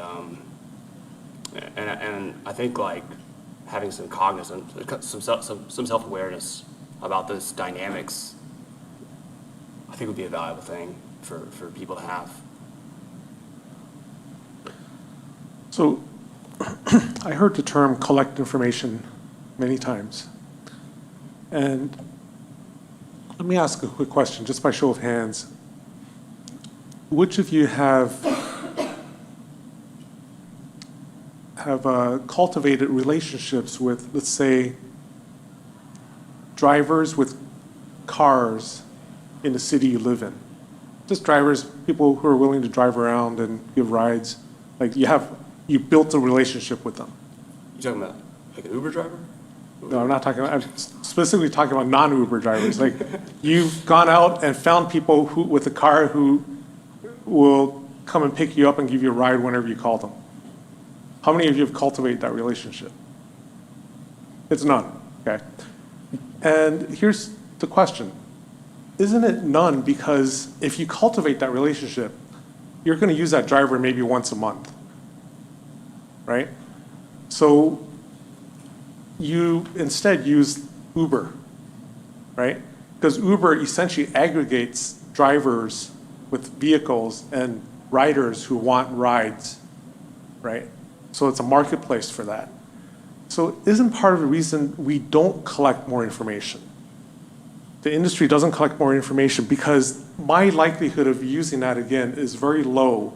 But if there's a marketplace for that information where others in this area can potentially use it and pay me something for my effort to collect it, people are far more likely to collect that information. So it's not so much an altruistic or lack of altruism or even lack of foresight. It's just a lack of, doesn't it come down to a lack of a marketplace for this information so that there's more likelihood that someone, maybe me, but probably not me, will use that again.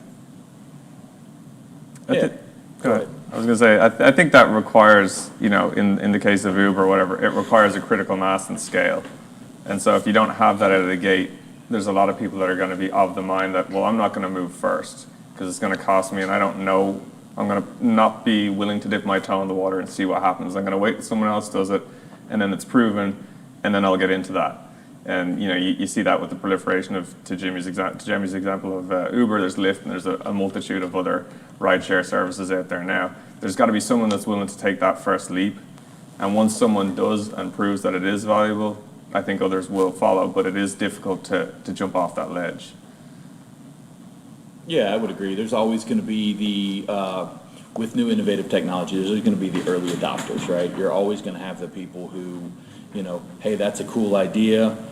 They're going to look at how do we scale this, and then how do we monetize that, right? That's really the biggest driver is we'll collect the data, that's fine, but how do we recoup money on that data that we've collected? And I think that's where we've got to start looking at some innovative ways to, whether we charge the facility owners for their own data as we locate it and map it, or that's being charged to the contractor. Hey, here's an instantaneous picture of this job site with everything mapped with, precision survey grade device. And it's like, hey, just like going on your phone, right? You can zoom in, you can find restaurants or hotels, right, on your map on your phone in your pocket. Being able to see exactly where those lines are and then paying a fee for that, I think that's how we monetize it, right? It's just a subscription-based or an access to that particular polygon for a specified amount of time as an excavator. I think you almost need a system where people pay into it to get something like that, moving forward, because if people are paying into a system, then at least there's maybe a fund or a pool of resources that are available that they can use to collect that information. I think that would be maybe one way to do it. If everybody, paid a given amount based on the scale of their organization. We pay taxes every year, Where does that go? It goes back into infrastructure and other things like that. So maybe something like that is necessary, and it's based on the scale of the company, and that pool of funding is used to collect more information, and it becomes cheaper over time as we get more information and we become more efficient, and then there's less damages, which essentially makes a more efficient and more safe world for all utilities. Yeah, in the case of Uber, like their facilitation there is supply and demand, bringing that market together, and trying to think of the different scenarios. But as a locating entity might consider, what happens with this data? How do they monetize it? Of course, who's going to pay for it? But at the same time, is that something that they want to do that will eventually be digitized and could take away from them? And that's a very real issue for what could impact them. But at the same time, how could they evolve? Because there's going to be so many things, so many underground facilities that will still have to be located between now and, let's just call it decades, for something like this to be, fully integrated. But you were saying this earlier, there has to be some player in the game with the resources to push something forward to make not just one entity or one stakeholder group represented, to have them all kind of working in tandem together in a collaborative effort. I think in general, most people are risk adverse, so to be the first one to jump is difficult. All right, thank you. We have a question from the audience here. Sir, can you come to my left here? And your name, company name, and then question, please. Jake Parrish, Medina Utility Services. We're based out of Lubbock, Texas. We are an excavator. Earlier, y'all had mentioned procuring digital mapping and augmented reality. If that is if that really exists and we can have that, why is there laws in place to keep excavators from being able to obtain that? Wouldn't that kind of be a cure-all in the aspect of damage prevention? So that's a great question. Yes, Texas has a law that prohibits the One Call Center from distributing a map, but it doesn't prevent the member from partnering with an agency to deliver that map on their behalf. So it's just a matter of, again, innovating in the face of restrictive, constraints. I think it's still a ways off for augmented reality to be the sole, solution, but it could be one piece of the puzzle. As you have 5 members and you're waiting on 2 to physically put paint on the ground, you get a digital locate, you get augmented reality. Those things exist today. We have a member that's using that for abandoned facilities to be located. So it's not that far off, but again, it's back to the mapping. It's really the heart of it. We have to have the accurate data in order to deliver with, being risk averse, but also mindful that, there's a little bit of a gap with even modern smartphones, not down to a science like a survey grade GPS device, but at least they have the awareness of where it is, and they're not having to wait, if not at all, for anyone to come identify where an abandoned facility is. Yeah, I think some of it's a liability thing, right? I think a lot of facility owners would say, hey, we don't want to give you these maps because of liability, whether it's national security for gas, services or stuff like that. But I think we've got to shift the thought process or the mentality of, hey, damage prevention is really a shared responsibility amongst everyone, right? It's the stakeholders, it's the locators, it's the excavators, right? And everybody plays a piece. And just like the Amazons of the world, right, more data is more powerful, right? It allows us to make decisions based on that data and based on those metrics. And I think that's where we really start to see a drastic shift in damage reduction. Yeah, I think we need more use of locating equipment more broadly in more kind of sectors. You take it, for example, if I was running an excavation company, I think it would be in my interest to locate, not necessarily to do my own locates for everything, but to verify. I think that would be something that would be worthwhile from a safety point of view, from a validation. I mean, you can hear something through the grapevine and say, if you heard a piece of information from someone and you don't know the source, then are you going to trust that information? Or if you hear the same piece of information from, say, a doctor or someone that's giving you medical advice, you're not going to take it from some guy on the street, you're going to take it from the doctor. So I think you get this information from someone, you may not know exactly how that determination of where that line was came to pass, but if you're able to validate it yourself, at least you can feel a little bit more confident in your decision. So I think it's a combination of things, but utilizing equipment across the board and understanding it at its heart. Not that everyone has to know and understand every part of everything, but from my own perspective at least, I think it's important to understand anything you're getting into.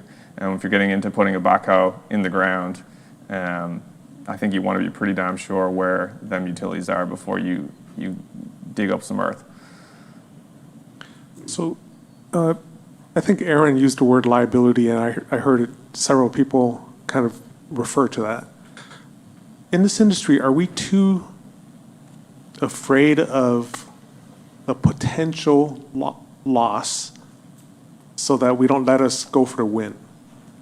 Right? Like, I remember decades ago in NFL, 4th and inches or 4th and 1 and 2, it's just automatic punt, right? We're just going to punt it. It's a no-brainer. And now you see more and more, higher and higher percent every year they're going for it, because we're instead of fearing the loss or fearing not getting first down, we're going to go for the win, and the numbers prove that out. So maybe if we run the numbers in this industry, we're like, yeah, there's some liability, but the more likely loss is to not go for the improvements. I mean, are we handicapped by that right now? Is the liability in general? Fear of liability constrains us. Like, we're held down by fear of liability above all. Potential liability, not even liability, potential liability. Yeah, I guess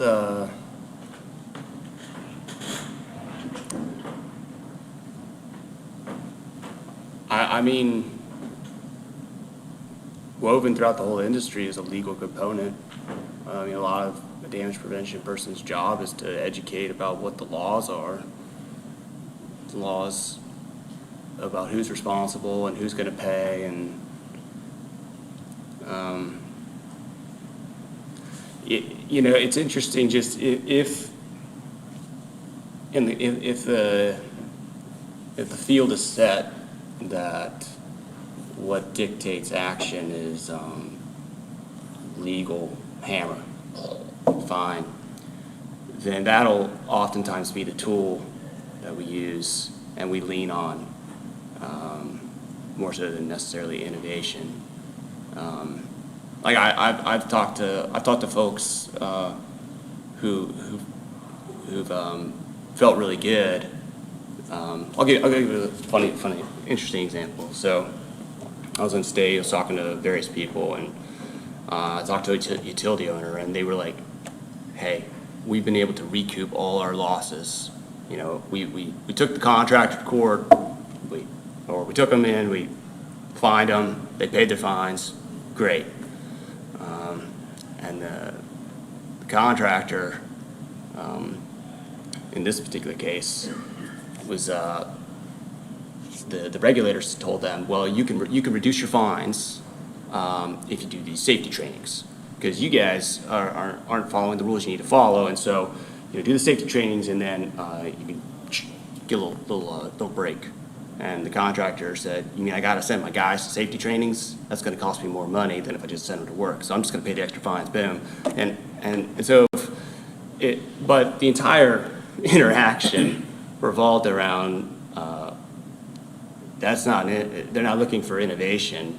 The game is set that it's about using legal hammer to do stuff, and then in some cases it works, and in some cases it doesn't. And so when the regulators are like, well, that I talked to this particular state, like, well, what are we supposed to do? Just like jack it up? And the regulator didn't say, well, what sort of technological innovation could we put into but so does perhaps liability can perhaps blind us to technological opportunities that can maybe help yield the result that you're trying to achieve with liability. Not to say that it's always wrong, but that was an interesting interaction that I swirled around in. I like the sports analogies. I like the numbers, and again, we're not playing a football game. There's money on the line for some, but here, at the heart of what we do, someone's life can be on the line. I think that if we all remember, we're a little risk adverse because that is a very real possibility, and it's not just the legal ramifications, right? Yeah. So it still shouldn't be prohibitive to progress. I think that the more confident, so back to Jimmy's analogy, the numbers are showing it, but they're getting more confident and they're doing it more often to kick the ball, try to go for the point, try to make the first down. And so again, we just have to get better and better. We have to look at the numbers and say, we can do this, but we just have to be very sure that this data is solid, and partners have to be on board with it. And it does take, again, a first step in that direction, and then the followers will start to go. But you have to trust the data, you have to be confident in it, and if you're not, then you can fall back and say, well, yeah, it's liability that prevents us from doing it. And on that note, thank you. I like your look at the numbers, Scott. I think we got to be fact-based. Can we have a quick hand for our fine panel here? Thank you. We have to cut it off here because we have another one coming up in 5 to 10 minutes. Those on the live stream, please join us for that. Should be very interesting. Thank you, everyone. All right, bye. Okay, that's great. Nice to meet you.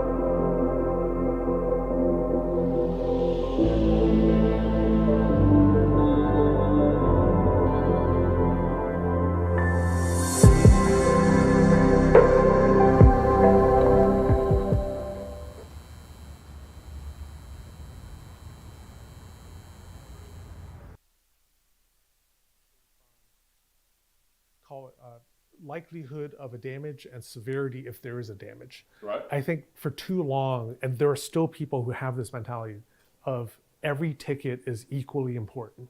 I'd say the majority of people within the industry Which is treat every ticket which is like every other ticket, which is particularly procurement departments. And I'm going to say this very, very carefully, which is a incredibly naive mentality, because we don't say that with regards to almost anything in our lives, right? Like every widget is equally important. No, they're not. They're just not, right? So when you pretend that every ticket is equally important, then what you're essentially saying is, I cannot materially differentiate effort.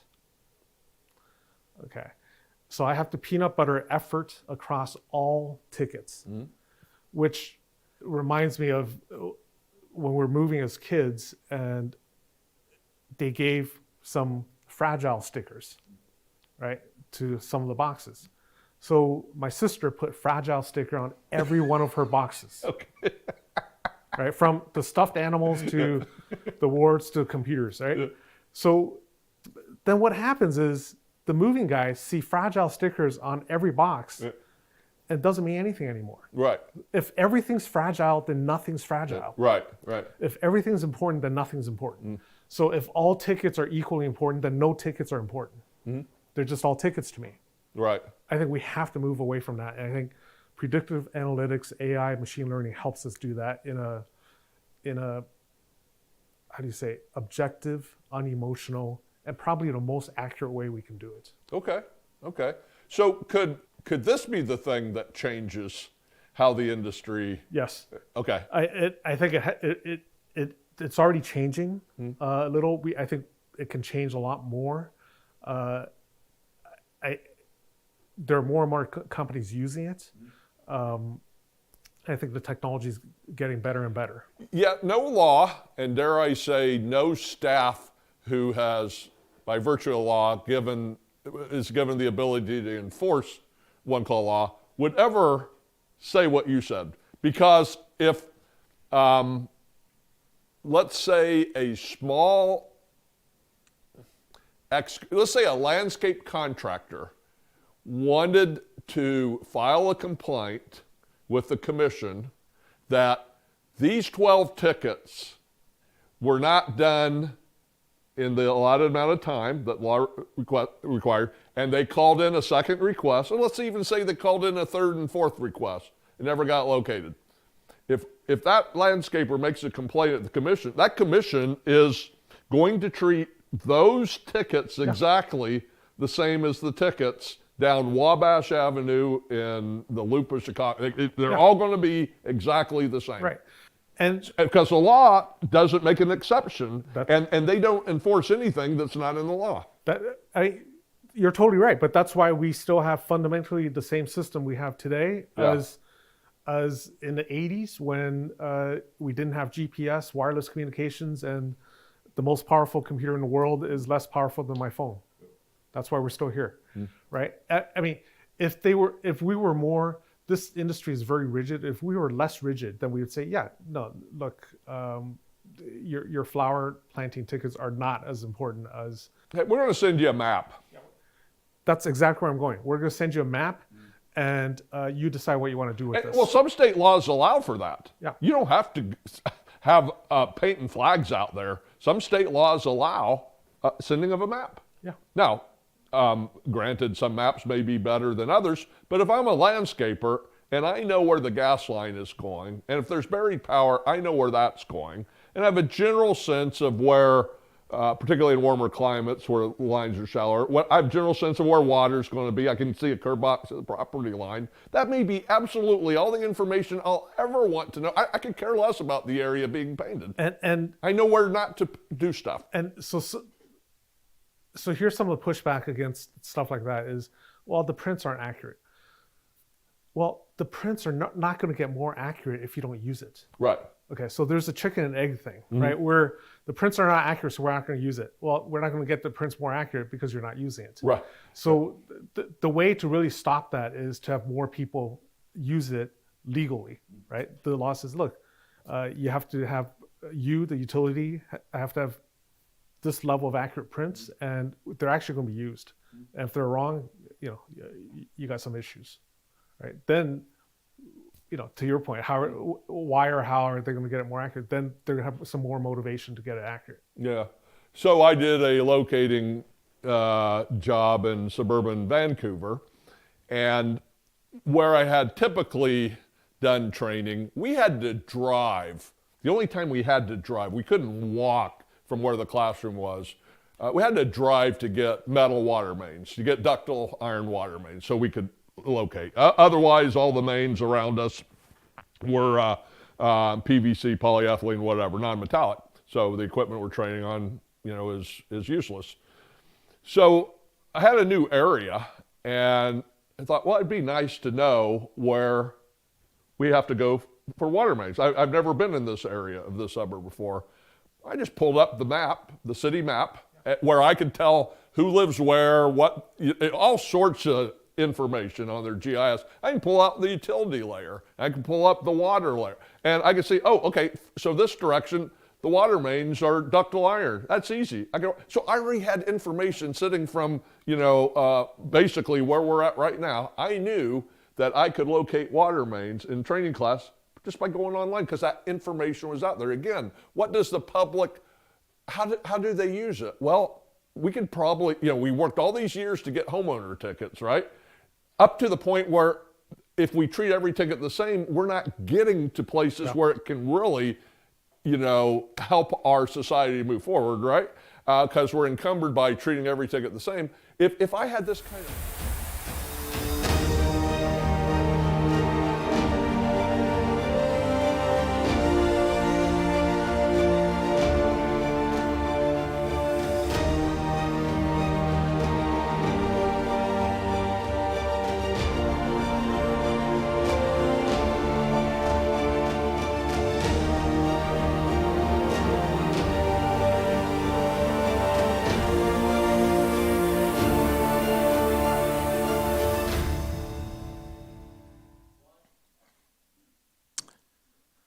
Good afternoon to all in attendance and everyone watching Planet Underground's The Roundtable on a live stream. I'm Jimmy Wang with BizMetrics.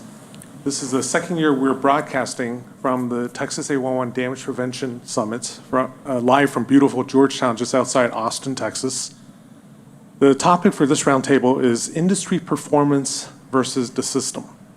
And I'm going to introduce the panelists here, starting with the gentleman nearest to me on the left. Chris Work from Stallion. Then to his left, we have Gabe Theseus from USIC. Then to his left, we have Doug Kenyon from Stake Center Locating. And then finally, we have Thomas Hall with Cortera. And as we're going through this, if any audience members have any questions, please come to this empty seat on my right. And when there's a chance, I'll call upon you to come up and ask the question, which would be great. I'd love questions from an audience. So let's jump right into the topic here. The industry, the struggle over ticket priority. Okay, should one ticket be considered more important than another? Or is a ticket a ticket a ticket? Please, someone feel free to jump in.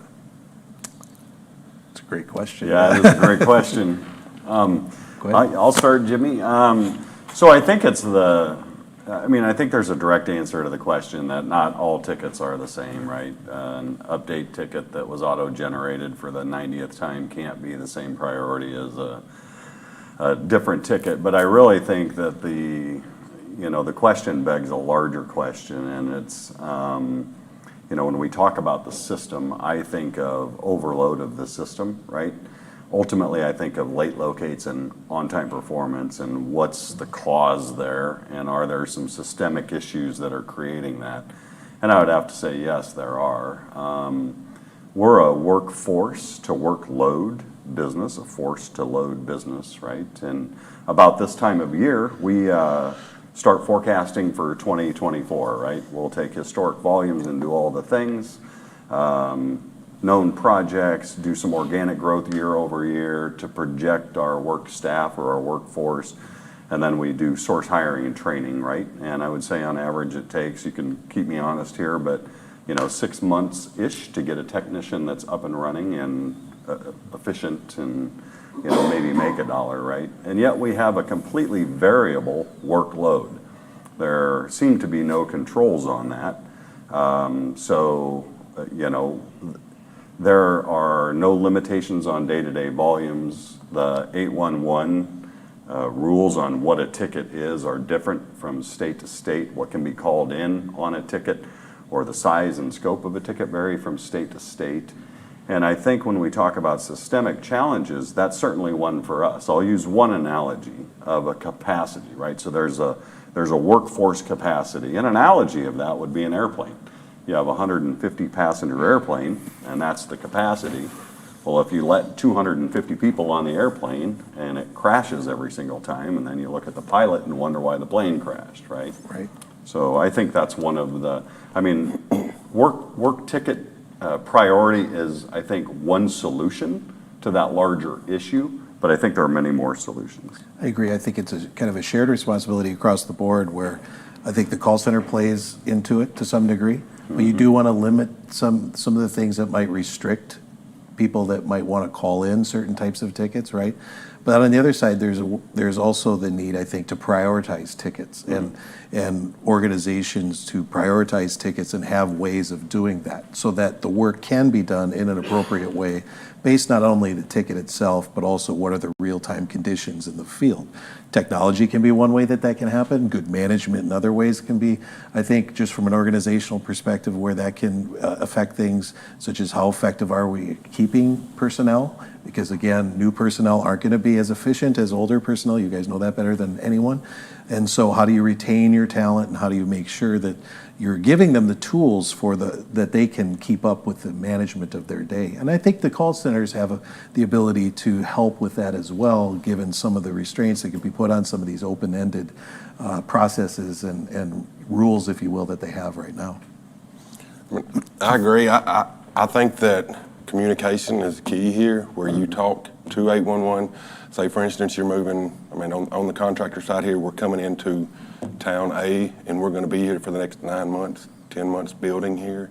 We want to create a relationship with the locate company, with 811, with the gas companies, that sort of thing. So as far as a ticket is a ticket, yes, but in the aspect of we're going to be here for the next 9 months, and we can forecast where we're going, what we're doing. At every turn, there is something. There's a company that can't locate their utility, and we're constantly having to juggle where we're going, shift from A to B to C because of things that are beyond our control, and we're trying to hit a deadline. Mm-hmm.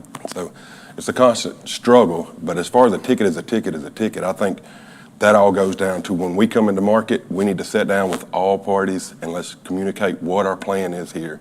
And if ultimately, I'd prefer them to prioritize us, but at least everybody's on the same page and recognize where we're trying to get. Yeah, well, the communication side of that is definitely something that's important. I mean, currently right now, the only prioritization of tickets is done at the call center level. You know, it's there's emergency tickets for, you know, say water main breaks or somebody crashes into a telephone pole and they got to fix it right away, which makes sense, right? That totally makes sense. But there's a lot of abuse in the system. People forgot to call in the swimming pool ticket for their backyard that they want to install on Saturday, so Friday afternoon they call in an emergency, which takes away from projects like yours that are, you know, constantly ongoing. And I don't know, as far as prioritizing a certain type of work or anything like that, or maybe a better way to go at it would be by the consequence of the area, you know, profile of the facilities in the area, hospitals, you know, fire departments, police stations, military bases, stuff like that need to be protected. We maybe set those at a higher level. I don't know. It's a good question. One thing I would like to see from my side is let's create another, this is speaking here in Texas, let's create another level of premium service. I'm willing to pay for a subscription. Let me put my contractors in there that are going to be drilling under me. Let me put all my COI.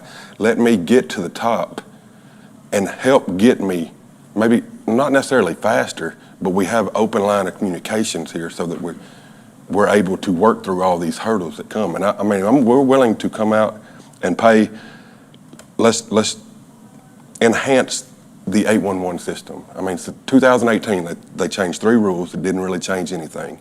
2011 was the last upgrade to Texas 811 dig.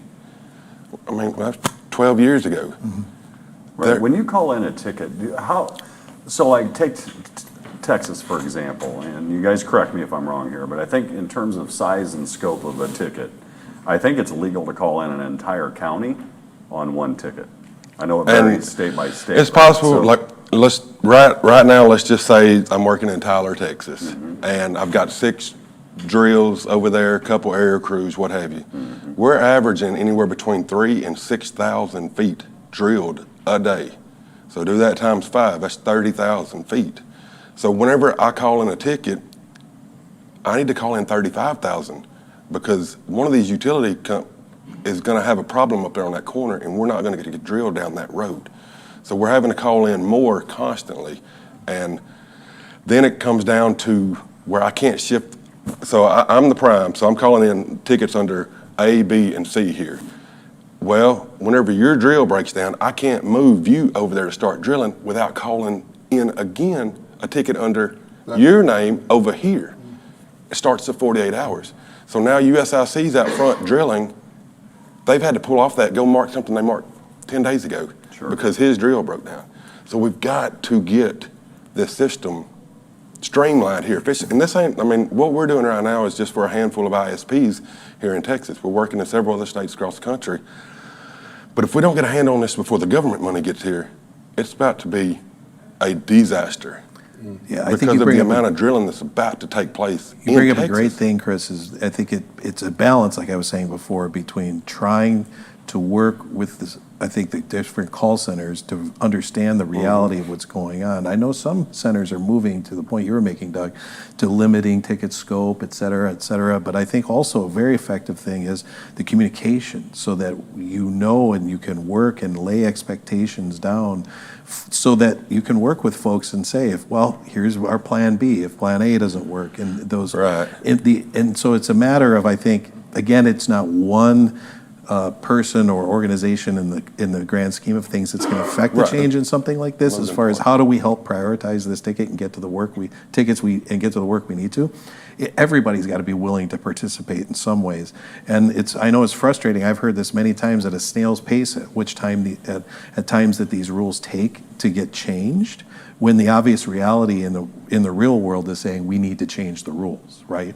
And you laid up a great example. And I don't even know if we're really changing the rules. Let's just tweak what we have here. Because I recognize that getting these rules and regulations, legislation, and all that is going to be a pain. But we can simply take what we have and tweak it. Allow me to go in there, be a premium contractor. Let me put the 4 people that are going to be working in Bryan, Texas. Let me list them as my contractors with their COIs, point of contact. Let me real-time shift where I'm going. Because right now it's 48 hours. Let me do it give me 2 hours. Yeah, when I think effective communication can help those changes, because I think tweaks certainly can hopefully be done as opposed to just radically changing a rule or a law. And I think that effective communication with the powers that be at the center, whether it's here in Texas or anywhere else, will only allow for that change to happen because, believe me, they're probably motivated to make changes like that as well, because you're probably not the only one they're hearing from on this. So I agree with the communication. Communication is key in everything, right? I mean, collaboration and communication. So like how many crews, I think you mentioned you had 5 bore crews or what? Yeah, that's in one market. Just one market, one right? market. Just maybe one smaller market. It may be 5 subcontractors and maybe a total of 7 drills. Gotcha. So 7 drills running. So how much advanced notice is the community or the utility owners given that bore crew is coming? So this is just a prime example, right? Let me illustrate.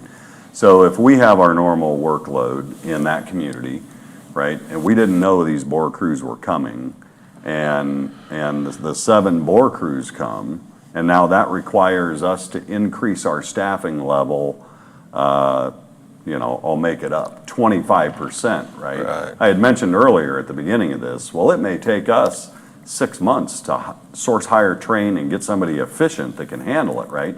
So the resources, it's a capacity, it's a workforce to workload issue. And when the system is overloaded, with tons of work that nobody saw coming, and everything has got a 48-hour shot clock on it, right?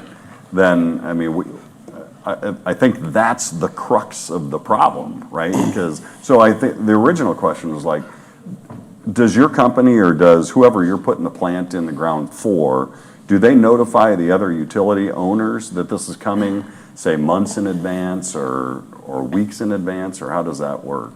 Man, I like to think that they did, but I can't be 100% certain on that. I know once we've got involved with the project and we know where we're going next, we try to schedule a roundtable to let them know what's what. Right. But Yeah, I can speak to that. Yeah, we have, you do MetroNet, right? yeah, So we have weekly meetings with their senior leadership, and we now talk about that now. I don't know if that kicked off before the project launched. that's what after, wasn't sure but, about. Yeah, some fiber companies are popping up all over the place, these new companies like Easy Fiber and stuff, just for one example. They, all of a sudden we got a bunch of tickets for this company and we don't know who they are.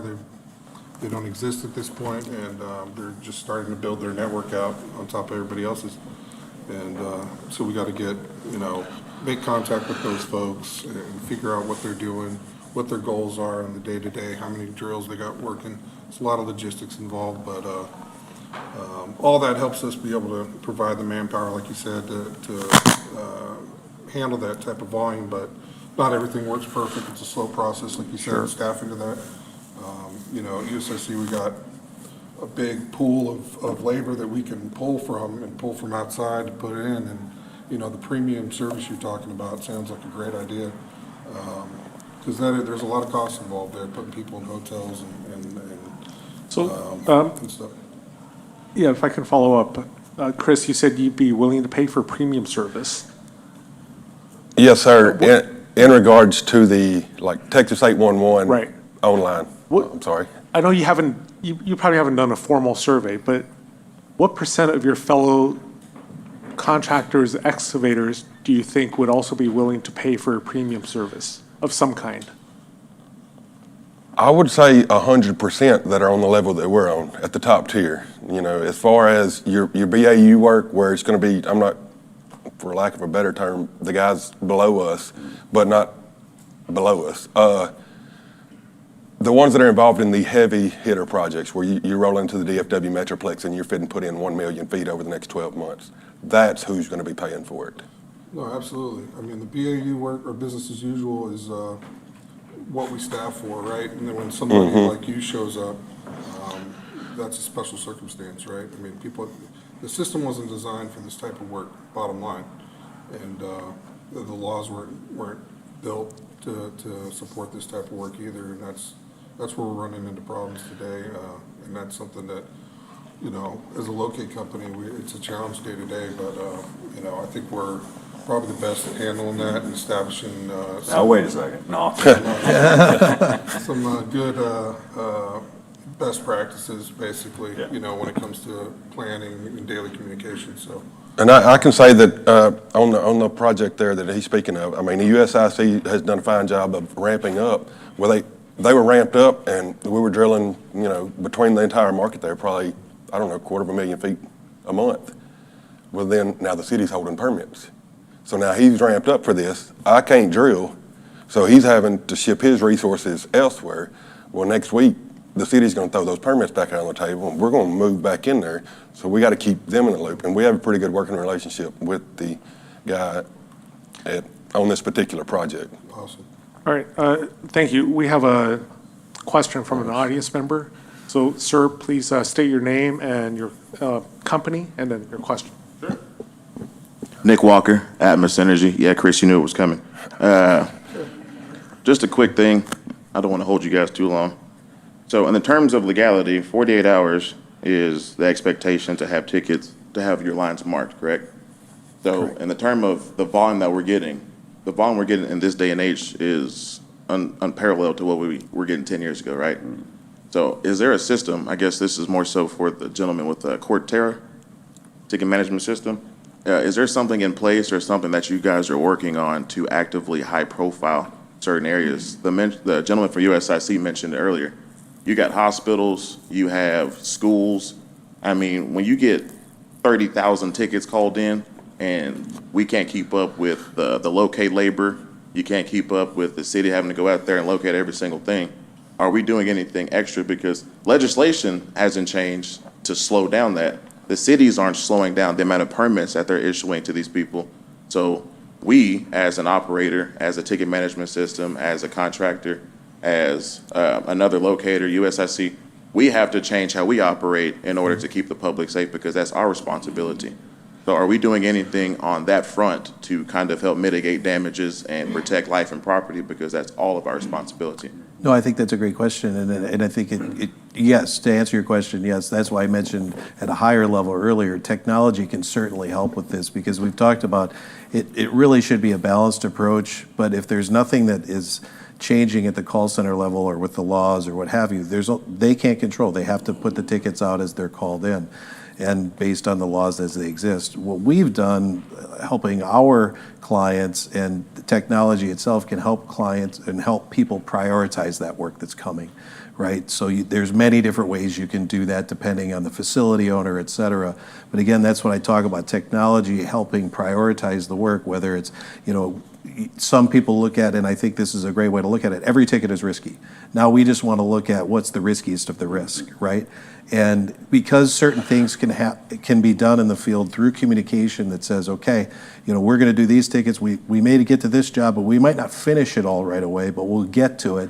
It can be responded to in time, but then coordinating with the excavator, you can finish it when you actually can do the work appropriately, so no one gets ahead of each other. So yes, there's certainly programs based on the facility owner leveraging technology, such as a ticket management system, to help manage this work, to make sure that the work gets done, and especially the riskiest of the risks, so you can help make sure that there's nothing but positive outcomes in the field, so that, again, property and people are protected.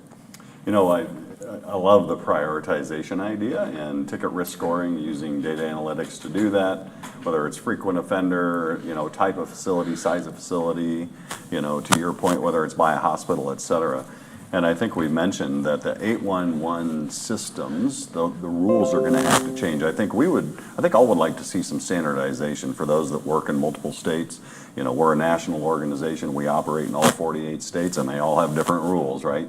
So some standardization there would be nice. And then for the gentleman from Atmos Energy, I think too, one of the potential solutions until the system is fixed is we have to provide excess labor for worst case scenario on the workload, right? So some other creative solutions would be for utility owners and operators, for us as locate technicians, to have other work for us to do that is valuable, meaningful work for them, where we could have a workforce or labor on the bench, if you will, and be able to draw from that workforce when volumes are lower, et cetera. So that's another creative solution. I think there are a lot of creative solutions out there. We were talking in the hall earlier. It's who owns it? Because we all have, I think, really good ideas, but who owns this? Like, how does the system get changed? Who owns the accountability of that, is my question. And that's the sole reason that I'm here, and there was a couple people from my team here this week, because we're trying to figure out who changes what. I'm literally being shuffled from one person to the next, and we've stumbled up onto this podcast here, but it's really like I don't know where the change takes place, and nobody can tell me. Well, I think right now it's all about partnering with people like you, and Right, we're improvising there. Because we're fixing a system that's not working, and we're utilizing emails. I mean, I know what you guys are beta testing in East Texas, real-time emails, that sort of stuff. That's ultimately what we ought to be doing with this, with 811. Yeah, and I believe there is some solutions that the call center can provide when it comes to some of these things we're talking about. But But right now, today, it's gotta be. Right, we got to improvise. It's a collective responsibility. I think that Exactly. will always be that way to some degree. I think, yes, changing in the laws and what have you can help in certain ways. And I think there has to be the proper advocacy to do that. And I think that's a collective advocacy that rolls up to the rulemaking, bodies in each of the different states. But I think there are, as we all know, a number of things that the call centers have within their control that they can do, that they can change, whether it's something that it's how they take and produce the ticket or what have you.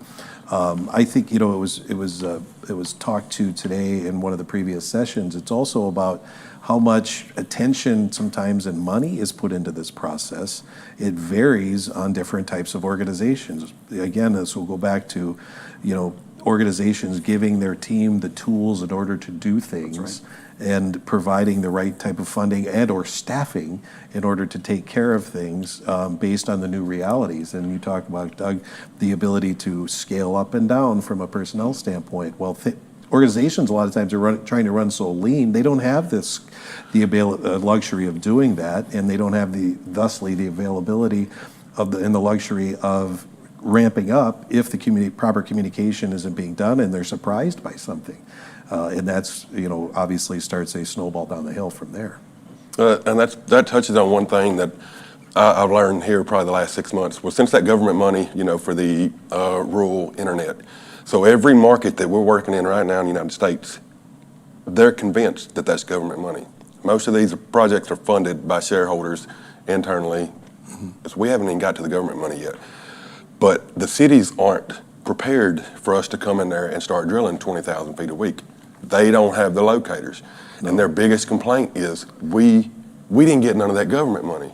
I mean, because they truly believe that we're there building on government money, and they want to know why they didn't get their cut to ramp up. Right. And that's legitimate. It's a great question, actually. It's legitimate. Well, and that's, like, I don't know how that's, I mean, my understanding is all the money's been delegated to where it's going to go, but I don't know if it's earmarked for what it has to be spent on. But that is going to be the next big deal next year, is these cities or these gas companies that don't have the budget to do that, to do the locating. Yeah, they don't have the workforce. The workload's coming. They don't have the workforce, and who's going to pay for it? Right, and that's going to be the to my previous point, right? And I was bringing that example up, hearing exactly from the entities you're talking about, the public entities where they've got a static workforce because their footprint doesn't change that much unless something like this happens. And a lot of times, as we were talking earlier with communication, they don't know this is coming down the line, right? Unless they're really tapped in, unless there's something like this, where they just happen to keep up with the news, right? And then a lot of times they're so strapped from their budgetary standpoint, even if they did forecast this, they may get resistance on the budget that it would take to ramp up, so. Oh, absolutely, yeah. I mean, and then the forecast is wrong, as soon as you do it, because somebody was trying to be confidential about their overbuild in XYZ community. Right. And then they drop that in, right? And we've mentioned government a couple times, and I'm not a huge advocate of government involvement in a lot of different things, just me personally, right? But I often wonder if that's what it's going to take in order to standardize some of this stuff and put some controls in place. Because, again, I think the overall problem is we have a fairly static workforce, right? We kind of know historically what work is coming, et cetera. But we have a completely variable workload without any controls on that, or very few. So then who affects that change? Last year, we sat at this very roundtable and talked about update tickets, right? Where you have the automated system where, the administrative person for the company on Monday morning at 8 a.m. can go in and push a button and update 1,000 tickets where the work has been done, or they're not going to be there in a month, and then it floods the system, right? So we had talked about an idea, do you charge for update tickets to get some of that noise out of the system, right? And we're all nodding and kind of doing like we're doing now. And then we leave, and then it's like, to your point, who do you go to get somebody to affect or impact this change? Because, lots of little changes, lots of little 1% changes in the long run will add up to big change down the road. Right. And a lot of times the decisions you're talking about, such as what you just said there when it comes to the update tickets, can be affected by just purely the board in that given state. It depends on the laws. But I know in certain states that I'm thinking of where a board could get together and change the rules on the ticket taking process, just like they change the ticket format to include or exclude information. We all know they do that all the time. This is something you could affect change on. And I think what it really needs to do, it goes back to that advocacy. I know there's a number of states that I'm familiar with. Ohio pops to mind as one, where they have a very good way of taking all the stakeholders and they have a single advocacy group, and the call center drives this, and in essence they're lobbying for changes that will affect better change. And unfortunately that's what it will take, because to your point, Doug, you can talk about this till you're blue in the face at sessions like this, and unless someone's saying, okay, here are the action items, we need to now affect that change or try to do what we can to make those changes possible, it's just going to sit there in the ether, and we're going to be talking about it in a year again like it's a brand new problem. Right? That's what I'm afraid of. Thank you. This is such a great discussion. We have a second and third question from the audience. So, sir, please state your name, company name, and in question. Sure. Hi, gentlemen. My name is Gary Ricks. I'm with Integrity Locating. I got a question for my fellow locate vendors up there as well as the excavator. I'm kind of curious what your take is on a single locate vendor having multiple clients on a single ticket, be it 6, 8, 10 or more, and how that pertains to locator fatigue or locator burnout, on-time performance, and damages. Yeah, it's a great question. So your name was Chris, sir? Gary, yeah, that's what I thought. That was Gary.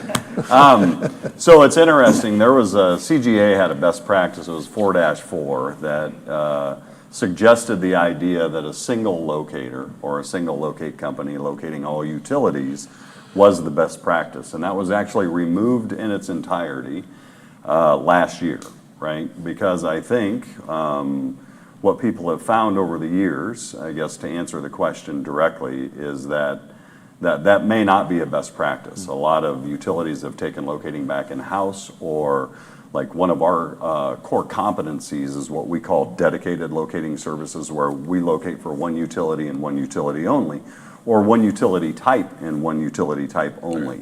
And we've found that produces less locator fatigue, higher quality ratios, and higher on-time performance. So I do know that best practice was removed in its entirety and is no longer considered a best practice, to answer that question. Yeah, we provide the same service. We could go dedicated as well, and we have it for certain contracts. And I don't know if we measured the fatigue factor from one to the other. We kind of measure it all in one big bucket all together. So yeah, it's interesting that you brought those statistics up. So, but something worth looking into on my end for sure. Yeah, on my side, as long as we're getting good locates, I mean, that's ultimately what we're looking for. I don't think, I haven't sat down and dug into it to see if maybe, I mean, we do keep an in-house tally of who, what, when, and where on the mismarks and that sort of stuff, and that's reported back to either whoever the locate company is, or even the gas companies, the water companies, that sort of stuff, just more or less for their dialogue, and let them make a decision on that. But as far as locator fatigue, I have no skin in that game. Yeah, as an outside observer, that's an interesting question, because I can easily see the reality around that question, right? It would certainly make me think about, as I think it did here, looking into that, because maybe it's worthy kind of getting into the more granular detail of what it sounds like you guys, for instance, look at a high level. So. All right, thank you. We have another question from the audience. Sir, name, company name, and question. Okay. Doug Beck with West Texas Gas. So Chris, I got a question, and I kind of see your point on, having multiple excavators under one ticket.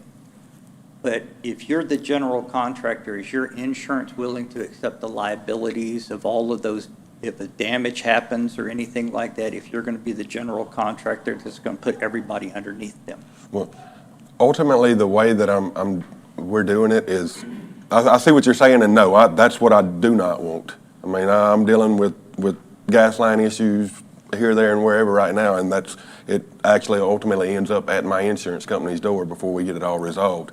But to answer your question, no. What I want to do is I want to call the ticket in, be a reputable company with 811.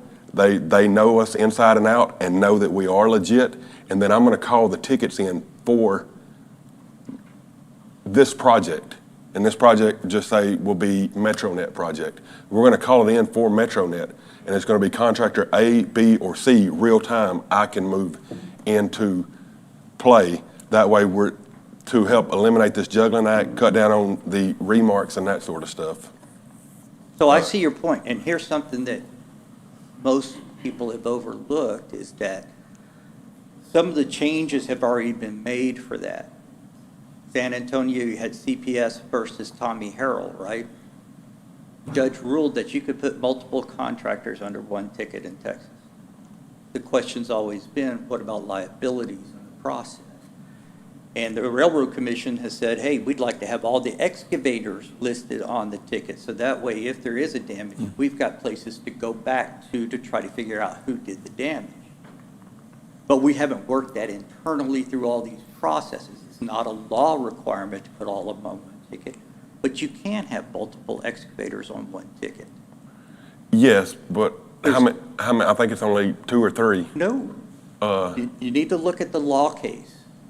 And that's the key to the process, is that we've had legislative changes that came through the courts. And we need to look at those things and make sure we're still following the court recommendations. Okay, so once, say I do that and I put 3 of them on there and there is a damage out there, who comes where? And, you know, it's a damage that's not, it's a damage that doesn't come to light for 2 weeks. Yeah, that's. And the problem is I've got contractor A, B, C, and D on here, and now who, what, when, and where. Whereas what I'm wanting to do is be able to assign the ticket in real time. I mean, it's not going to have all 4 of them's name on there. It's going to have, that's who's actually drilling it right now today.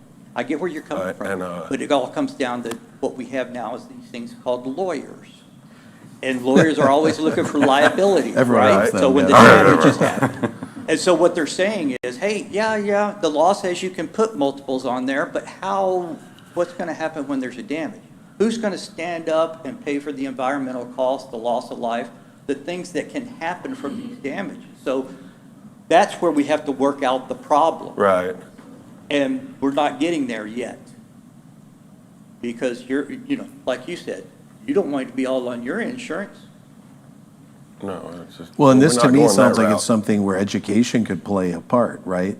Because this sounds like where, say, a liaison or something like that from the call center, when a question like this comes up, can be very helpful in explaining, okay, exactly, here's what the law says. Now, how do we work within what the law says? And it sounds like in this case, there was a recent ruling that basically answered a question that answered a vagary in the law, if you will, right? And now, does that allow you to do what you're looking to do in this granular case?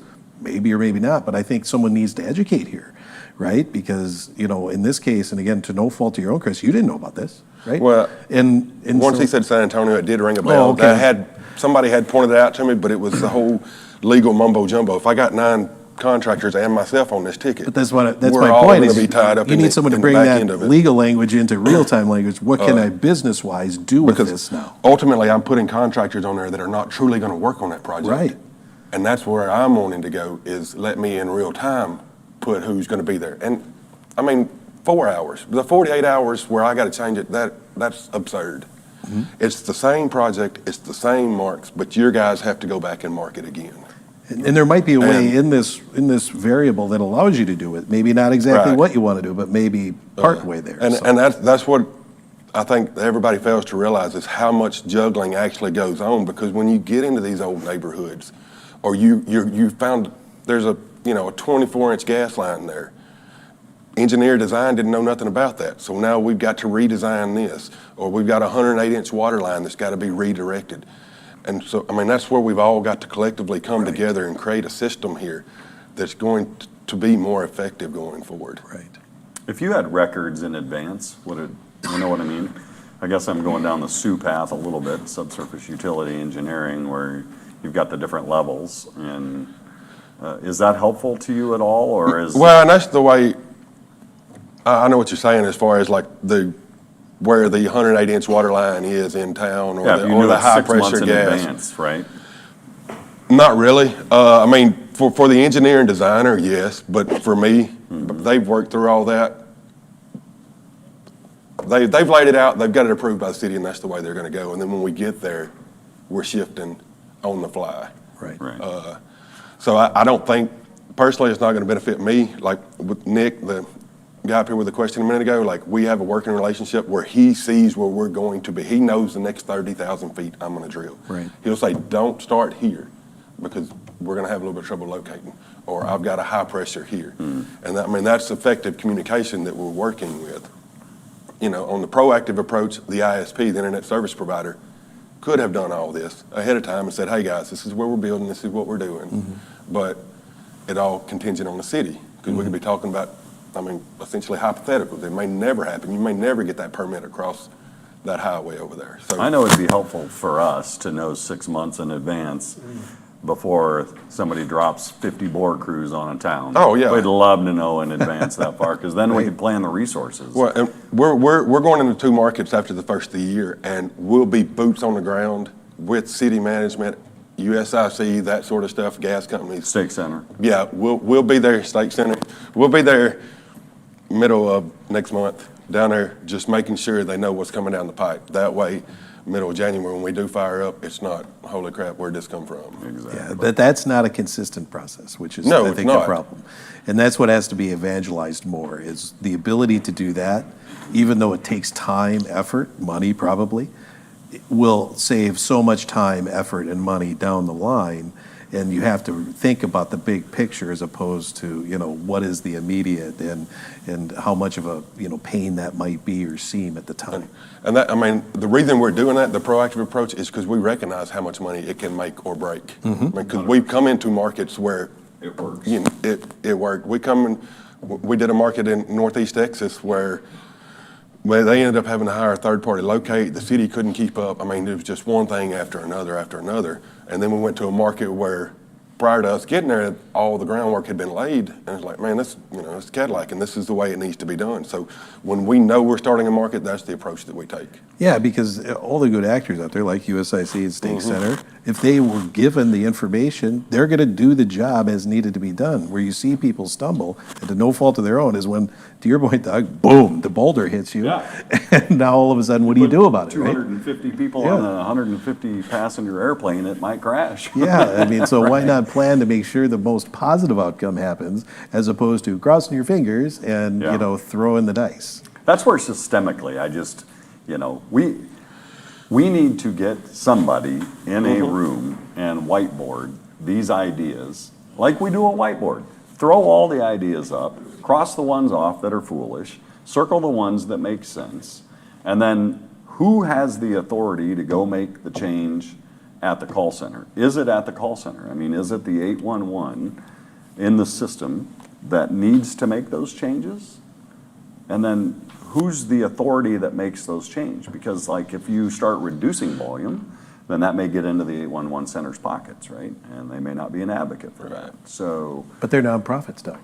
yeah. So who, Still got overhead. So who is the one? And they do a great job. Look, call centers are, you know, we're so grateful for the collaboration and the technology and the people that operate those centers. They're under a tremendous amount of stress and pressure as well, right? But when we talk about legislation and rules, and the rules of engagement, who is the one that affects change and is accountable for So, it? Doug, I put you down as a leader for next year's whiteboarding session. Thank you, Jimmy. I but appreciate you. Virtual whiteboarding session. Yeah, same pay, right? This is so stimulating. We have 2 more questions here from the audience, but before we get to them, I want to ask this. We call this damage prevention industry, right? And I like to go around the table with Chris being last. You'll see why in a sec. Yeah. Do you think the industry suffers collectively? Well, let's say the recipients of the service, excavators, designers, do you think they lose more money from the damages or from the delays and downtime and late tickets? So do the damages cost them more money, or the delays and late tickets, and downtime? Yes. I think across the board, I think, you know. Which one? Which one do you think costs the more money? And I want Chris to answer over a 1 year period, Given the lens of which I've looked at things and have seen things, damages, for sure. Because there's the hard cost of damages, whatever that may be, and that could be extensive depending on the type of damage it is, especially, unfortunately, if life is lost. But then there's the soft cost, as well as the, you know, the media exposure, potential media exposure, just the PR hit, if you will, so. Yeah, I wouldn't want to try and guess on quantifying that question, Jimmy, because I think the context was, does it cost the excavator more in downtime or damages? And I would have no way to even quantify that, so I'll pass on that. I know that the potential cost to the industry, the system, the community is life of loss and loss of life, right, and property. Loss of life being the greatest cost of all and the greatest concern from my perspective, and that's not in the scope of the question, so I'll shut up. No, I agree 100%. I mean, damage prevention's all about protecting the public, and that's what it's there for. And, you know, that's, you know, considering what the cost is to the excavator can't compare to the potential outcome there. So I'd have to say that damage has got to come first. So. Well, in my experience, I can put a number. I could tell you exactly, if I sat down, I could tell you exactly how much I spent last year in hard damages. But you know, whether it's gas, water, sewer, what have you, I mean, we could put a number on that. As far as, we've been extremely fortunate not to have any major damages outside of your typical service, that sort of stuff. So I am aware of one that was well over $1 million, and it was in the same town that I was working on. I don't know what the end cost was once they got that done. So, but the downtime is something that I have to battle every day, whether it's subcontractors or internally with in-house guys, because of mismarks. Not so much not marks, but mismarks. And we get paint on the ground. If we're within 5 feet of it, we're going to expose it and make sure it's there. It's when it's not there. Well, now my subcontractor is saying, hey, you know, I did what I was supposed to do. How much longer? So I pick up the phone and I call whoever it is. They come back out there, and this time they hook up to it right there in front of us, and they marked it 4 foot in a different area. And that is the cost that's really aggravating, especially to my subcontractor that is literally sitting there taking it on the chin. He can't be, you know, he's ready to drill outside of that one utility that can't be located.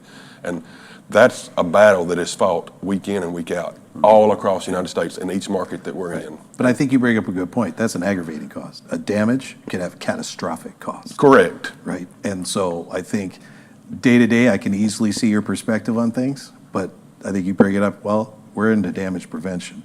And even if for some reason that delay is there, whether it's because of inaccuracy or whatever, it's better to get it accurate and then do it right. And Chris, that's why I was suggesting that the cost, if we're talking dollars, then, you know, I have no idea. Total cost, you know.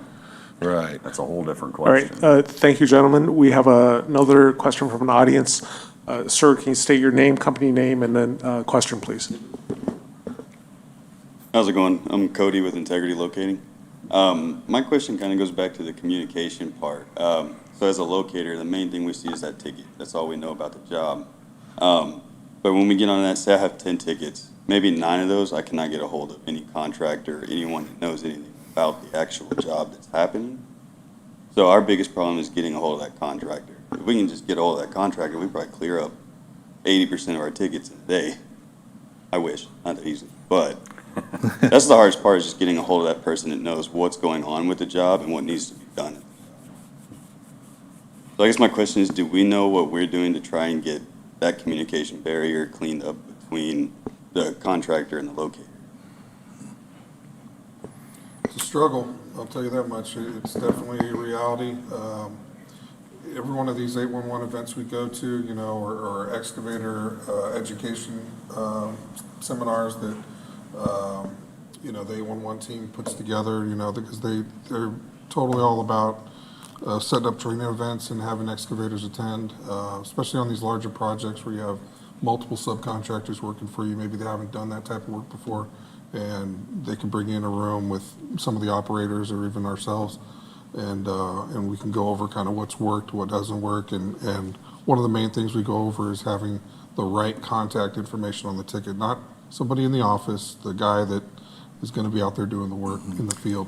So, You know, and on that note, Excavation Safety Magazine put out, their latest issue had an article in there about some of the reforms that need to happen in the system, and one of the suggestions was to increase the amount of web input tickets, so the excavator inputting the information directly into the website and be able to comment on this, as opposed to the phone where there's a third-party interpreter, right, trying to document what somebody is saying. That may eliminate some of the errors if there are phone number errors, but web ticks, I think, is what the article, suggested would be helpful. Right. And the biggest problem is having the correct contact, because oftentimes, as we all know, it is the office, you mentioned this earlier, Doug, an office person, calling in. They're not the person in the field.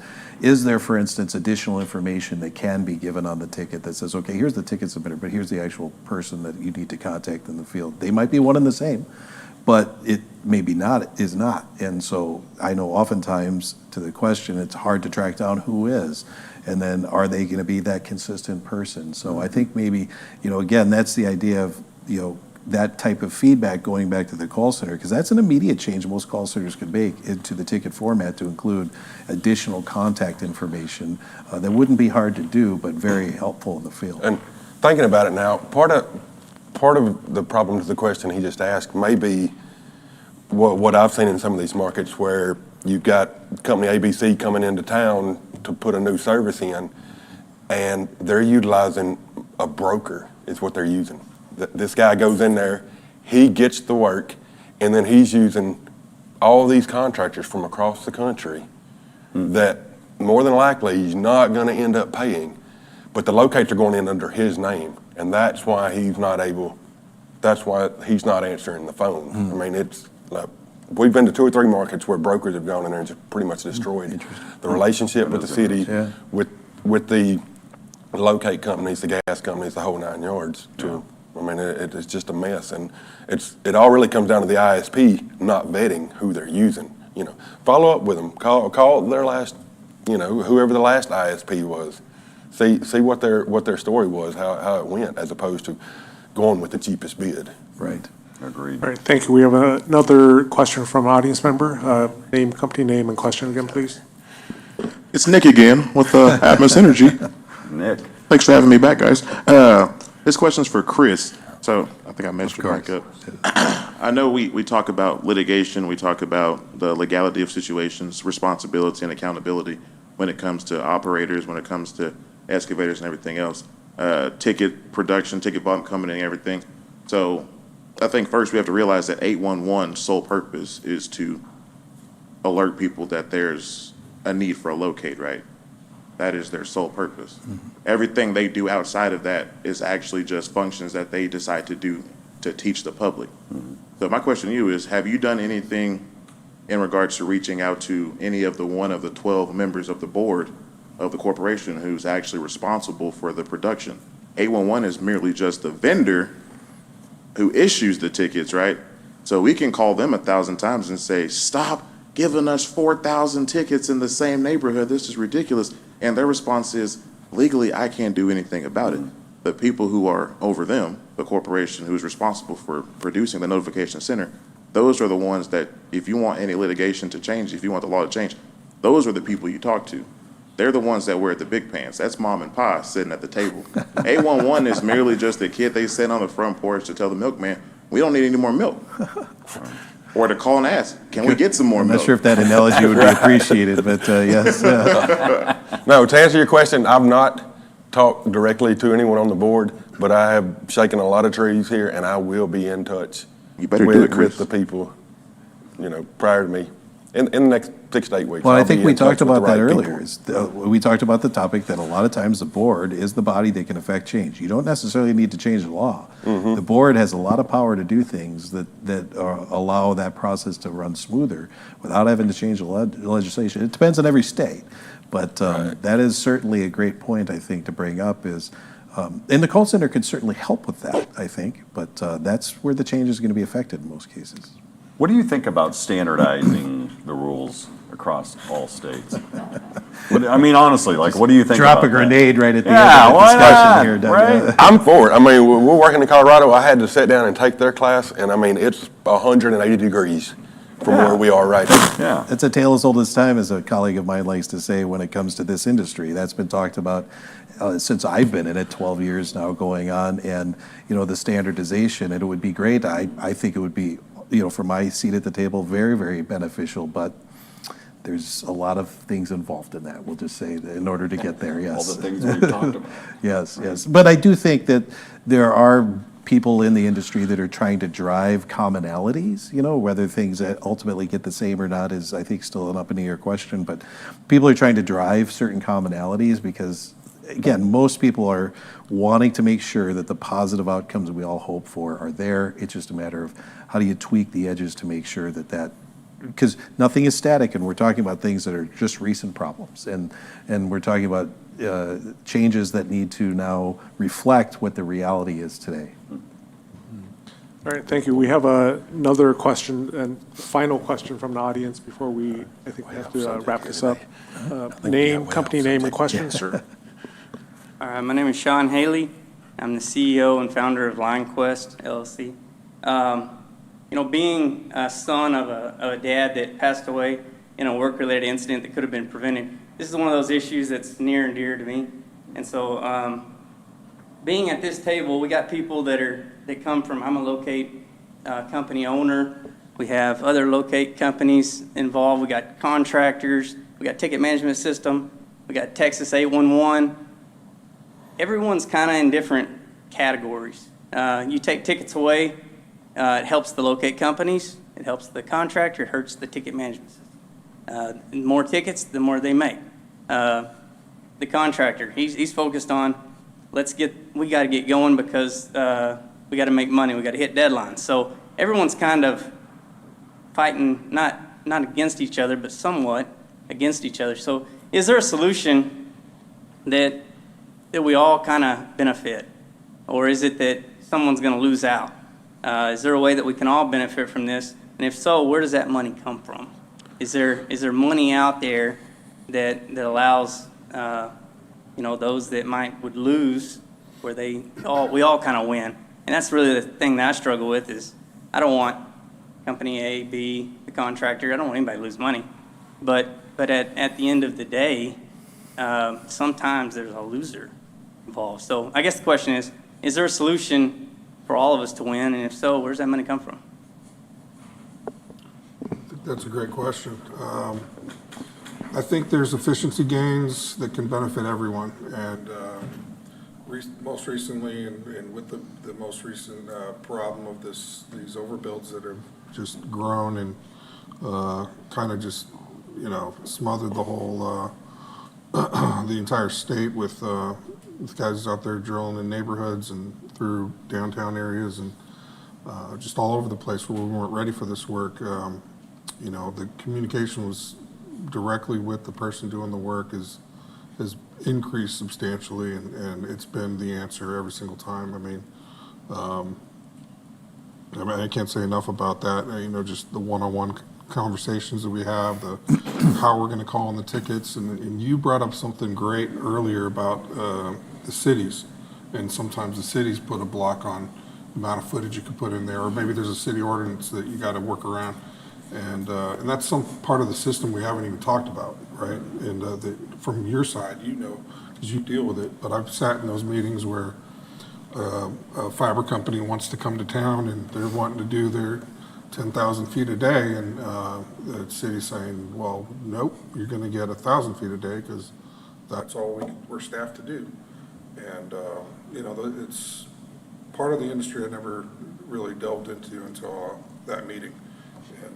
But it's something that's been popping up more and more in conversation, and something that's, I think, we should somehow loop into the conversation, right? What are cities doing at that level to either assist or hurt this whole process, right? So. Yeah, Sean, it breaks my heart to hear that, you lost your father on a preventable accident. I mean, that's what we're here for. That's what ultimately damage prevention is all about. And as to the direct question of, the cost savings and everybody's trying to make money, I don't think anybody has the answer to that question. I believe there's enough money, this is a general statement, in the system to pay for the system. If we had more balance in the system, I think everyone could make their fair share. We could adjust fees at the one call center and put some controls on volumes and workload things, right? Which ultimately would reduce your downtime and remove costs out of the business, right? I can't help but believe that there's enough money in the system to pay for all that's needed and for everybody to profit from that at a reasonable rate if we had some balance in the system. Right now, it's completely unbalanced. The workload to workforce is completely out of whack. Yeah, I agree. I don't think it's a zero-sum game. I think all parties can still, if you're looking at it from a pure monetary standpoint, still make a living, make the money they need to. Because I think ultimately the whole idea, as you brought up, Doug, is it's damage prevention, and we have to do ultimately, you have to work from there back as far as what is going to lead to the most positive outcomes in the field. And ultimately, if we need to change our business from our seat at the table to help do that, we can. But I think educated people, smart leadership can make sure they're doing that, not only to meet that need, but also still make it business viable at the same time. Yeah, I don't know the right answer to the question either. I know the way from and I know everybody has, all four of us sitting here have a different side of it, but from the side that I'm on, I am the only one that can be charged. If I cause the damage, nobody else is getting charged. Nobody's getting charged for my downtime, my miss marks, any of that. So right now, it's not a zero-sum game for me. If I go out there and that mark is mismarked, technically, it's per Chapter 18, we could drill it. Per the actual law, we could drill it. But we're going to be working in that town. We want to do the right thing and work a working relationship. But per the law, we could drill it. So then we sit there, we do the right thing, we call the locate company back out. Lo and behold, this time they actually hook up to it and they find it and it's in the right spot, and now we're able to move from A to Z. But nobody is held accountable for that 4 hours that I lost there. I'm the only one that lost anything. Had I actually drilled the line that we were going to drill, we wouldn't hit anything. So, I mean, it's a risk-reward thing, and that's what's happening out there. And so the locates have got to get better. There's got to be accountability across the board. At the end of the month, they tally up how many hits I hit. Hey, you hit 3 gas lines, 2 water lines, and a sewer. What they don't ask is how many did we avoid when that day that we stopped, when that line wasn't there. And so at the end of the day, it's just pound the contractor. I'm not getting any leadway on my bill. They're charging me the full $6,000, $8,000 to fix that. Whereas per the law, I possibly could have tore up more stuff over here and they would have been at fault. But so, I mean, it's got to sit down at the table and we got to find a happy medium. That's the bottom line. It's got to be communication. And it starts here. This is my first time here being involved in this, but I can assure you, you will see people from Stallion Communications at these roundtables, these forums, whatever presents itself, because we've got to come together. Because right now, I don't know how many contractors are truly at this convention, but I bet you there's less than 10% of the people at this convention are on the other side of 811 coming into it. Yeah, and that's been a struggle for these events, and I think more people like you that evangelize it will help affecting those. It's hard for, one of my subcontractors, he owns 2 drills, and he's operating one of them, so he can't get down here. And then, I mean, that's where that localized effort can help, though, I think, to some degree. And in that case, I know the call centers are more than willing to help out when it comes to, help, taking something like this and bringing it to the field, if you will. And That's easy. we've gotten involved. I mean, Nick and I have become good friends down at the 811 chapter there in Brazos County. I'm involved in the one in East Texas there. And, I mean, we're involved with it, but we've all got to come together and find that happy medium. It's not going to be a zero sum, but I can assure you right now, the contractor, it's not a zero sum for the contractor already. Yeah. And sorry, on that note, we'll have to cut that off. Chris, happy to see you and more of your employees and peers from the contractors coming to these events. Can we get a quick hand for these fine panelists? Yeah. Well, I'm going to be in touch with all you guys. I'll give you all a call when we get We have a session, if you like this session with 4 panelists, you're going to love the one tomorrow morning with 6. It's going to be 50% better. So it's tomorrow morning at 8 a.m. Central Time, is that right? See you all there. Thank you again.